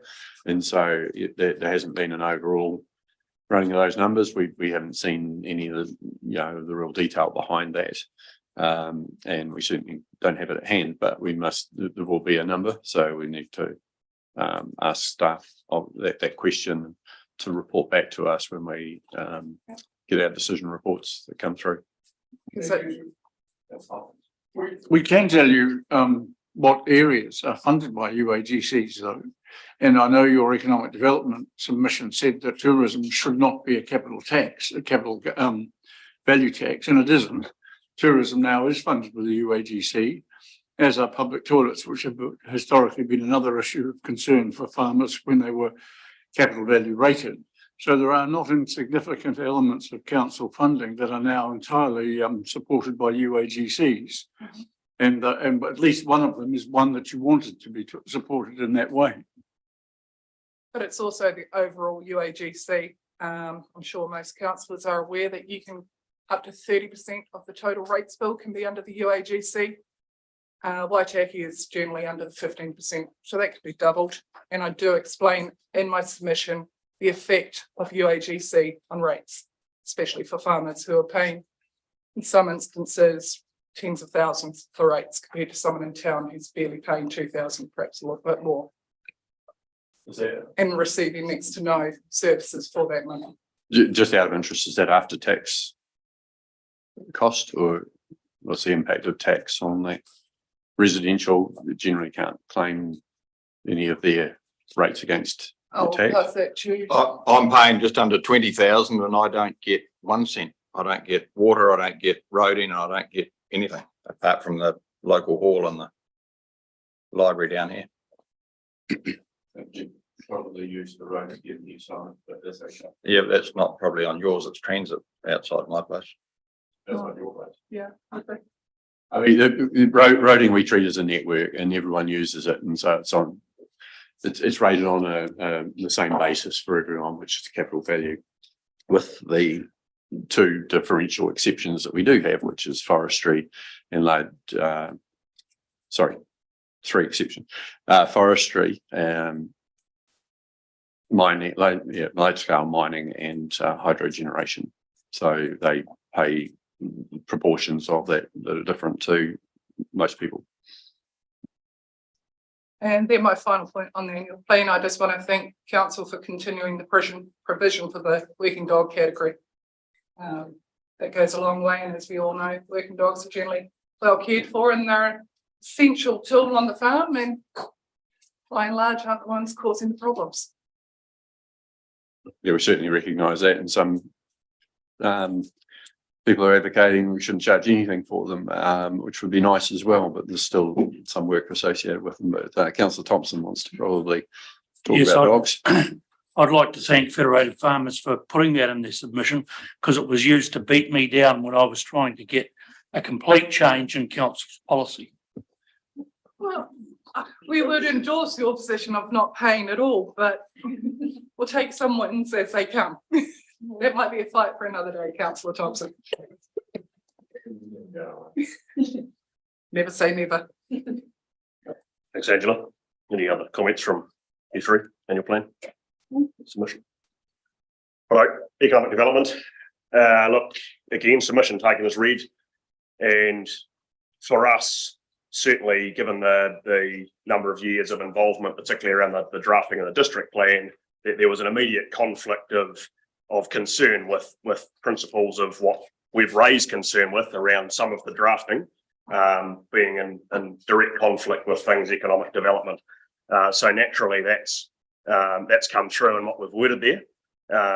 And I guess for me, given it's an element of making a comment in my finishing and my role here, it was probably more to the 5 councillors, I think it is, that haven't, short of Rebecca, hearing me probably talk to you lots on the phone about very carefully the challenges as farmers, is that on the one hand, we're wanting to empower our local community, and we recognise that in the work and sort of pulling out all the particular points we made, it is great to see that we recognise the demographic, but then, you know, we disagree that there's a credible strategy there for the reasons that we outlined, and amongst things political, which largely render an awful lot of whatever we might like to do locally here is an awful amount off limits anyway.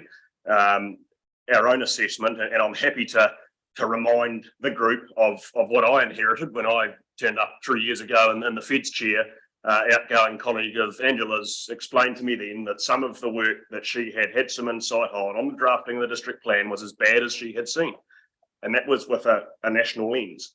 So, okay, welcome, Jared, here you go and get involved in this and understand this. So we've spent the last 3 years effectively talking about the detail within the chapters and such to try to add a farmer lens, and so knowing what we know through that process, and yes, we appreciate for the current council review and consideration stage, so that's good to know. It's really more probably key comment for me is imploring those of you as councillors that aren't so familiar with the challenges that we have been talking to for a number of years now, that you really do understand the challenges that potentially complicate economic development, and the need for Waitaki particularly to make sure that if we truly are trying to empower our communities, that we've got a plan that enables that. And our experience is that, hey, look, we're looking at something a bit different to that. I'm more than happy to answer any questions with regards to our submission. I think it was reasonably blunt, and reasonably, I don't know, go back to my opening statements, reflective of the fact that some of us have been enduring a bit of a political battle for a few years now, and the farmer sentiment is real, pretty negative. And that's for those of us that actually know what's going on. There's lots of people across boundary fences that don't want to know about this stuff, and so engagement is even harder. So I'd welcome any questions. I probably did pose a few within the submission there myself as well. Hopefully it found its mark, and it gave something to consider in terms of aligning plan with economic principles, which effectively in our assessment at the moment, they're working against one another. Thanks, team. And yeah, there's definitely been some battling going on your behalf around the table as well. It's not easy when you've got to fight against a particular system that's basically set out by a legislative framework. But we're quite pleased that we've been able to engage Fed Farmers and farmers in the process of the district plan review. We're not by any means finished with what the impact is going to look like. We've got the feedback from the draft district plan going out, and that's still to be incorporated. We've got the feedback happening around the peer review of the landscape work. So looking forward to what that looks like, and that's using someone that basically we asked, did you approve of these different ones, and that was one that you did approve of, I believe. I've just asked Councillor Thompson, as chair of the district plan review subcommittee, whether he's got any particular views he wants to add in on that, any level of detail that he can help you or use to inform. Councillor Thompson. Well, I've caught the ball. I'll get the two tacklers at the same time. Look, we are working through this process, and one of the reasons it's taking so long is we've actually been dealing with issues that the working group asked us to look at. Because we've had to bring in other consultants, it's making it longer and harder than it can, or hopefully could be. But the one comment I'll make from a personal point of view is the mayor sent me back to school. And so I've been buried in the Resource Management Act for several months. And I always thought that because it was going to be our district plan, we could just taint the palette of paint a little bit. But the deeper I get into the Resource Management Act and the more court cases I see, things like give effect to, courts are saying means implement. So we've got to take our time and be very careful what we put on the table here. And as the mayor has clearly said in the past, if we've got to go to court, we'd much rather be it with someone who's not our ratepayers. So we really have to take some time. It's taken us 7 years to get this far. Another 12 or 18 months is going to be time well invested. Can I just add to that, Councillor Thompson? I know the sentiment from up our way is, the council's been out on some of the properties, especially over the overlay mapping, and there's a huge frustration out there. And at the end of the day, I think there's between 20 and 30 people have already just put their name into a group that are going to go to court if this doesn't work out. And it frightens me that you're going to end up in a case just like the Mackenzie, which is a disaster. They've spent millions and millions of dollars against their own ratepayers, and still going 10 years later. It's really untidy. Yes, that's exactly what we don't want, and why. Yeah, as Councillor Thompson said, if we're going to get taken to court, we don't want it to be by our ratepayers. No one wants it. No. Yeah. So there's, hopefully those 20 or 30 farmers have all engaged and at least tried to have an effect. Yeah, no, that's good. Councillor McCone. Yeah, I'd just like to make a comment, and I'm probably stick my neck out a wee bit, but I congratulate you on both submissions for the economic and the annual plan. It's in black and white. It's easy for me because I know where you guys are coming from, but the rest of the table may not. So it's here, we can read it, understand it, and work on it. So thank you. I think probably quite a few do. Just on the economic development strategy, there's quite a bit in there that is actually aimed at the rural community around the land aspect of things, bearing in mind that a lot of farmers are quite entrepreneurial and look at the opportunities where they are and what they can take advantage of, but also that role that we have as far as how do we make it easy for farms to transition to other uses if that's what happens economically when you come to commodity pricing and things like that. So I'm not sure if Alex wants to make any comment on the ED strategy and feedback on your submission. I'd say, in general terms, the approach we took to the ED strategy was that, it was an engagement approach. And, I know you were engaged in, supporting the development of that strategy. I know there's a comment in there in terms of the link between what you said and what's in there. What's in there has not come from, people around this table. It's come from that engagement process. So if there's things we need to adjust in there and get right, then, it's an ongoing dialogue in terms of how we do that. But, very much, the strategy aimed to recognise that the primary sector is the driver of our local economy. And there are strong headwinds there, and how do we reflect that in the strategy and make sure that the support is there in dealing with the legislative requirements that are coming out of Parliament that if they continue in that way will mean that there will be changes in the sector how do we make sure that, we can get as much positive opportunity from that and deal with some of the downside effects so that the primary sector can continue to be the driver of our economy, albeit it might need to change in different ways. So I think, the invitation really is that in terms of how we want to implement this, it's a partnership approach. It's not about the council doing it. We were clear that, we wanted a strategy that was, something for the whole district that, we all engaged in developing it and delivering. And there's going to be some discussion in terms of what are the vehicles for doing that. But in terms of how we deliver, what we want is that ongoing engagement to make sure that we get it right. And in no way the council saying this is what we're going to do to you for you. It's what can we do with you to get it right for you. I think one of the things that our perceptions around ED, and I've sat here over the last couple of days and challenged tourism operators as to why we should be funding them as against anyone else.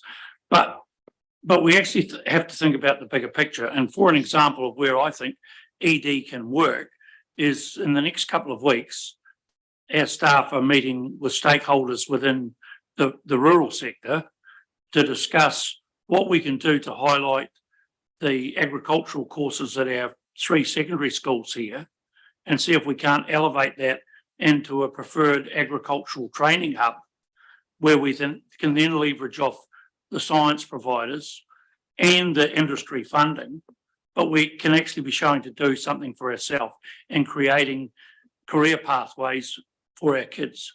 So it's just not about throwing money at a business to try and make it successful.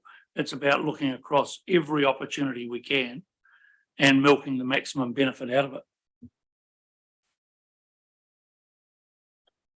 Yeah, thank you. Look, I'll make a couple of comments.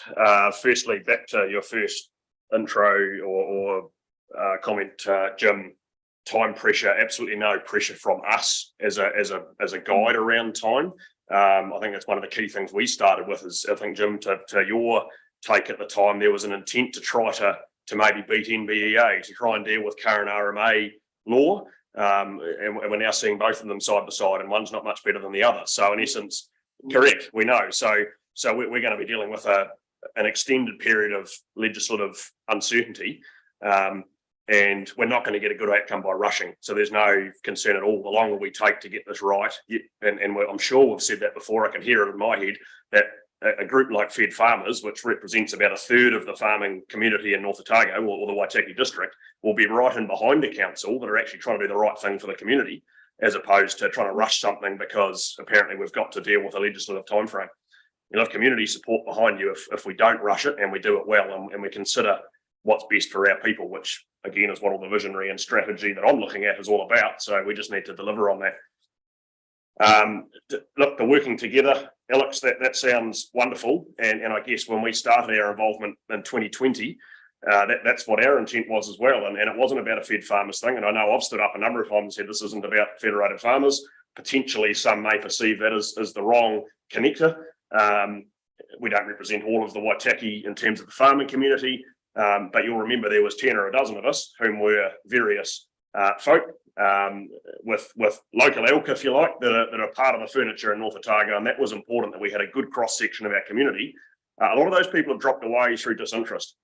So what I would have to say is the one thing that we need to focus on in terms of continuing to work together is that there's some communication from the council with whatever our framework is, because the rural reference group that we had is now back to the few of us that belong to the Feds executive locally, because the others have given up on not knowing what's happening or thinking it's just a waste of time.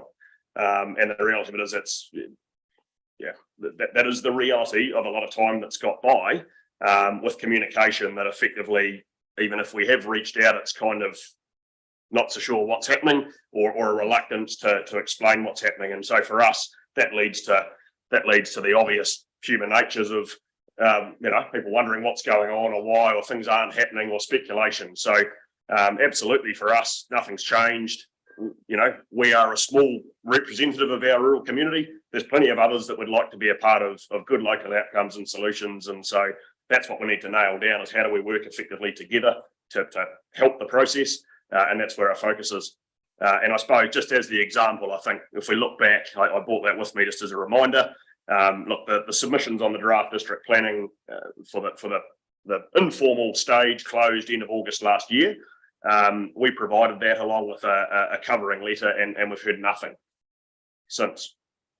So from my perspective, that's not good enough if, as a council, you're wanting people to volunteer our efforts to try to provide leadership in our communities that are actually really not that happy with state of play and are more and more inclined just to say quite bluntly 4-letter words off because we're not happy with this sort of approach, make us. And that's something I'm hearing more and more. So I think we don't want to miss the opportunity to have good, willing people, particularly Mavenway and James getting started now. We don't want to have good, keen young people coming through that want to be involved to then find them thinking, oh, what's going on? We don't hear anything. We're not sure. What a waste of time. And if our more senior people that have been a part of our group have taken that approach, well, that rubs off, doesn't it? Yep.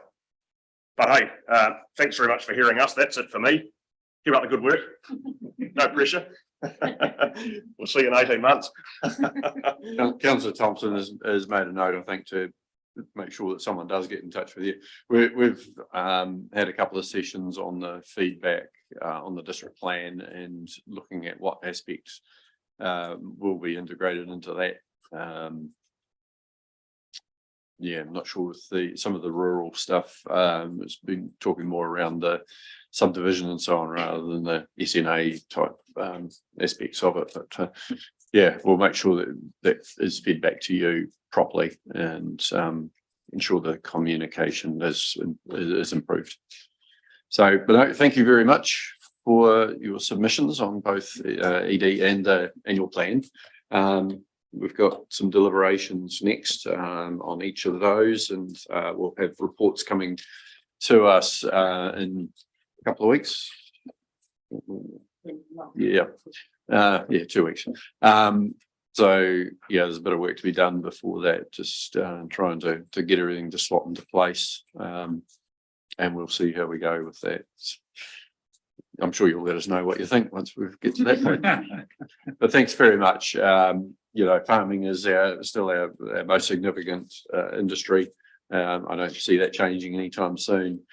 And, you know, we want to make sure that it's as easy for farmers to get on with business as possible, but we know it's very difficult. And there's just so much that's happening at the moment. So don't envy you on that. But sometimes I don't envy ourselves on all the things we've got to deal with that get handed down. But thank you very much for taking the time to come in and make your submission.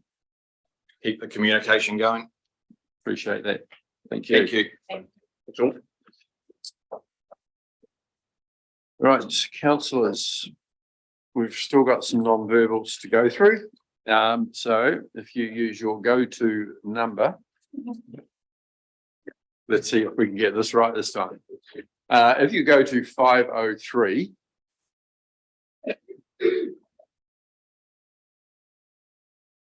Will that be the niece kid and Dom's kid? That'll do for now. Yes, that'll be the one.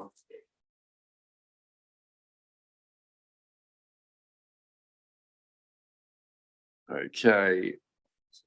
So basically through to page 470. Yeah.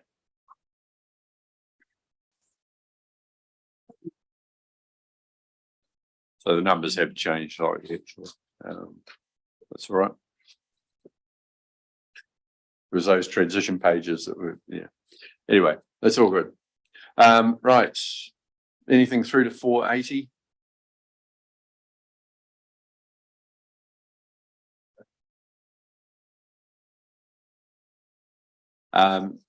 So on the bottom, it's up to 480, but it'll be if you went 515-ish, if you use the go-to page number.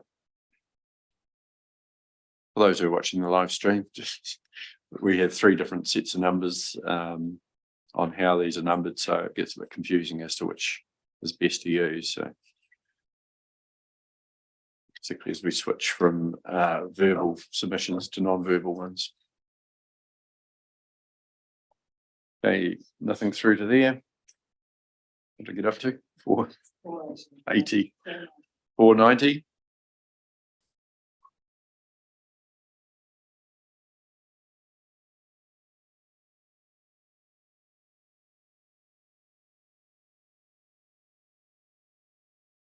500.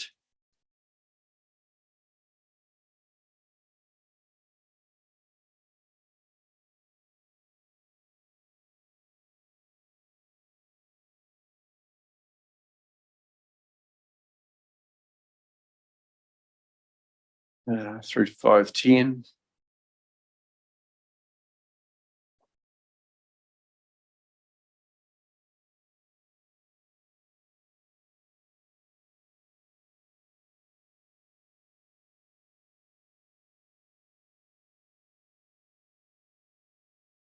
$520.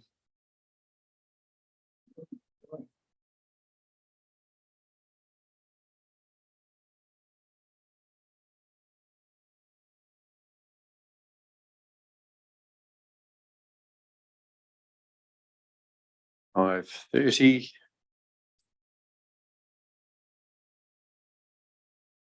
Councillor Hopkins is getting RSI.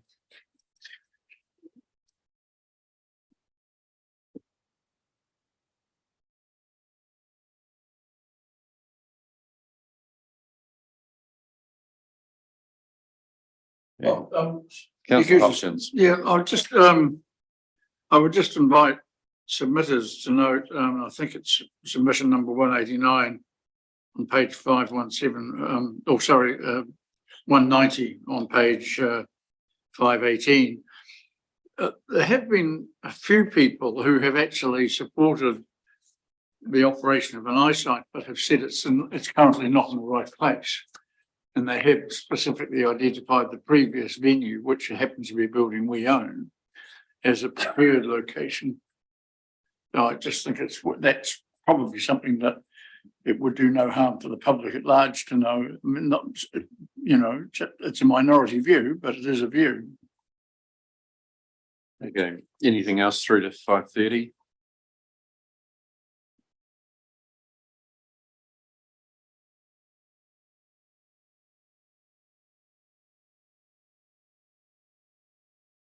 $540.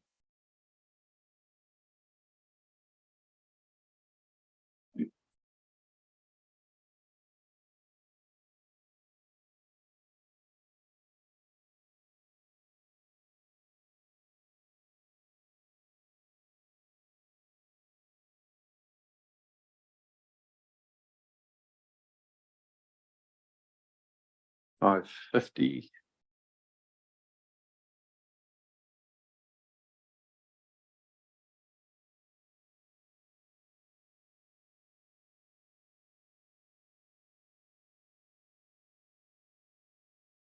$560.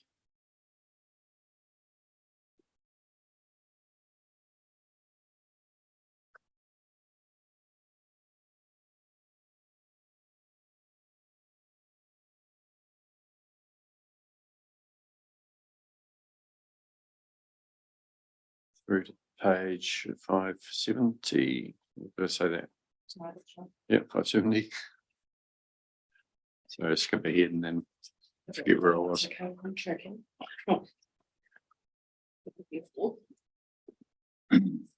$580.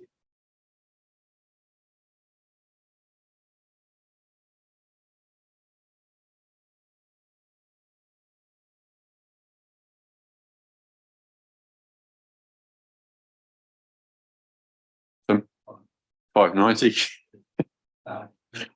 Councillor Blakely. Page 588, in relation to the Waihemo Community Board's submission, number 7, the proposed Hampton search scheme. I just thought we should note the desire to have some plans in that regard or proposed options for the community to consider.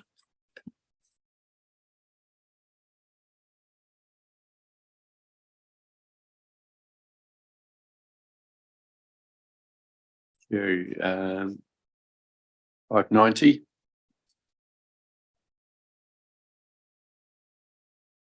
$600.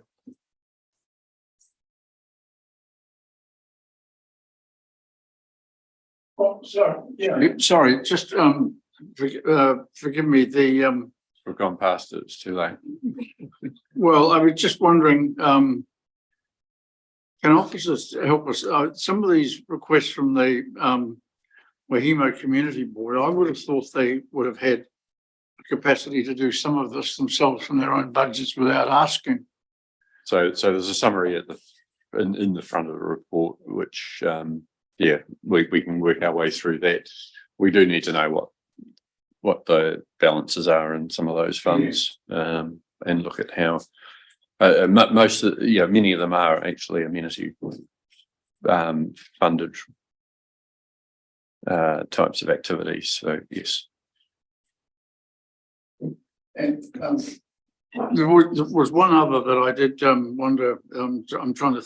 I think it's from Lucinda. Is it Lucinda Itta, whose comment on question 11 talked about the need, and I think a couple of other people have raised this as well, the need to reroute State Highway 1 and the railway line. And I'm wondering, particularly down at Kātaki Point, or the straight there, down to Shag Point, eventually this portion of State Highway is going to collapse into the sea, taking the road and railway line out.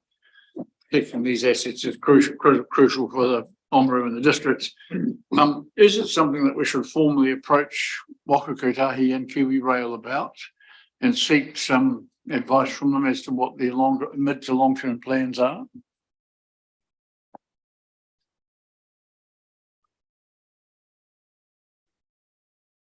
I'm pretty sure they'll be aware there's an issue. Mr. Farmley. Well, I mean, we know they're doing a lot of, planning around climate resilience, and, some of that has stepped up in light of events on the North Island. I mean, whilst it might be interesting, just question whether it's an issue for our own annual plan at this stage, whether you're just raising it as general interest. Okay, 610. 620.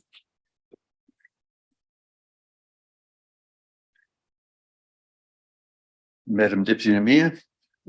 I'm just acknowledging on page 623 from Tongan Community Trust, just some support for housing, affordable housing. And then there's also just a request there in regards to some government agency support for our local community. So it could be something that we could take into consideration alongside our transformation program around our strategic relationships. Thank you. 630.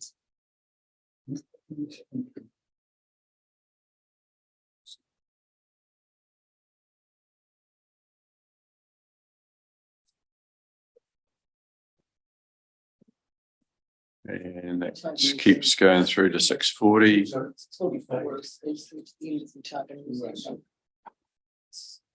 from 625 to 644. And then if we just skip through to 647, which is the Business South submission. Sorry, just to clarify regarding the Otago Museum, is that currently sitting in the annual plan budget, the increased amount, or not? Not the increase. So it needs to be one that does come back to us in 2 weeks' time.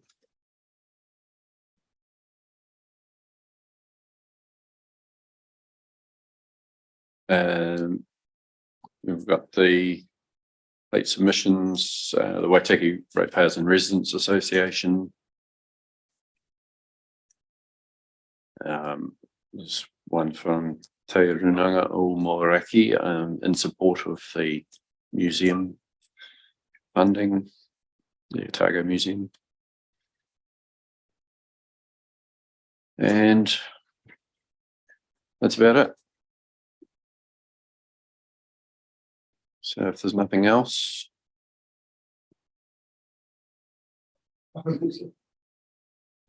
As a postscript, there was one submission, I'm just trying to find it and I can't, but Jeremy's drawn my attention to it. Somebody was basically saying, bearing in mind all of this argument about secrecy and the rest of it, this particular submitter was saying, all this consultation is costing money and it doesn't need to be done. I thought it was a fine irony that here we are being lambasted for not consulting enough. And somebody's saying that it's a far too expensive exercise. It's a waste of time and money and shouldn't be indulged in at all. Okay, so if we go back to the original report.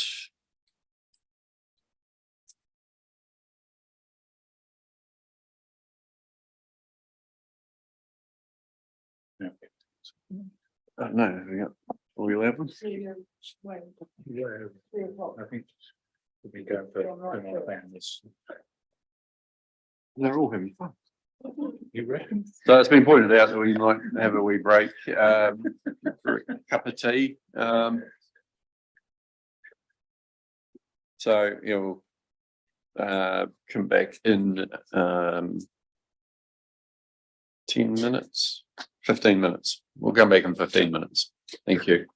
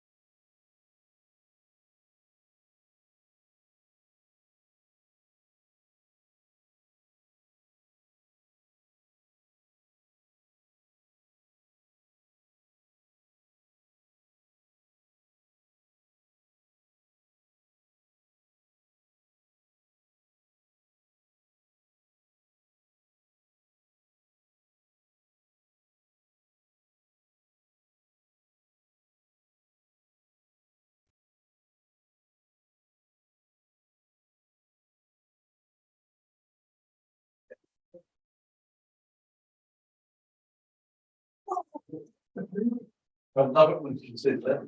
I want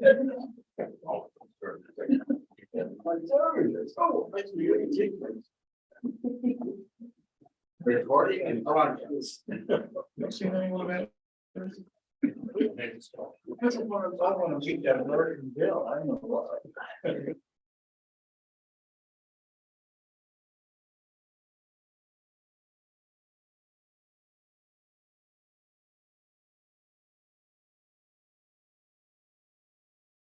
I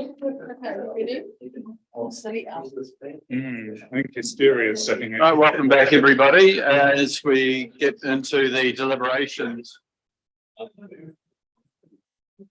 Okay. So I think we've still got a few people who are still on their afternoon break, and we're now back to live streaming this meeting. No. I knew it was a mistake to give Councillor Cowles a beer for afternoon tea. Anyway, right, councillors, we are now on to providing guidance to officers on the consideration of feedback received through the community engagement. So there's been a few points, I'm sure, that have been picked up along the way, but now's the opportunity to discuss any of the points so that we can give them some direction about what we want to come back to us as an amended annual plan report. So we've had quite a few particular topics that have been raised. Quite happy to get some indication from Mr. Hope, Ms. McIntosh, around how we work through some of these things. You've in the report, you've itemised a number of aspects, but there'll be potentially other topics that councillors might want to raise as well. So did you have a method that you want to work through this?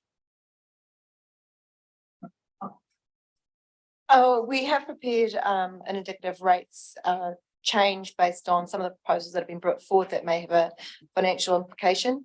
So if you wanted to just look at that as a conversation start point and work through that with Mr. Wells, who'll be running that as his normal sheet, and maybe talk around that and any other thoughts that come through. We need those closed.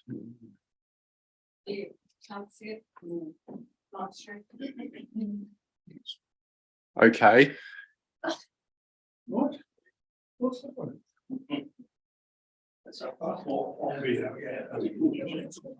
People watching the live stream that complaining about the glare. Yeah, the problem is it's been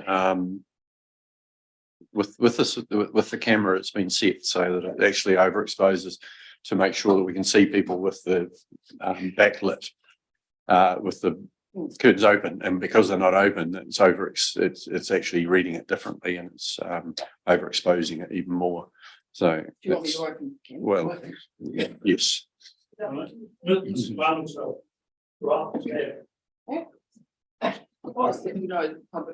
I was quite said what? Complete. I think, sorry, we got, for those watching the live stream, we've just got a bit of a debate going on here. If you look at the video when it started this morning with the curtains open, it was a much better colour and exposure than what it is when the curtains were closed. And so that's why we're opening these again. Well, I think you need the lights on, otherwise the contrast. Yes, we have to go on, please. I mean, it's a bit like a candle at supper at the time. Okay, right. With wine. So, Mr. Wells, you've got a spreadsheet up on the. Is this visible to the live stream? Do we know? Yes. It is. Okay. So, do you want to run through this, please? So this is the normal format that we've had at previous workshops and council meetings. The position prior to going to consultation was a rate requirement of $40.348 million, which was 8.06% higher than the 23 annual plan budget. And that was what we went to the community with. As a result of going through the submissions, we have come up with the items that are listed on the schedule. And some of those you will have considered and heard from today. You may have others that we didn't pick up on, or you may want to ascribe dollar values to other projects, but I'll leave that over to you. But we can work through these in the order in which they're presented, or in some other way. It's over to you. I think, well, you've got them in an order, so let's work our way through those and then see what we end up with at the end of that.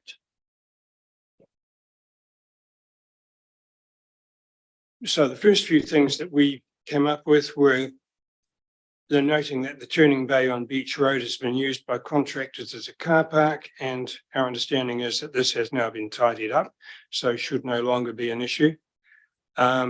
Someone has asked for a small dog park to be established, whether that's a park for small dogs or just a little park. It's for small dogs. We've established that. But we felt we felt that was probably best suited for a discussion at the LTP. Similarly, the question about District Road, sealing all of it or simply the eastern and western ends, we felt that was probably a project best suited for the LTP. There was suggestion made of a free shuttle service to and from Oamaru to the Dunedin Hospital. We felt that was probably best done on a commercial basis and probably not with council input, but you may have a different idea on that. Well, I think the problem is there are one or two commercial services, but they're very expensive, and yeah, it's looking at what we might be able to do in the interim until St. John are able to set something up, and which will take a wee bit of time, but you know, the other part of the solution will take even longer, which is for the Otago Regional Council to agree to a full passenger service between Oamaru and Dunedin. So that's, yeah, the question for councillors is, you know, is there support to look at funding something? And it might be funding a particular service that's already there, or it might be establishing something in the interim. Councillor Linwood. Just a quick question. Can the Better Off funding be used for that service? No.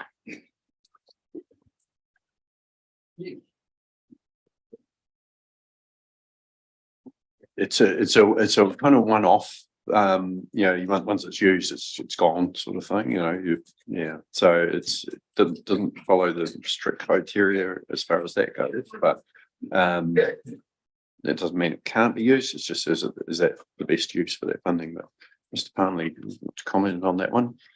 Yeah, I'd just say that, yeah, it's the previous council, I think, that agreed the proposals for the Better Off funding, which were agreed by, yeah, with the governments, and they had some criteria around that. So I think we need to see if it fitted with that criteria.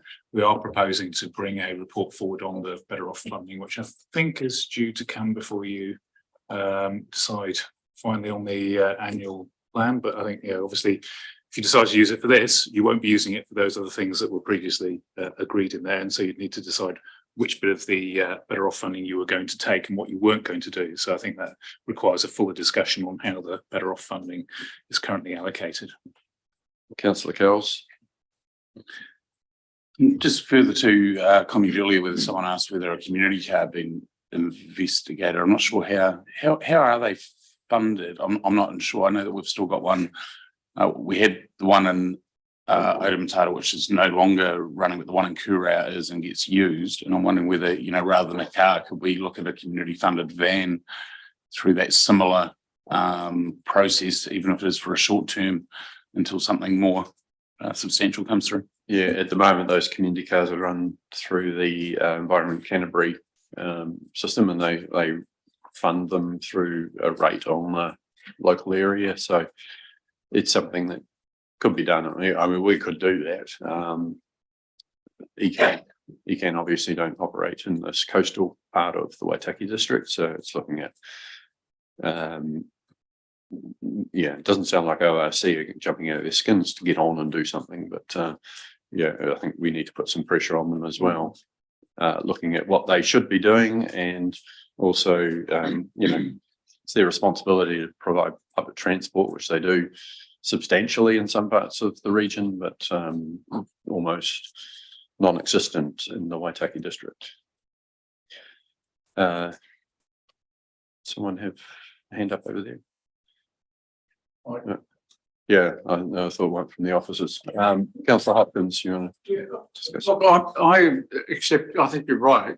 We probably do need to have a contingency because it clearly is a significant need, and that emerged at the meeting we had here the afternoon Friday back.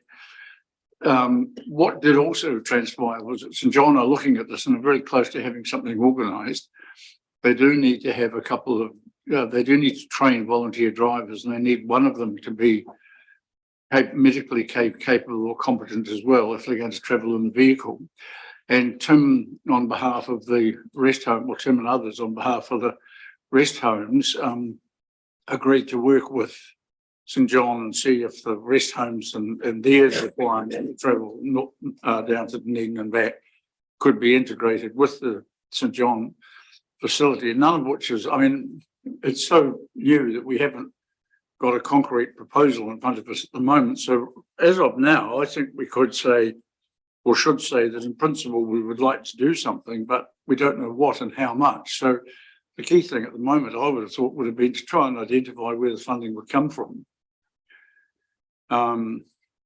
Whether it would come from a reallocation of the roading budget or something else, I don't know. But I think that's the key decision at the moment.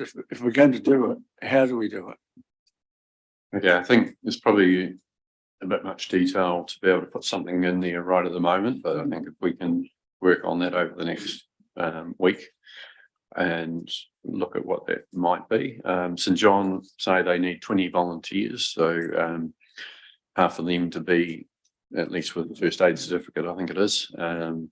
And they've also got to do fundraising for the van itself, which not sure if it's a one with a chair wheelchair hoist on the back of it or not, but yeah, it could be yeah, $60,000 or $80,000 that they could need to get for that. So yeah, it just won't be happening straight away. And whether it can happen in 6 months and we need something to cover 6 months, then probably need to have a discussion with them again about some of that detail. Yeah, back to Ian's postponing of the consideration of the east and western ends of District Road to the LTP. I'm thinking about the Ahuriri Ward and Settlement Road as well. And I really think we keep on kicking the can down the road with these things. And I think we can ask the roading department to look at reprioritising and telling us what it could do and how it could do it. If, say, it was all Casile or just 50 metres or whatever. But I think we should say, can you give us a solution in this year, not postpone it for another year, and then probably the recommendation then will be to postpone it for a year again. I think unless they change the methodology, yeah, we've been given the answer on District Road. It required, if we're going to seal it, then it required widening, and it became quite an expensive operation. It's not just a case of sealing what's there, as much as that might be a more practical solution. It doesn't fit with the current safety aspects of it. So, yeah, I just get a bit wary that we are going to ask staff to repeat work that they've already done and spend more time doing it. Yeah, unless we're asking a different question. My understanding is that the residents there would settle for 50 metres at the Western Road end to reduce the issue with dust, which is the same issue that applies in Settlement Road and elsewhere. And I do not understand why we're not willing. I just don't get why we won't look at it, especially when people are asking us. No, sorry, I didn't think you picked me up right. So we've looked at it. We've had the solution come back to us, and we looked at that, and we agreed it was going to be too expensive. Councillor McCone. Yeah, look, I agree. Just to carry on with what Jim's been saying. If you go across Dances Pass into Central Otago, there are 50-metre strips in front of all the houses on the edge of the Dances Pass as you go through it that have been sealed. I think we probably have a problem coming at some stage. Some of the dust coming off the gravel that we use is actually causing health and safety concerns with a lot of the people that are living there. And I think at some stage we're going to have to rectify that problem.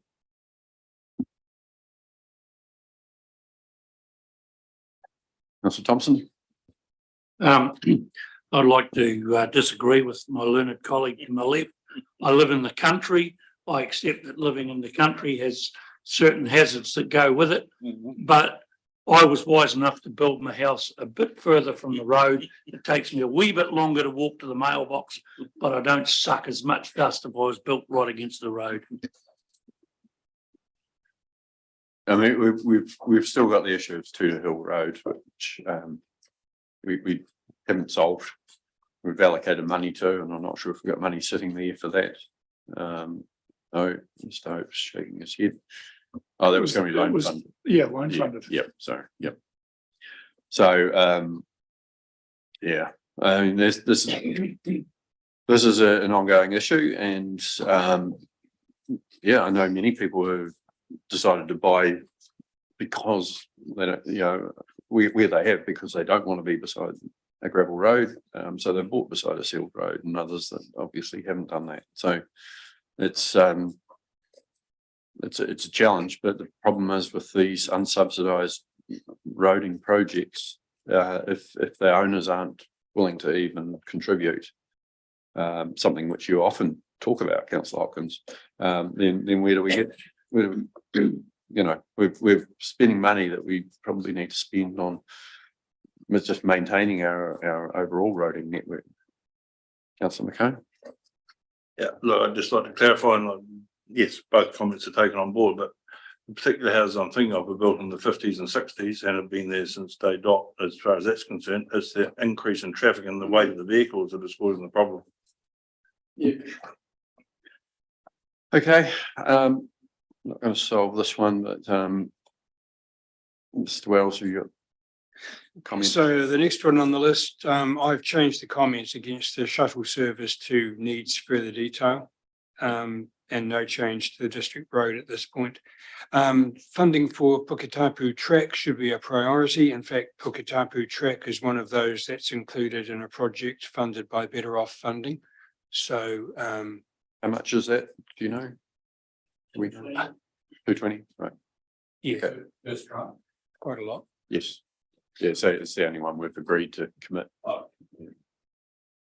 Thankfully. Then the North Otago MTB Club requests an increased grant for track improvement. Now we currently give them from memory 8 or 9,000? 17. So they want to go to about 25 or so. So they wanted $6,500 extra. Councillor Thompson, you want to bid? No, thank you, Mr. Mayor. I'm happy to be the Grinch and move that the funds remain at the same level. We do acknowledge the fine work that they're doing, but under the economic circumstances, we need to be prudent. Councillor McCone? Oh. Do we have any differing views? Councillor Holding. I would actually be supporting the application today. We've done some fantastic work around the district, linking up all the areas. It's well used, ticks all our boxes. So definitely, yeah, thank them for the work they do. They've gone over and beyond for the amount that we've put in. We get a lot more benefit to the district. Councillor Ryan. Just echoing Councillor Holding's comments. Yeah, for a little they can achieve a lot. I use the mountain bike tracks around the district a lot. They're well maintained. They're used a lot by both bikers and walkers, and yeah, I think they can achieve a lot by the little amount that they are asking for. Councillor Hopkins. Well, I was going to say precisely that. We've asked for these that they discussed the extra tracks with us. They're doing more work. We said yes, go for it. Put the tracks in. I would have thought this was a classic example where the chief executive can ask our Parks and Reserves Department to reprioritise its budgets a bit. I think we're spending two million annually on parks and reserves in the district. And I'm sure we could probably in turn with that amount of money in the kitty, we could reallocate $6,500 worth. I think that was an invitation for me to respond. I mean, we can't just keep layering on, work and, saying, we'll just make the money go further. There'll be consequences to that. I can't tell you what they are now without having a discussion with the Parks and Rec. But, asking them to, make that money go further when we know costs are escalating, particularly in that parks area, we know costs are escalating. I think there'd be consequences down the line. So if you're going to ask for us to do that and to look at that, I think it's important we bring back what we think would not be done, or what would be to a lower standard if we took money away from, the parks budget. Mr. Hope. Just conscious of time. It's the $5,000 projects that take all the time. No, not that. It's this is really just there is a decision day on 30th, so it's really purpose of this session is which ones do you want to see in that report. So I suppose resist using words like moving. This is just what more information do you need? Do you want to see it at the meeting on the 30th? I think we've heard enough to say let's see it there and then let's have the debate at that time. What I would make the point though is if we've got staff saying yes you can build these tracks, are they doing it with the understanding that there's potentially going to be a claim for more funding that goes with that, and we need to make sure that we have that understanding, and actually that should be coming through potentially as something from parks rather than the community group saying you've let us build these tracks and now we need more funding. So anyway, sorry, Mr. Mayor, but I'm terribly confused now, and I realise that I was probably applying private sector thinking to a bureaucratic solution, but we can talk till the cows come home here today and still invest more time on the 30th making decisions. Would we be not better giving staff a steer today? Well, we have going this way and then we're going that way. That's the steer you've given them. So we're putting it in and we'll debate it on the day, and hopefully it won't take as long as it has today. Right, moving on.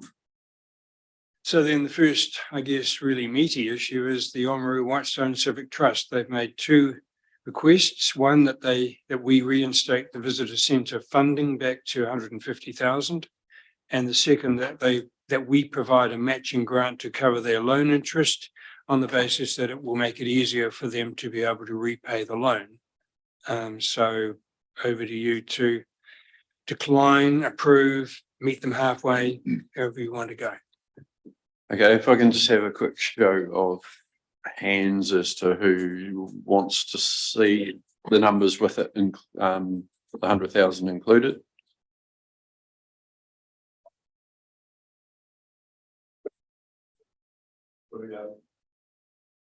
You advocate full reinstatement.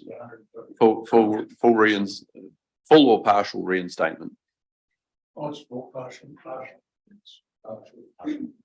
Okay, what does partial look like? Another 15 on top of the another 15 on top of the already base level that's there. Am I correct in saying there's already 50,000 there? Yeah.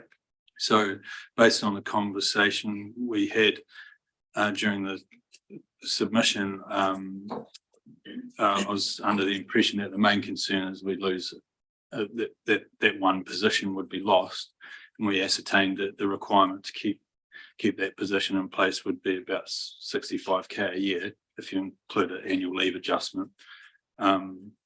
So yeah, I'm saying another 15k on top of the. Yeah, I mean, when I said 50ish, it was working on a 40-hour week, but they're looking at 7 days a week and so on. So to me, I've felt if we basically split it and said put 50 back in there. There's a lot of support from the community around this, and so if we put the whole lot in, it would be another 0.25% onto the rates. People didn't seem to be too bothered by that. They felt that the service was justifying it. If we put 50,000 back in, then it's a 0.125-ish. Brent? Yeah, look, I'm in support of putting something back in there, but I do note that through the business plan, and this probably refers to both of these things, that there's no financial in this business plan in the way of perhaps they could be helping themselves with increasing rents and those sorts of things a little bit more, and it hasn't really given us any insight as to what's being done to help that situation a little bit more themselves. But I do think there's a desire there for something to be available. I think in the short term at least, it's got a benefit until we can get some more information back to understand perhaps how we can work alongside them to help them become a little bit more self-sustainable. The council's okay if we put 50 back in for the debate in 2 weeks' time? And we can go from there. As far as the interest, I think it's particularly painful because obviously interest rates are going up and it's painful for everyone. Any steer on that particular one? Sure, Councillor Holding. Not so much steer, but it did highlight today that we need to have, I tried to say earlier, just bigger conversations. We were trying to garner feedback from this process of the EDA, how it's going to work to deliver for these different facets. So here we are in a siloed approach here. So we need to see how we can extract value out of all these things. That makes sense. Councillor Blackler. I'd be supportive of the proposal for a grant to cover loan interest, in the sense that puts an end to the noose hanging around their neck, if you like, and the conditions would be lump sum repayments over whatever period it's set to pay the loan down and be done with it. So Thompson. And then Wells. Again, being the Grinch, I'm not sitting here in my Santa Claus suit. I think that in discussions since I've been at council, there's been a desire to see this group more commercially focused. And one way of forcing that is to have them operate in the real world instead of suckling on council's teeth. So I'd just like to confirm that the organisation is meeting its obligations so far as loan principal is concerned, and also paying interest. Council will remember that some years ago we went into the same deal with them. We limited that grant to, I think it was 60,000 over 3 years, in order to help them meet their interest obligations. They've not required that funding for the last 18 months or so. So I guess it's the current economic climate that's pinching at the moment. Just to clarify that, Ian, there's a safety net there now, is that what you're saying? No, when they had the last approved situation of us funding their interest, so we chose the interest, recognised it as income, and then paid them a grant basically to enable them to pay us. When they ran out of that $60,000 limit, they didn't ask for any more, and it's been at least 18 months since they've had that luxury. Councillor Hopkins. Yeah, look, the difficulty I have is we've only just got the business plan, and I think Alex said to us a while ago that the agreement was that we would consider the matters relating to the loan after we'd assessed and looked at, evaluated and discussed with them the business plan. I did make the point this morning that we are providing them with $150,000 for one service in one building. They've got 32 tenants, and between them, they pay $297,000 in rent, which means that the average tenancy is $173 a week. It's not a lot. It's very low. And is it commercial? Well, Councillor Thompson clearly has some doubts on that matter. And I can't see the equity here. Other people are paying interest on their loans, and the community as the ultimate funder. I'm just not sure that the Civic Trust has made a case for its being the single exception that deserves to be exempt from the responsibilities that everyone else is expected to meet. I mean, all the other landlords in town are paying rent as well. Everyone else is meeting their costs and with mortgages and interest and the like. And I just think, in the sense that it's not our money, but ratepayers' money, we should at least hold the line until we're satisfied that the business plan is pointing the trust and ourselves together and separately in the right direction. Yeah, I'd argue the point that they did make the case pretty well. I think that there is a difference. They are a community organisation. They are a not-for-profit. They are, they're like us. They own a lot of old buildings, and we know old buildings are not cheap to look after. And sorry, they don't have to. They don't have to. No, but then if they don't own any buildings, then they obviously don't have much purpose to exist. The average rental is, there's a wide range in there, and there's some very small spaces that are rented, which you've been told, and then there's some larger spaces as well. And yes, they could do a bit more. They're probably the $297,000 includes periods of rent holidays for new businesses getting in and getting established, investing significant amounts, hundreds of thousands of dollars in establishing businesses. I think if you're going to look at the overall picture, you need to look at all of the parts of the picture, not just the bits that suit. Councillor McCone. Sorry, I agree with some of what you said, but not all of it. Yeah, and just to reiterate from the two gyms, they're doing a wonderful job down there, and it's great for the town. I applaud what they've done. It's a voluntary organisation, but sometimes you have to cut the cloth to make it fit. And I think this is perhaps where we're at the moment, may need to be done. Councillor Blackstone. I think something that would be helpful in all of this, and it was touched on today, is the need for a social and economic impact assessment about, not in those specific words, but around how the historic precinct contributes to the wider economy.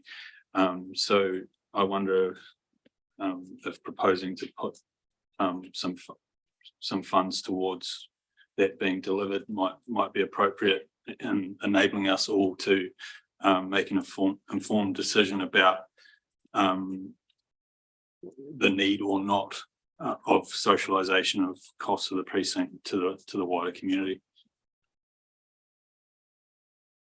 Okay. Right. Leave as is. So the 21's not going in. The next item is a request from the Nozam group that we retain grant funding in that was approved in 23. It has been retained in 24, so we can move on past that one. The Otago Museum Trust Board has approached us for an increase of 7% in our annual contribution, around $4,000.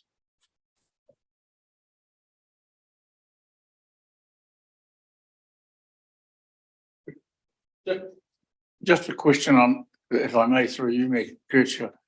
I'm pretty sure Ian confirmed the other day that we don't have to, the increase is not compulsory or obligatory, is it?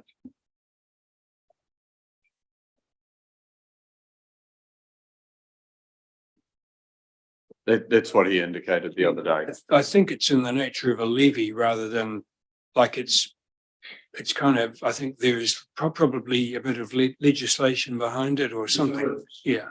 Well, I think what he said from memory, now that I've actually asked the question, it's jogged my own memory. I think he said that any shortcoming from in relation to the amounts paid by the outlying or smaller councils would be met under legislation by the DCC. So essentially, if we said no to this, we'd be sheeting $4,000 of additional cost onto Dunedin ratepayers. But if you looked at the economic assessment he got the other day, Dunedin ratepayers get a massive benefit from the museum that we don't. So maybe it's fair dues. Yeah, I mean, yeah, we're obliged to, legally obliged to pay what we have to be paying. The addition was discretionary. But I don't like our, what might look like us freeloading either. Councillor Thompson, what's your thoughts as part of? Well, again, I don't think we should pay it, Mr. Mayor, because it's actually would allow us to operate on a quid pro quo. They wouldn't fund the East Otago Catchment Group when 30% of the area is in the DCC. So they can pick up the museum for us and we're all happy. I think that's the first time you've really made sense, to be fair. You're a heartless swine, Councillor. Okay, we'll leave it as is for now. Councillor Blackmore. Not really wanting to labour on $4,000, but with respect to the submission made by the local Runanga in support of this, in and around the value that is delivered from their perspective to the community, I think it should be added. Yeah, actually, I'm seeing that's just specific one, isn't it? Yes, I think you're right. Okay, seeing a mood shift over to the right. Okay. Looks like we're putting them back in. What's next? So as far as all the footpaths and we definitely need to see what the reserves are in those amenity funds. And as Mr. Reid said, also potentially looking at a wider footpath program for Kura as part of that, but potentially loan funded, so we don't have to make a decision in a couple of weeks' time for that. But I think if it's noted as a potential project, and depending on what is in the reserve funds, whether it can be done in this next year or whether it becomes a part of the community plan or the community board, and then it goes into the long-term plan next year. So just really depends what they've got. So it's unfortunate I brought a listing of all the reserves that I could find, but not those ones. So we'll have to save that for the 30th. Sorry. Surely here, the key words are if approved. And I mean, so don't we, isn't today's decision to ask Roding or Alex what it will cost to put a footpath for the Curragh Bridge and what it will cost to seal a section of Settlement Road? I mean, surely that's the information we need. There's no, and can we get that in a week or a fortnight's time? I don't know whether we can get it in a week or fortnight's time, because some of these will need, proper cost estimates done, and so some thinking around design. But the other thing is, that's not, the cost isn't just the consideration, it's about the priority that's attached to these projects as well. So we've already got a list of projects that we don't have the capacity to deliver. We discussed this before. We need to be thinking about that and where it fits in the priorities of everything else that you've already agreed to do. Okay, Mr. Wells, you please know that as of the 30th of June 22, Kura had $100,000 in their township amenity rate fund. So they've got a reasonable amount to get on and do some things if they want to. Matata has got had $149,000, so they should just about pay for that little bit of footpath, Coronet Place. The question is capacity, and it needs to be part of what does come back to us, perhaps in the report. So the one that perhaps we can deal with today is do we want to educate the members of the Ahuriri Community Board? And following on from that, the Wahimo Community Board, do we want them to go to a Taituara conference to broaden their knowledge? Is it Taituara or is it LGNZ? No, it was written down as Taituara. Actually, it's the Community Board Executive Committee. It's it's now going to a triennial conference, so it's the CBEC conference. It's just which I think specifically so, for them. by LGNZ. Which is fine. It's a small amount. I think it is in the South Island, isn't it? Yeah. This time coming, it may not be. It was in Gore last time, so it's likely to be in the North Island. So that's why they are specifically asking for at least 2, preferably 3. Last time, 1 member went from Ahuriri and 2 from Wahimo. This time you've got 3 new Wahimo community Ahuriri Community Board members. You might want to do it the other way around, say 3 from Ahuriri and 2 from Wahimo. I think we need a nominal amount in there to allow them to do it. Would that nominal amount be additional to, or would it simply, there is a governance training? Well, so it's a reasonable question. It's a very small sum, I agree. But we have a governance training budget allocation. We could reconfigure that depending on what else we intend or think we might spend it on. So I'm just curious to know whether it would be an additional sum or a reallocation of existing budgeted sums. So the community boards aren't part of the governance, but they've got their own training budgets. So it's going to be adding a bit to that. I don't think it's more than probably $2,000 or $3,000. I wouldn't expect for what we're talking about.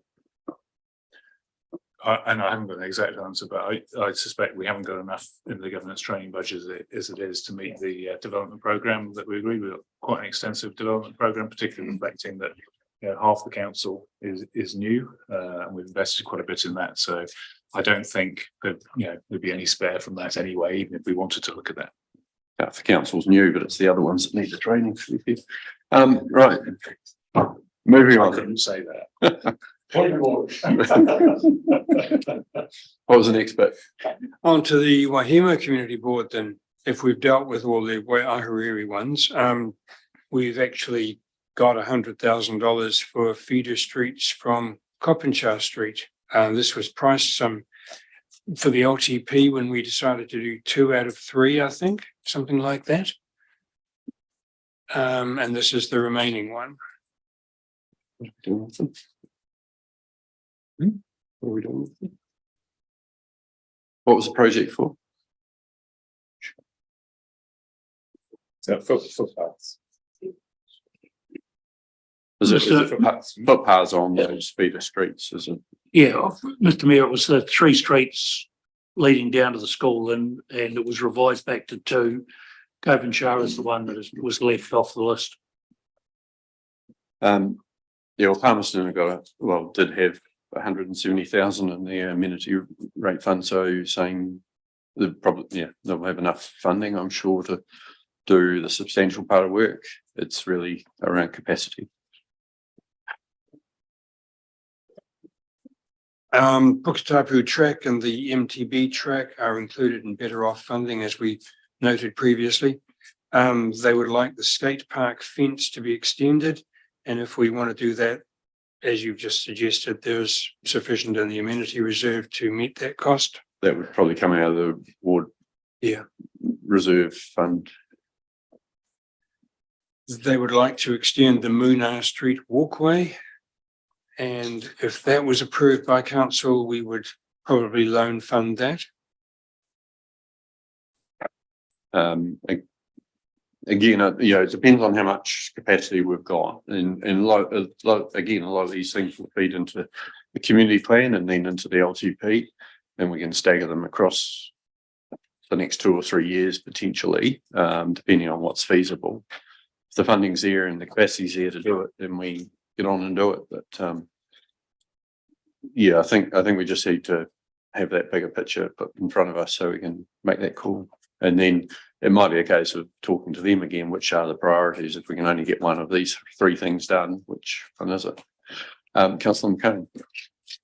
Silly question, but if the Wahimo board wants these things, that'll be charged to the Wahimo ward, these improvements or these costs? Yeah, all of these things are local funded type projects. Potentially the Moona Street walkway, if we decided it was more of a district benefit, then that might be different, but generally there are local amenity rates.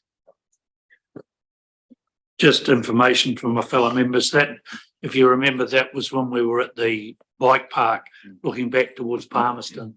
So it's to allow a connection from the bike park down through the gully and up to District Road, I believe. Right. Okay, where do we get up to, Mr. Wells? We decided to jump ahead and look at the sports and events centre, since you seem to be so happy to approve all those other ones. And this is where you probably want to have a bit of a discussion. I think this really is, we spend a lot of time talking about $5,000. This is $5 million, so we won't spend too much time. I think we need to absorb what we've been, what we've heard today and the submissions we've read. I think it goes in there at the moment for discussion in 2 weeks' time, in my recommendation. So just to confirm, it's in at $10 million currently with council's cap. Is that where it's going to stay for the moment? No, I think we put it in for debate as to whether we're increasing it or not. Councillor Holding. One thing that Rebecca touched on a few times and a few of the submitters just about that lost cost of sports care in the district. I'm just wondering, I couldn't remember when we did the scope and activity of the project if that cost was actually built in as a tangible thing or not.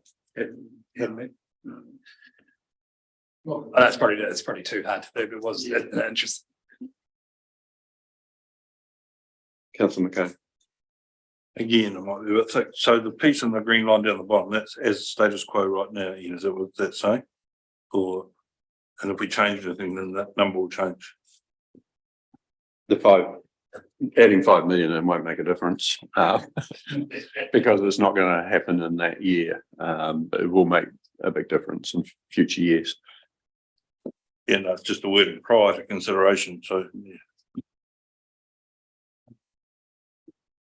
Actually, Mr. Mayor, I'd support you in deferring it to the 30th, because hopefully if their contracts are in on the 22nd, that would add more light to the discussion. And can I just refer you back to something that you and I have got a fond connection with, Mr. Mayor, is the Hamden sewage scheme that we've jumped over.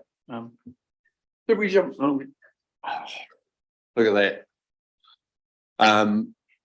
So we did talk about this as part of the revised work program for the water team.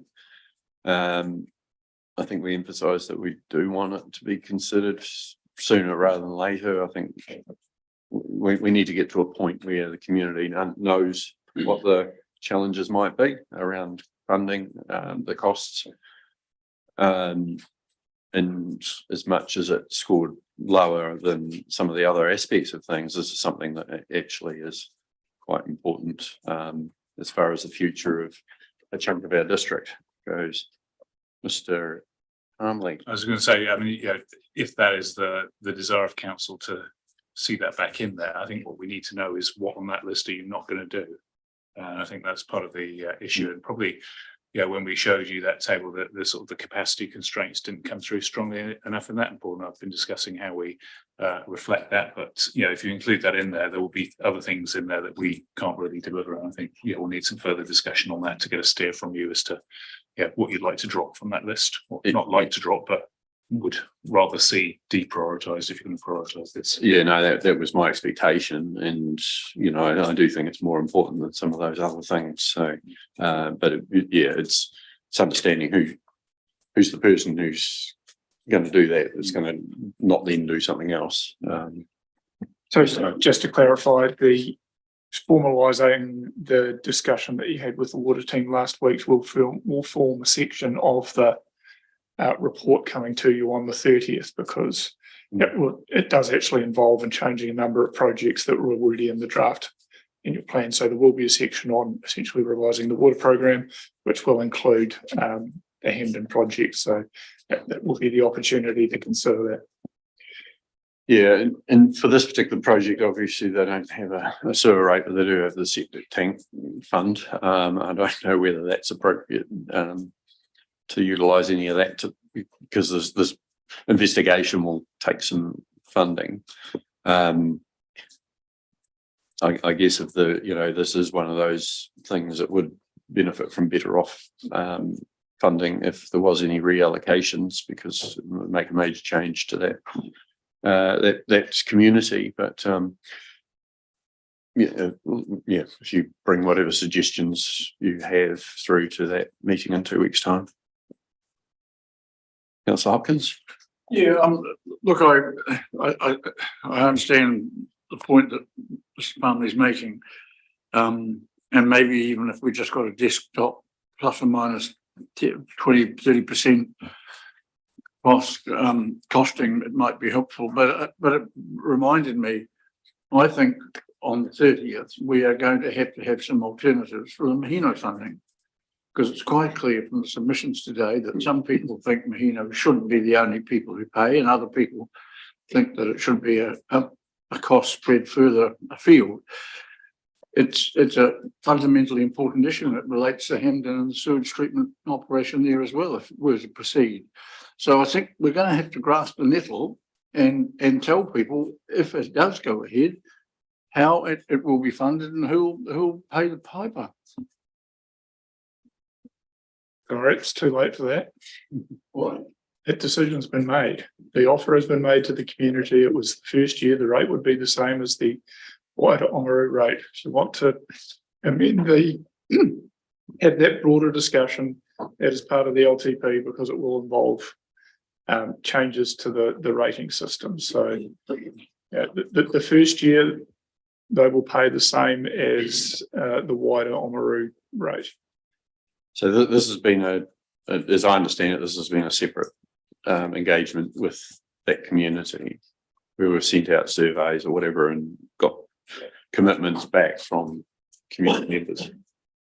So there was a council decision about that approach to the community last year before we went out and engaged with them. So that was the first year, because at the time it was very clearly we were going to only operate the scheme for 1 year under the legislation. That has changed. So that will mean, so that's why we took that commitment, because it was an issue. It was going to be an issue for the entity to sort out, not for council to sort out.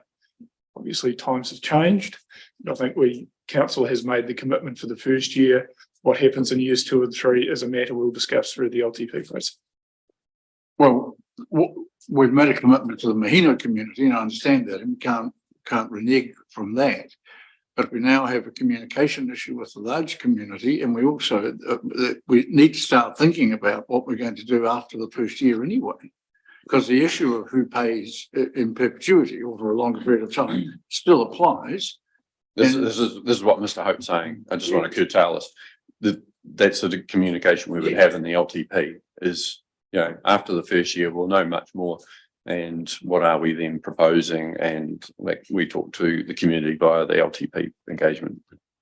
And just to add to that, it might be a wider discussion about who pays for water infrastructure, because obviously we've got the uncertainty as to whether there'll be any reform going ahead at all. And therefore we will need that discussion on who pays for water infrastructure, because to meet the standards that we're going to be required to meet, there are many communities that can't afford to meet that. Next. So the question is, was there anything else in the submissions that you feel might have a financial impact or you want to be covered in the report on the 30th? I don't. Well,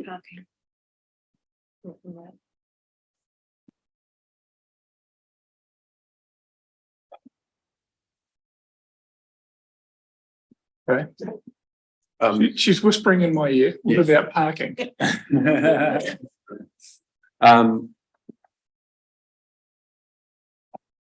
The informal feedback is certainly there's a lot of people, keen to carry on some form of free parking. It's been 2 hours for the first 2 hours free parking, but we actually need to work on this, I think, over a longer period of time. And I think the idea of utilising some of the reserves to offset the rate to make sure that that doesn't impact on the CBD ratepayers is going to be a necessary step to while we do work on the detail. There's a bit of complexity in there on that, but councillors, I'm happy to get whatever feedback you want to give on it.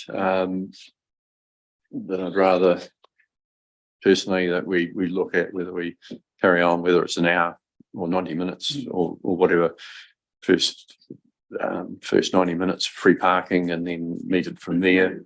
But we also have a bunch of meters that aren't working very well, and we don't want to wait too long before we make an ultimate decision on new meters or unmetered. Thoughts? Councillor Linwood, how do you find the free parking? I personally am in support of a user pays model just to offset the business rates. That's me. Councillor McCann? Yeah, I'd agree. Councillor Hopkins? Look, I think you make a valid point, Gary, Mikucha.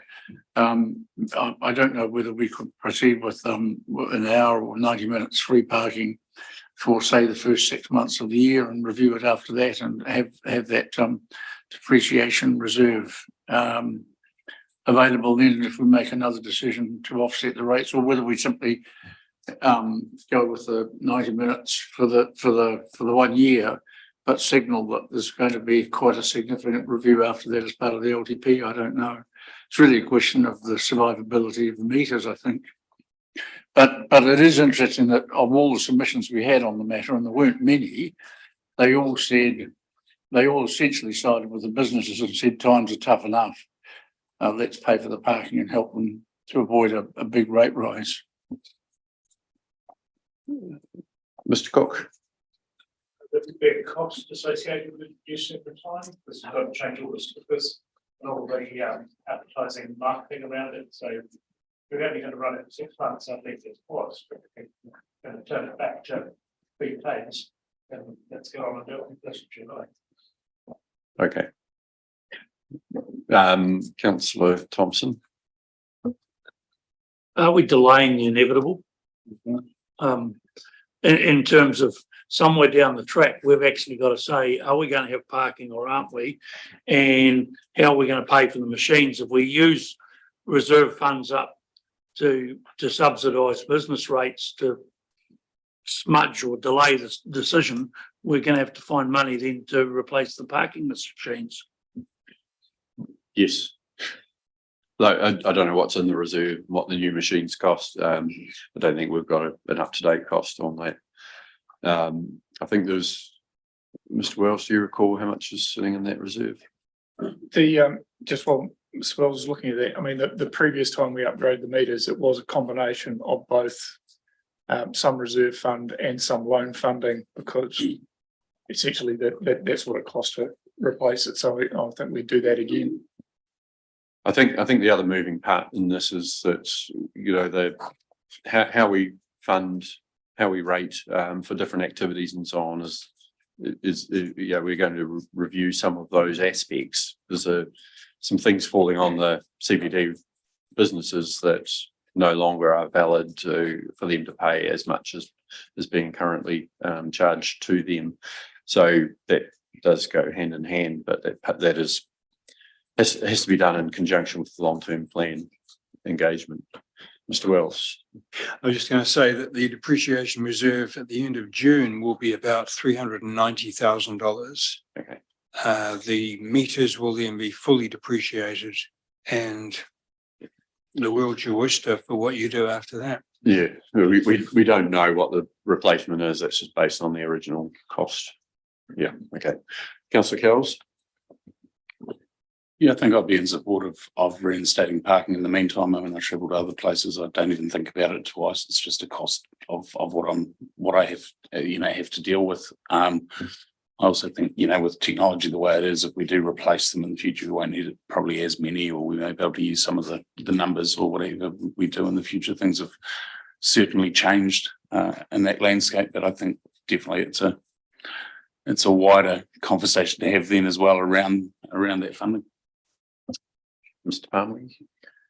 Yeah, I was just going to say, reminder that unless you go and reallocate it to lots of other things to spend on, that we have got money allocated in, the Better Off for Oamaru CBD. We'll need to do some work around that in terms of, parking and where that fits into it. So a wider review of, what role parking plays and how much we charge and how it's paid for.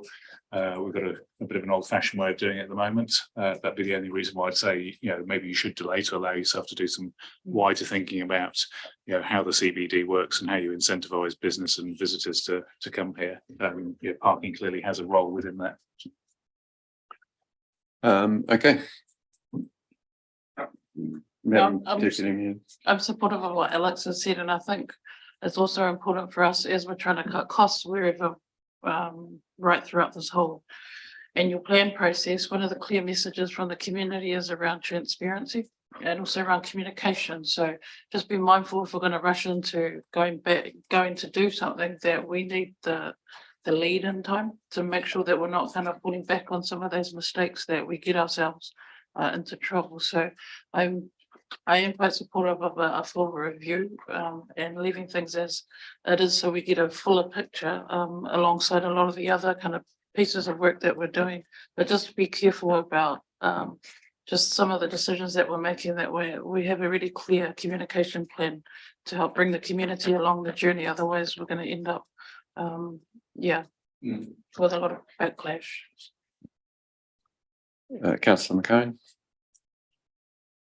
Sorry, it's not really financial, but there's two other things I thought were important today that probably looked at, and one is the siting the toilets at Aomawa up on top of the hill and where they're going. And the second thing is, it seems as if they want Harbour Street shut off.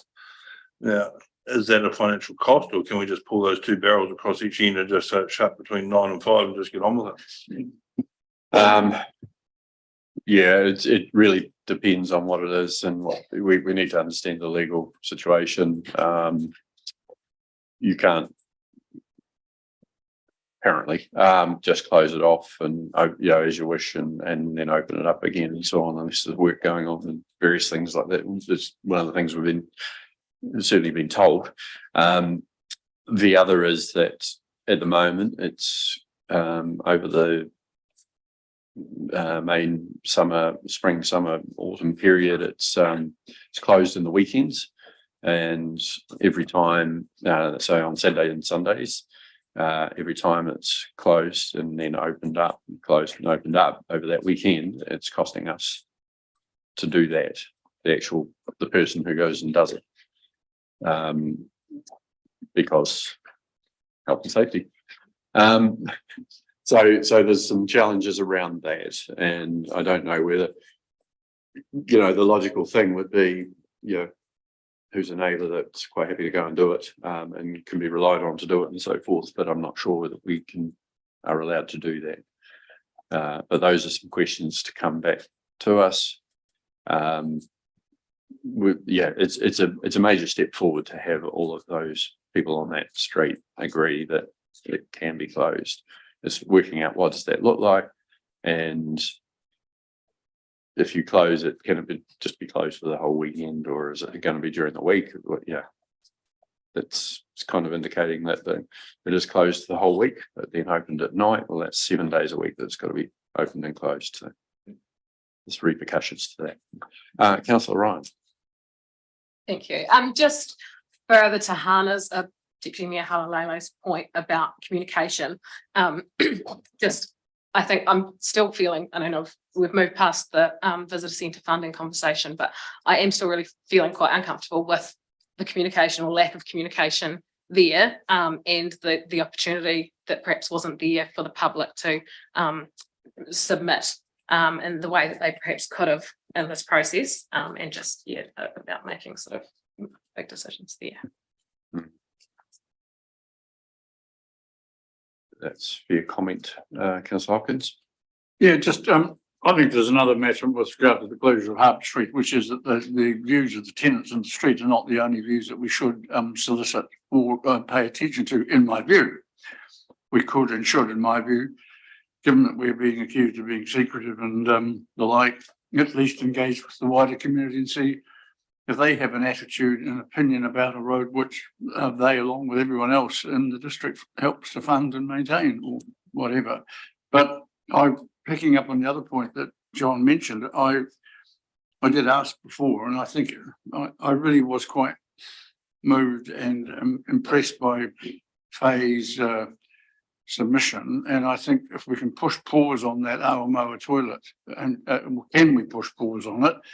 And it would seem to me to be logical to at least get a steer from Roding as to how the re-engineered junction and the location of it are going to be integrated and managed. And it just struck me today that there were a number of matters there that warranted us maybe going slower for a bit, or at least getting some answers to some questions before we go any further.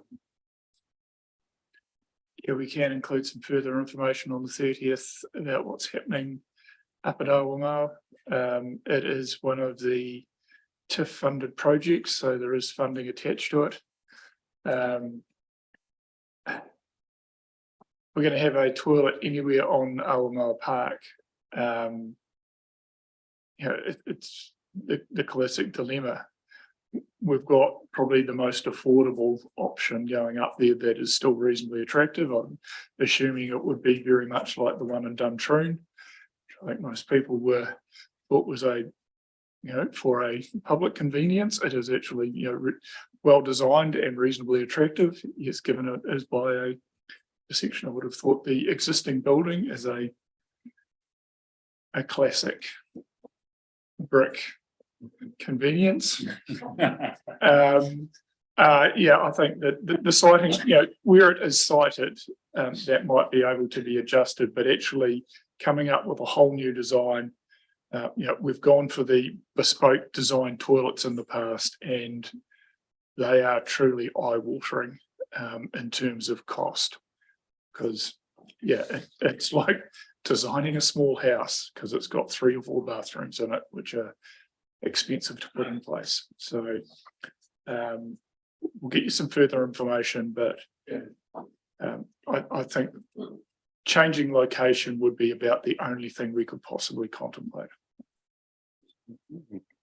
Yeah, just caution on whether it is too late to do that, or basically what we're compromising to do that.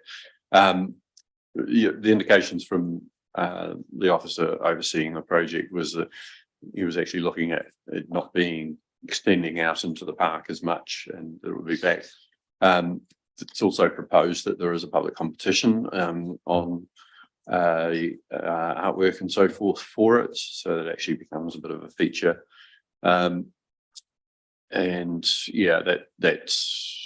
being progressed, I believe, at the moment.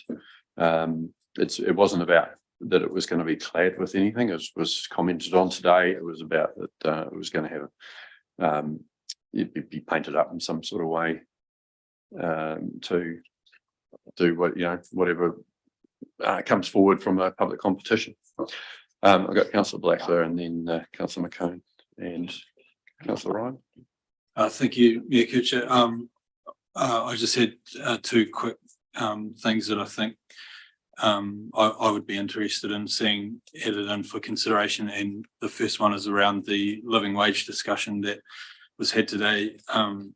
I'd be interested if we could put together some work around what the Waitaki living wage looked like and consider the flow on effects, you know, in terms of other earners within the organisation, in terms of the impact that would have. And with respect to the sports and events centre and what we might see come through on the 30th,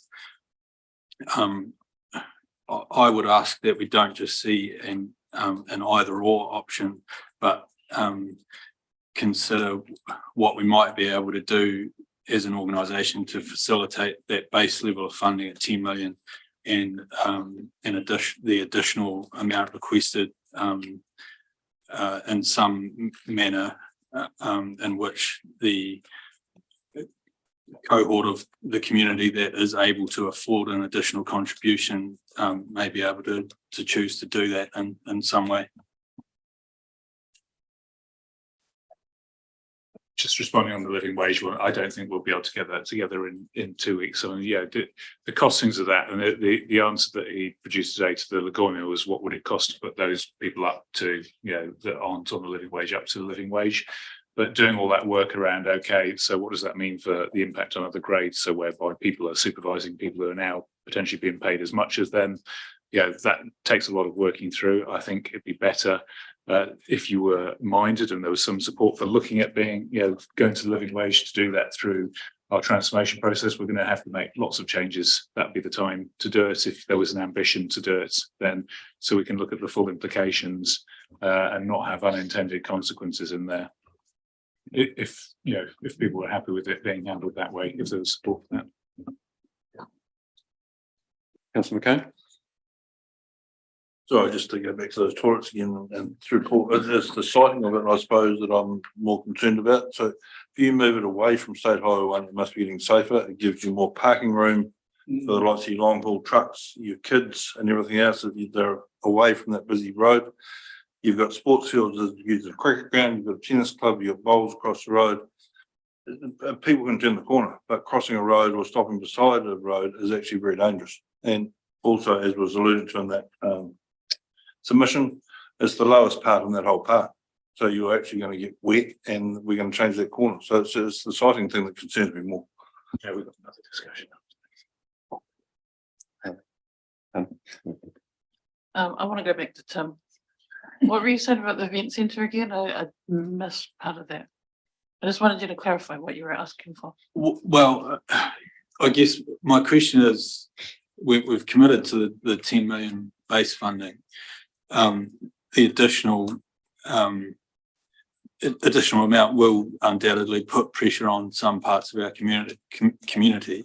And I'm asking the question as to if perhaps maybe there's some sort of voluntary rate that we could set up, that if it was there was a registration of interest above a certain threshold that was, you know, realistically going to service that, either attached to a property or individuals, would most likely have to sit with a property.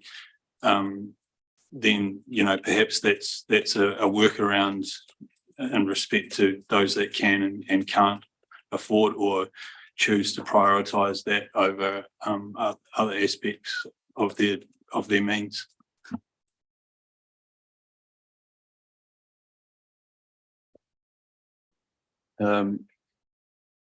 Rebecca, did you have something? No, I'm sorry.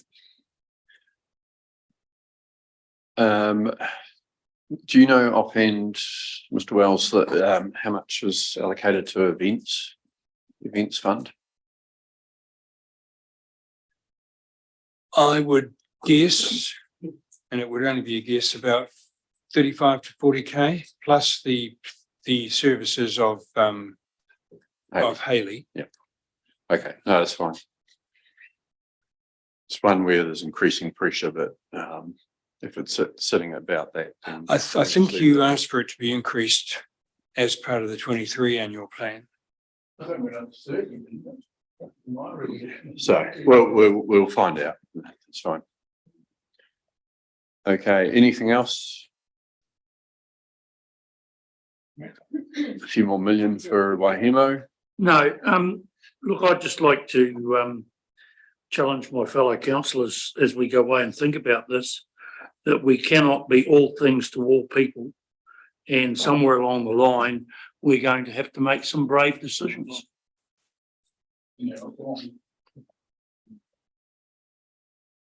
Okay, right. You've got enough feedback. So with, well, Mr. Hope, you want to drag this on a bit longer, you go for it. Only just a little warning. We had a further request for information from Department of Internal Affairs or the National Transition Unit or the Secretary of Local Government. I don't remember which one of the three is now our supervisor in terms of all matters in relation to Three Waters. They are looking to make a comment on essentially the draft annual plan. So they have been reminded of our deadline. So there may be another reasonably serious letter that you will need to consider on the 30th. Because yes, they still have the statutory power to review every significant decision in relation to Three Waters, and they see the setting of rates as a significant decision. That should be entertaining. Okay, well, with that, I'll declare the meeting closed. And now we'll reconvene yesterday's meeting on the economic development submissions. What was that word, Councillor? Okay, so we'll just have a wee minute while we switch over from one to the other. So for those watching the live stream, we'd heard the submissions to the economic development proposals around disestablishing Tourism Waitaki and setting up a new economic development agency, and also around the proposals of discussing a potential partnering with the penguin colony. So we're going to be going on to that in a moment. So just bear with us while we take a short break. Well, we'll just carry on the live stream, but we'll get things set up.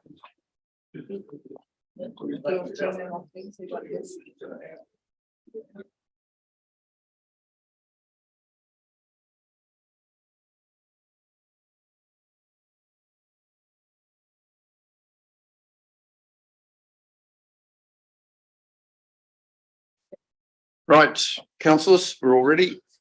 Yeah, Mr. Palmley, you want to restart us on this particular one?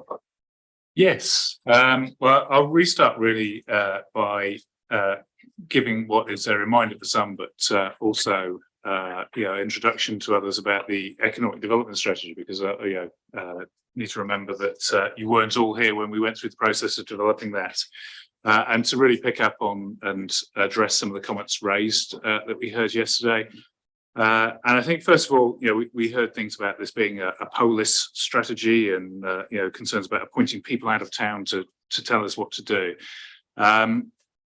Clearly polis were involved in helping us develop the strategy, but we set a brief which was about someone working with us who had some expertise to bring in how to pull together a strategy, but really helping us engage with our business community and other stakeholders to extract the sort of local knowledge, local ideas about where our economy needed to go or could get to. And also overlaying that with some analysis of the stats on our economy as well. So we've got a good data set. And for those who remember being involved, we were presented with a lot of ideas. It was presented as what was called a measles chart of ideas that came from our local businesses and community and stakeholders of what we should be doing and what we could be doing. And through a governance group of councillors and Runanga, that was digested down into the 5 themes that are in the strategy now around land and water, place, affecting our CBD and town centres, visitors, business and enterprise, and people and skills.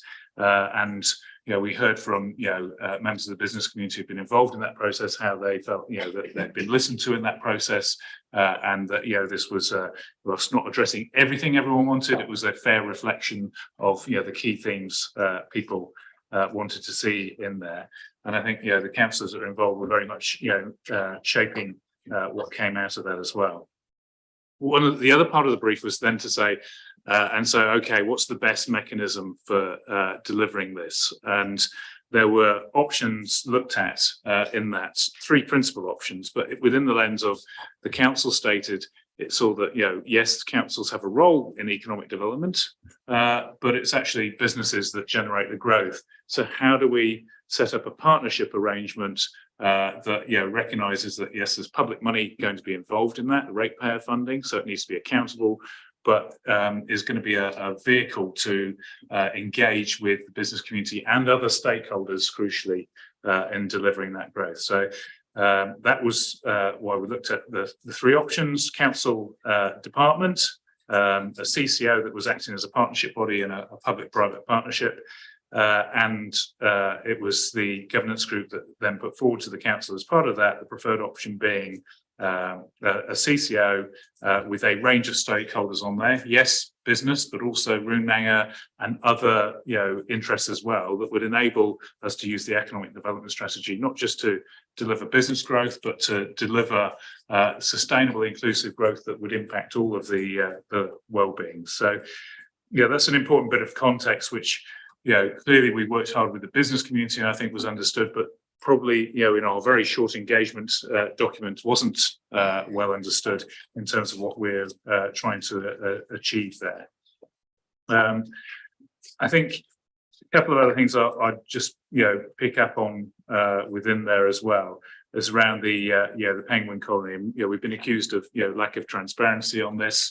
We didn't need to actually consult on that, but you as a council agreed it was so important to the community that we should consult on that and what was being proposed there.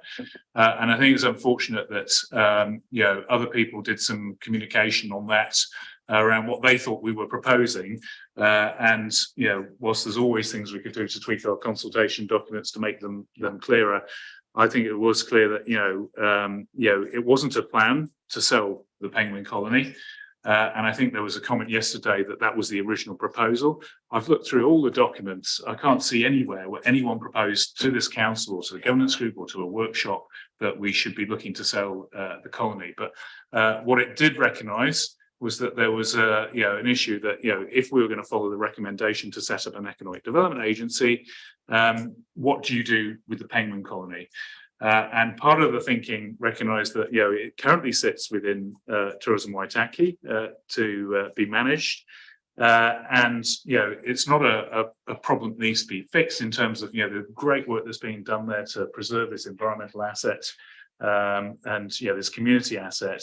But there was an opportunity there that perhaps wasn't being realised by having it in Tourism Waitaki, and might even be, further not realised by having it in an EDA. You want the EDA to focus on developing the economy, and therefore having something dedicated to focusing on the penguin colony, was what came out of that as a proposal. So having a separate body, and what we were consulting on was not let's enter into a partnership, but can we have permission to investigate a partnership with some clear conditions attached that it should meet certain criteria in there. So some of that was lost in the communication, I think, but notwithstanding that, I think there's an opportunity to say, well, let's take on board the concerns of those people who've responded about what they would not like to see, and maybe use that as your criteria for selecting who might be a partner to work with should you choose to keep on going down that route.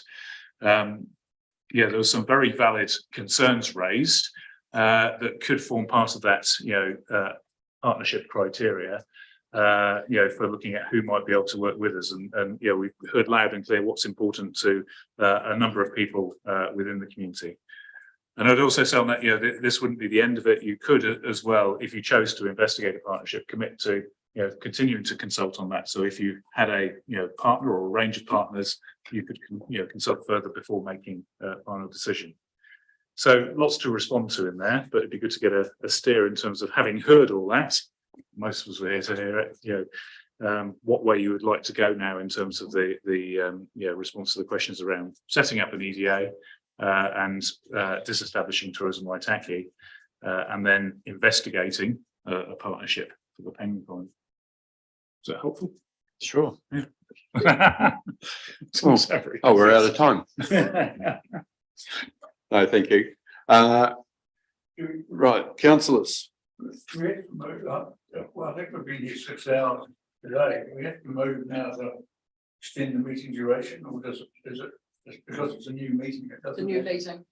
Sorry, It's a new meeting. that's fine. And I think ours is 8 hours. We changed that. Right. Understanding. Yeah, Just seems we're like- not slackers. seems like that. I will stay. Yes, we are. I might. Okay, what's your thoughts on things, councillor Wood, before you need to go away? I personally am in favour of setting up an EDA and disestablishing Tourism Waitaki. Okay, right, thank Anything you. Now, councillors. Thoughts? Councillor Cowles. Yeah, look, I'll be certainly in favour of an EDA. I think, an EDA has a wider focus than just the tourism side, which I don't think, we've looked at that clearly. I think it's been narrowed down because there's been such a focus around the blue penguin colony as well, alongside that. I think there's never been a decision or a discussion about anything other than investigating how those things may look around the blue penguin colony. And I've raised it many, many times that the conservation side of many of these things is actually a great deal of the attraction in itself. And I think I'm not sure we've been that clear in ensuring people that is a view that you don't have to look very far at any of these wildlife type places, that they're actually driven out of the conservation rather than the viewing of the animals in itself. And that work that comes out of that is essential to carry on. And I don't think that would ever change should we investigate other options. In fact, it could only probably strengthen some of that. Councillor Hopkins. Yeah, I think Alex put it brilliantly just before when he said all that the consultation aimed to do was essentially ask, can we have permission to consider possible partnerships? And I've also, and I agree, that's what we were asking. The fact that it's been misrepresented is unfortunate and has caused us to be accused of things that we never intended or intend to do. Councillor Thompson just said we're going to have to make some brave decisions. For all the people who said don't sell it, we're not selling anything. All what we were asking was imagine a future that doesn't exist with an operation that is different from, better than, and more exciting and more scientifically thorough than the one that exists at the moment. And imagine us sharing that with somebody else who's got skills we don't have, so that everyone benefits. So in my view, I'm absolutely committed to exploring the partnership. I think there are other issues that are arising out of this that we need to broach. One of them obviously is if there is additional revenue or income, will we do with it what we have been doing in recent years? In recent years, income from the penguin colony has subsidised Tourism Waitaki, so that hasn't come out, the cost hasn't come from rates. With the new ED looking as though it's going to be more expensive, would we see an enhanced and enriched penguin colony or income from it as something that could go into the coffers of the ED to be distributed to businesses and individuals in the community with brilliant and innovative economic development ideas of their own. The only other thing that I would argue, I think it's quite clear that we should set up the EDA before we disestablish Tourism Waitaki. But I think if we do decide to set one up, an EDA, then disestablishing tourism Waitaki is an inevitable consequence. The one follows the other. Literally, I mean, both actually and logically. Councillor McCone. Look, I can't really comment because I wasn't here, but I read it all and I've sent you all the emails and my thoughts, so I'll leave them with you and take them. You can read them and see what you think. But I would make the point that I found a lot of it. So the forms that were sent out for the information to me were quite cloudy. So if you're coming at them from a new angle, if it was a business decision, I don't think I could have made a decision on what the information was there. I think there would need to be a bit more around what was supplied. Councillor Blackler. I think on the whole, yesterday, both in the verbal submissions and in the written context, there was valid arguments for and against the disestablishment of tourism Waitaki. So I need to consider further where I sit personally on that. But if you assume we go down the path of the development of the EDA, I think there was some good points made around what the governance would look like in terms of the skills mix, what the objectives of the EDA are. I think there was a valid question around whether our primary focus is development or growth, and whether growth should be the primary objective or perhaps the outcome as a result of an initiative that we put in place. I think there is a subtle but important difference there, and from my point of view, I did ask the question yesterday around tourism Waitaki, if it could be repurposed or restructured if the tourism Waitaki was disestablished. But there's obviously a bit further work that needs to be done in that space.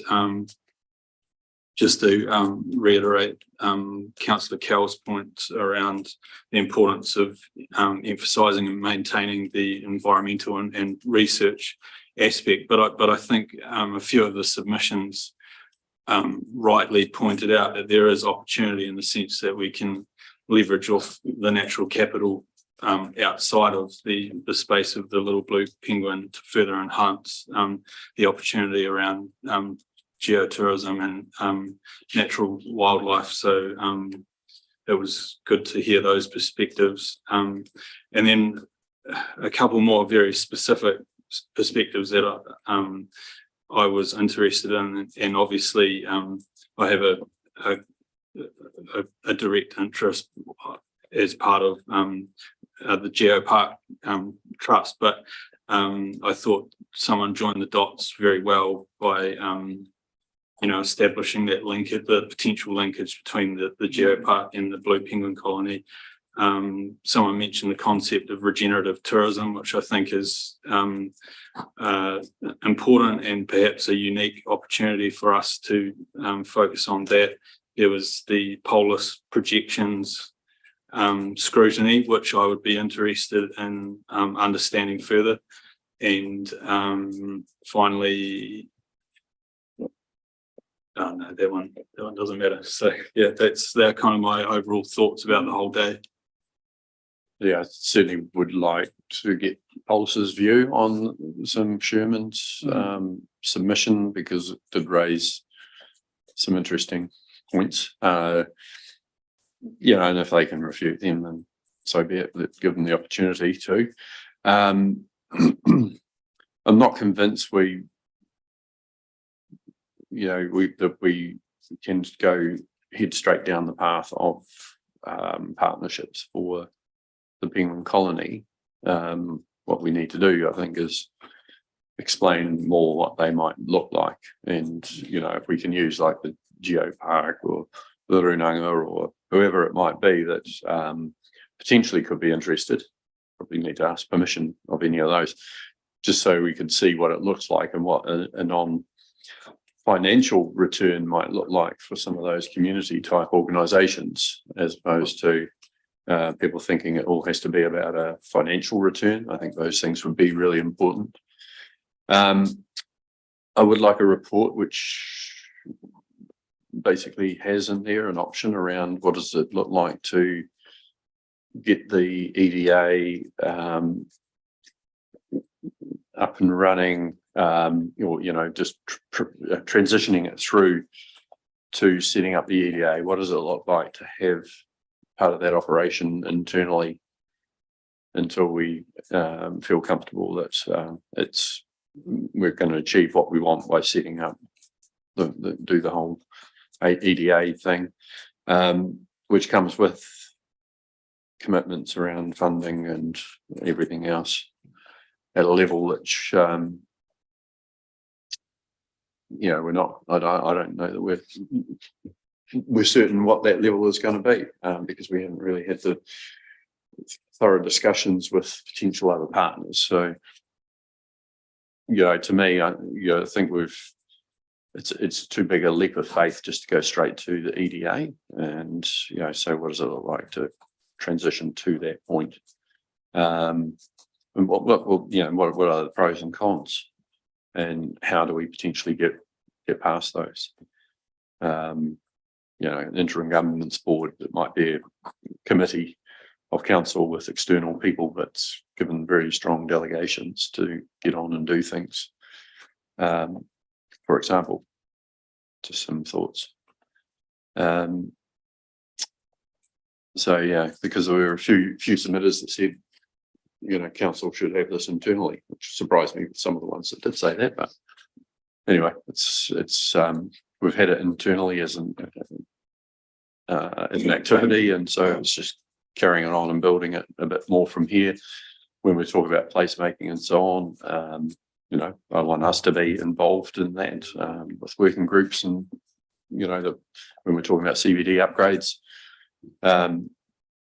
You know, I don't think any of us want someone who's just come from outside and might want to, you know, might not include the locals the way we want them to be included. So quite a few bits and pieces in there. But I think if a report comes through, which gives us some options, you know, objectively looking at pros and cons of each, that would be helpful for me. Brent? And I think also, you know, and I know I've brought this up before, but it's also an opportunity for us that whilst we're talking about the Blue Penguin colony and with disestablishing tourism Waitaki, that we are looking at the wider picture of, you know, these partnerships that could happen with the Geopark, but Alpster Ocean, but all of our tourism stuff. And you know, I've mooted the idea of a Waitaki sense, you know, centre that celebrates all of that in one sort of place or space. But I think, you know, siloing, when we're trying to talk about de-siloing some stuff, if we're talking about things that are similar in the way of operation or similar in their, I guess, if your terminology around tourism, that perhaps we're just looking at a wider scope of how we can leverage off each of those things. We've got some fantastic assets, fantastic reasons to come to our region. I'm just not sure we should be looking at each of them individually all the time. Slow McComb. So look, to enlarge on what Brett's been saying, yes, we have the penguin colony, we've got the Geopark coming, we've got an airport out there, we've got a few other things that probably need to sit under one umbrella and be run as a company. We've got the Alpster Ocean as well. So, and that's the tourism side. But as I understand the CDO of the whole thing, that's only 3% of the gross national product of the district. So where does the rural side fit into all this? Because it's a lot of money to set up. So where are we sitting, and where are we going to be in 5 or 6 years' time with the numbers and then the projections that this POTUS, whatever it is set out to us? Perhaps, yeah, some clarification in the report about that. Guy? Yeah, you made a lot of sense, Gary. You're sort of saying what I feel. but you're saying it in a very diplomatic way. I'll take it all back. You're far more diplomatic than I'd be. I mean, everyone knows my opinion of Polis's bloody strategy and the people that created it. There's some really good stuff in it, and it's really cool. It's just the big thing for me is the cost and forming another whole strata of bureaucracy, which is not actually bureaucracy because it's outside, it's more commercially orientated, but it's still a whole layer that's very expensive. I was looking forward to Nigel coming and talking to us. I think that's going to be a good example of what they've done there. We've all seen what they've done to a degree, but we don't understand how they got there. I find my time here, so often we reinvent the wheel and we spend a lot of time, resources creating something which out of the 60 odd TAs we have has already been created somewhere else. Now, I believe with our ED and the whole strategy that I don't know, and I don't think that our staff have communicated with successful TAs with the same, say, population or the same scope they have to deal with.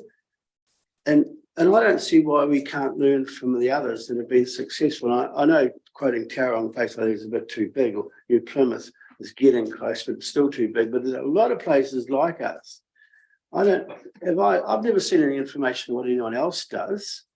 I mean, every time I do something personally or privately with a business, I like to compare and talk to other people doing the same thing, and then take the best of what I find from maybe half a dozen different companies.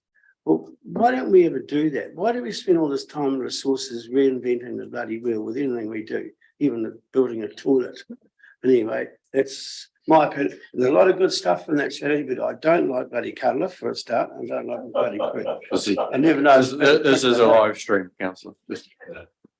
Yeah, I'm not sure personalities is coming into, but yeah, part of the brief, and I know we complain about outsiders coming in, but part of the brief was, we wanted to work with an organisation that had worked with other councils, other authorities, so that they could share their experience. And some of those different models were shared as part of the governance group.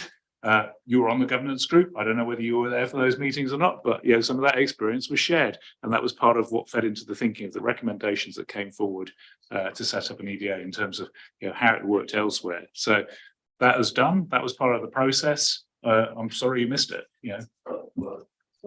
Well, I take that too, and I was there, and I was listening, but all I ever heard was Wakatani and how bloody wonderful they were there, and that's all I ever heard. I didn't hear about any other major successes they had, and no, you're cool, you're on the right track, but I was there.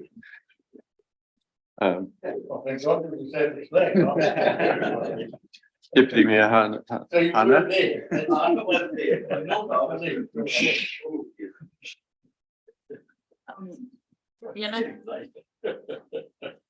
It's getting late. Sorry, Hannah, go for it, please. I have to say that I was quite disappointed yesterday, to be honest, in terms of the one-sidedness of a lot of the submissions. I felt like they didn't fully comprehend or understand what we were trying to achieve through the strategy. And I guess for me personally, it's more around the people and the skills and building the capability of our community that they weren't quite seeing, and they didn't really fully appreciate all of the levers and the opportunities that the strategy could actually provide. We haven't fully developed an action plan yet. It's just a high level strategy. And I think some of the themes, when I look at those people that voted for yes, because I'm quite happy to set one up. It's just more in terms of the process and the step change of how we do it. But just some of the themes that came out of the submissions was, some of them actually acknowledged the need to diversify our district's economic development endeavours, and they supported a broader multi-sector approach. It's not necessarily an investment financially, but it's other forms of investment that we could be leveraging on, whether it's social, cultural, other types of investments, and also just acknowledging and enabling the primary sector as a key driver of our economy. And I'm hearing from John that that's quite absent from it, but Jim had already mentioned it, just in terms of the learning opportunities that a lot of our students could be maximising. And if we don't look at things in totality, we miss those opportunities. And I just feel that we would be selling ourselves short, and that we're short-sighted if we don't, you know, take a risk and be courageous and look at what opportunities there are. I'm not saying that we have to fully set up an EDA right now, here and now.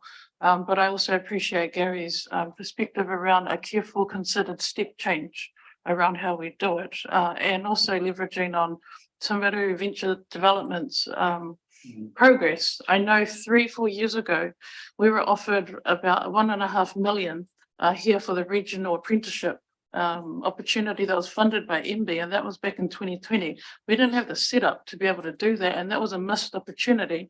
That was about 100 apprentices, and we had to give that to Nigel to help, you know, like to manage, because we didn't have the setup right here. The settings weren't quite right. So I just feel if we're going to sell ourselves short, you know, we're not doing our community a disservice. So I guess number one is I am supportive of setting up an EDA. Number two is just clarifying what the process is for us to be able to do that, to enable and maximize opportunities from the strategy. We don't pay polis for nothing. There is some good stuff, you know, like within there that we can just pick and choose what things that we feel comfortable about doing.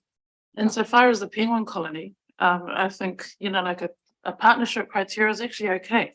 There were some good ideas that were presented through DOC, and that would have been some nice protective safeguards that could have helped, you know, support the environmental opportunities that a partnership could provide, but the community just shut it down completely.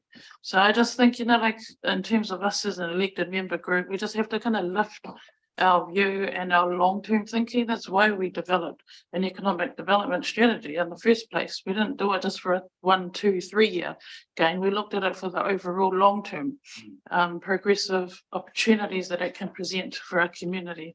So I guess that's where I'm standing. You know, I'm supportive of setting it up. I'm quite careful as well in terms of the step change in the process, and whether there is a graduated, you know, process for having something in-house. We manage, you know, like we monitor it, and then we can see from there. But also what Guy has said in terms of learning from other ventures that have been set up. But yeah, just to dismiss it completely is just the wrong idea. We're not really progressive in our thinking, and if we're not making the most of these opportunities, and you know, like we're doing our community a disservice. Thank you. Councillor Ryan.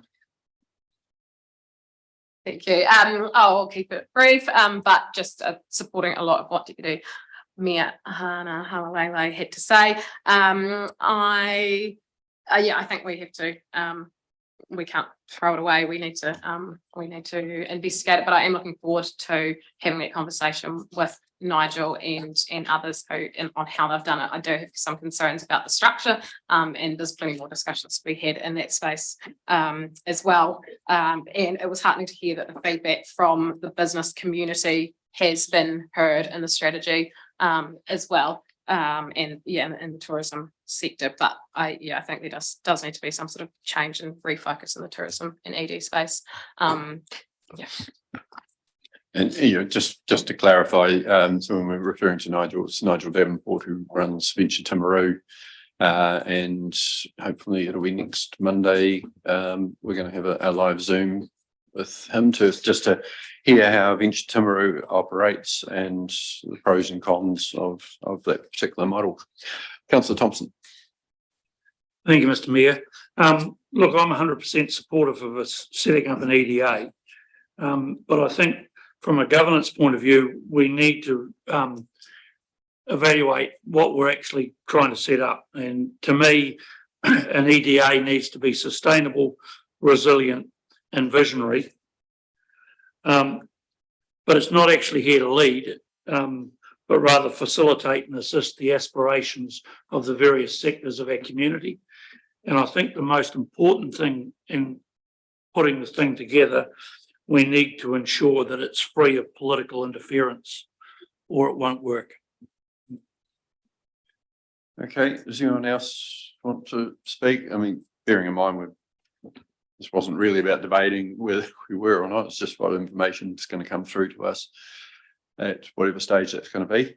It's not facing the same timeframes as the annual plan. So it'll be coming through in 4 weeks' time. So Councillor Hopkins. Just to clarify then again, so that anyone watching in the larger community, we're not going to be telling them as part of the annual plan deliberations what we've decided about this. They will find out or that matter will be canvassed and covered off later in July or even August perhaps. At the moment, it's scheduled to go to the 13th of June council meeting, if it makes that, or it may come to the 27th of June. But it is definitely separate to what is going to happen on the 30th of May for the annual plan. Okay. Right, and I guess, yeah, if anyone's got any other thoughts or concerns, feel free to raise them with probably Alex in the first instance. And we'll go from there. So you happy with where yeah, we're at with that report? So anyway, no, that's good. So thanks very much, everyone. With that, we'll be able to declare this meeting closed. So thank you very much to those who have joined us on the live stream and to all those who have submitted on both the annual plan and the ED proposals. And thank you, staff.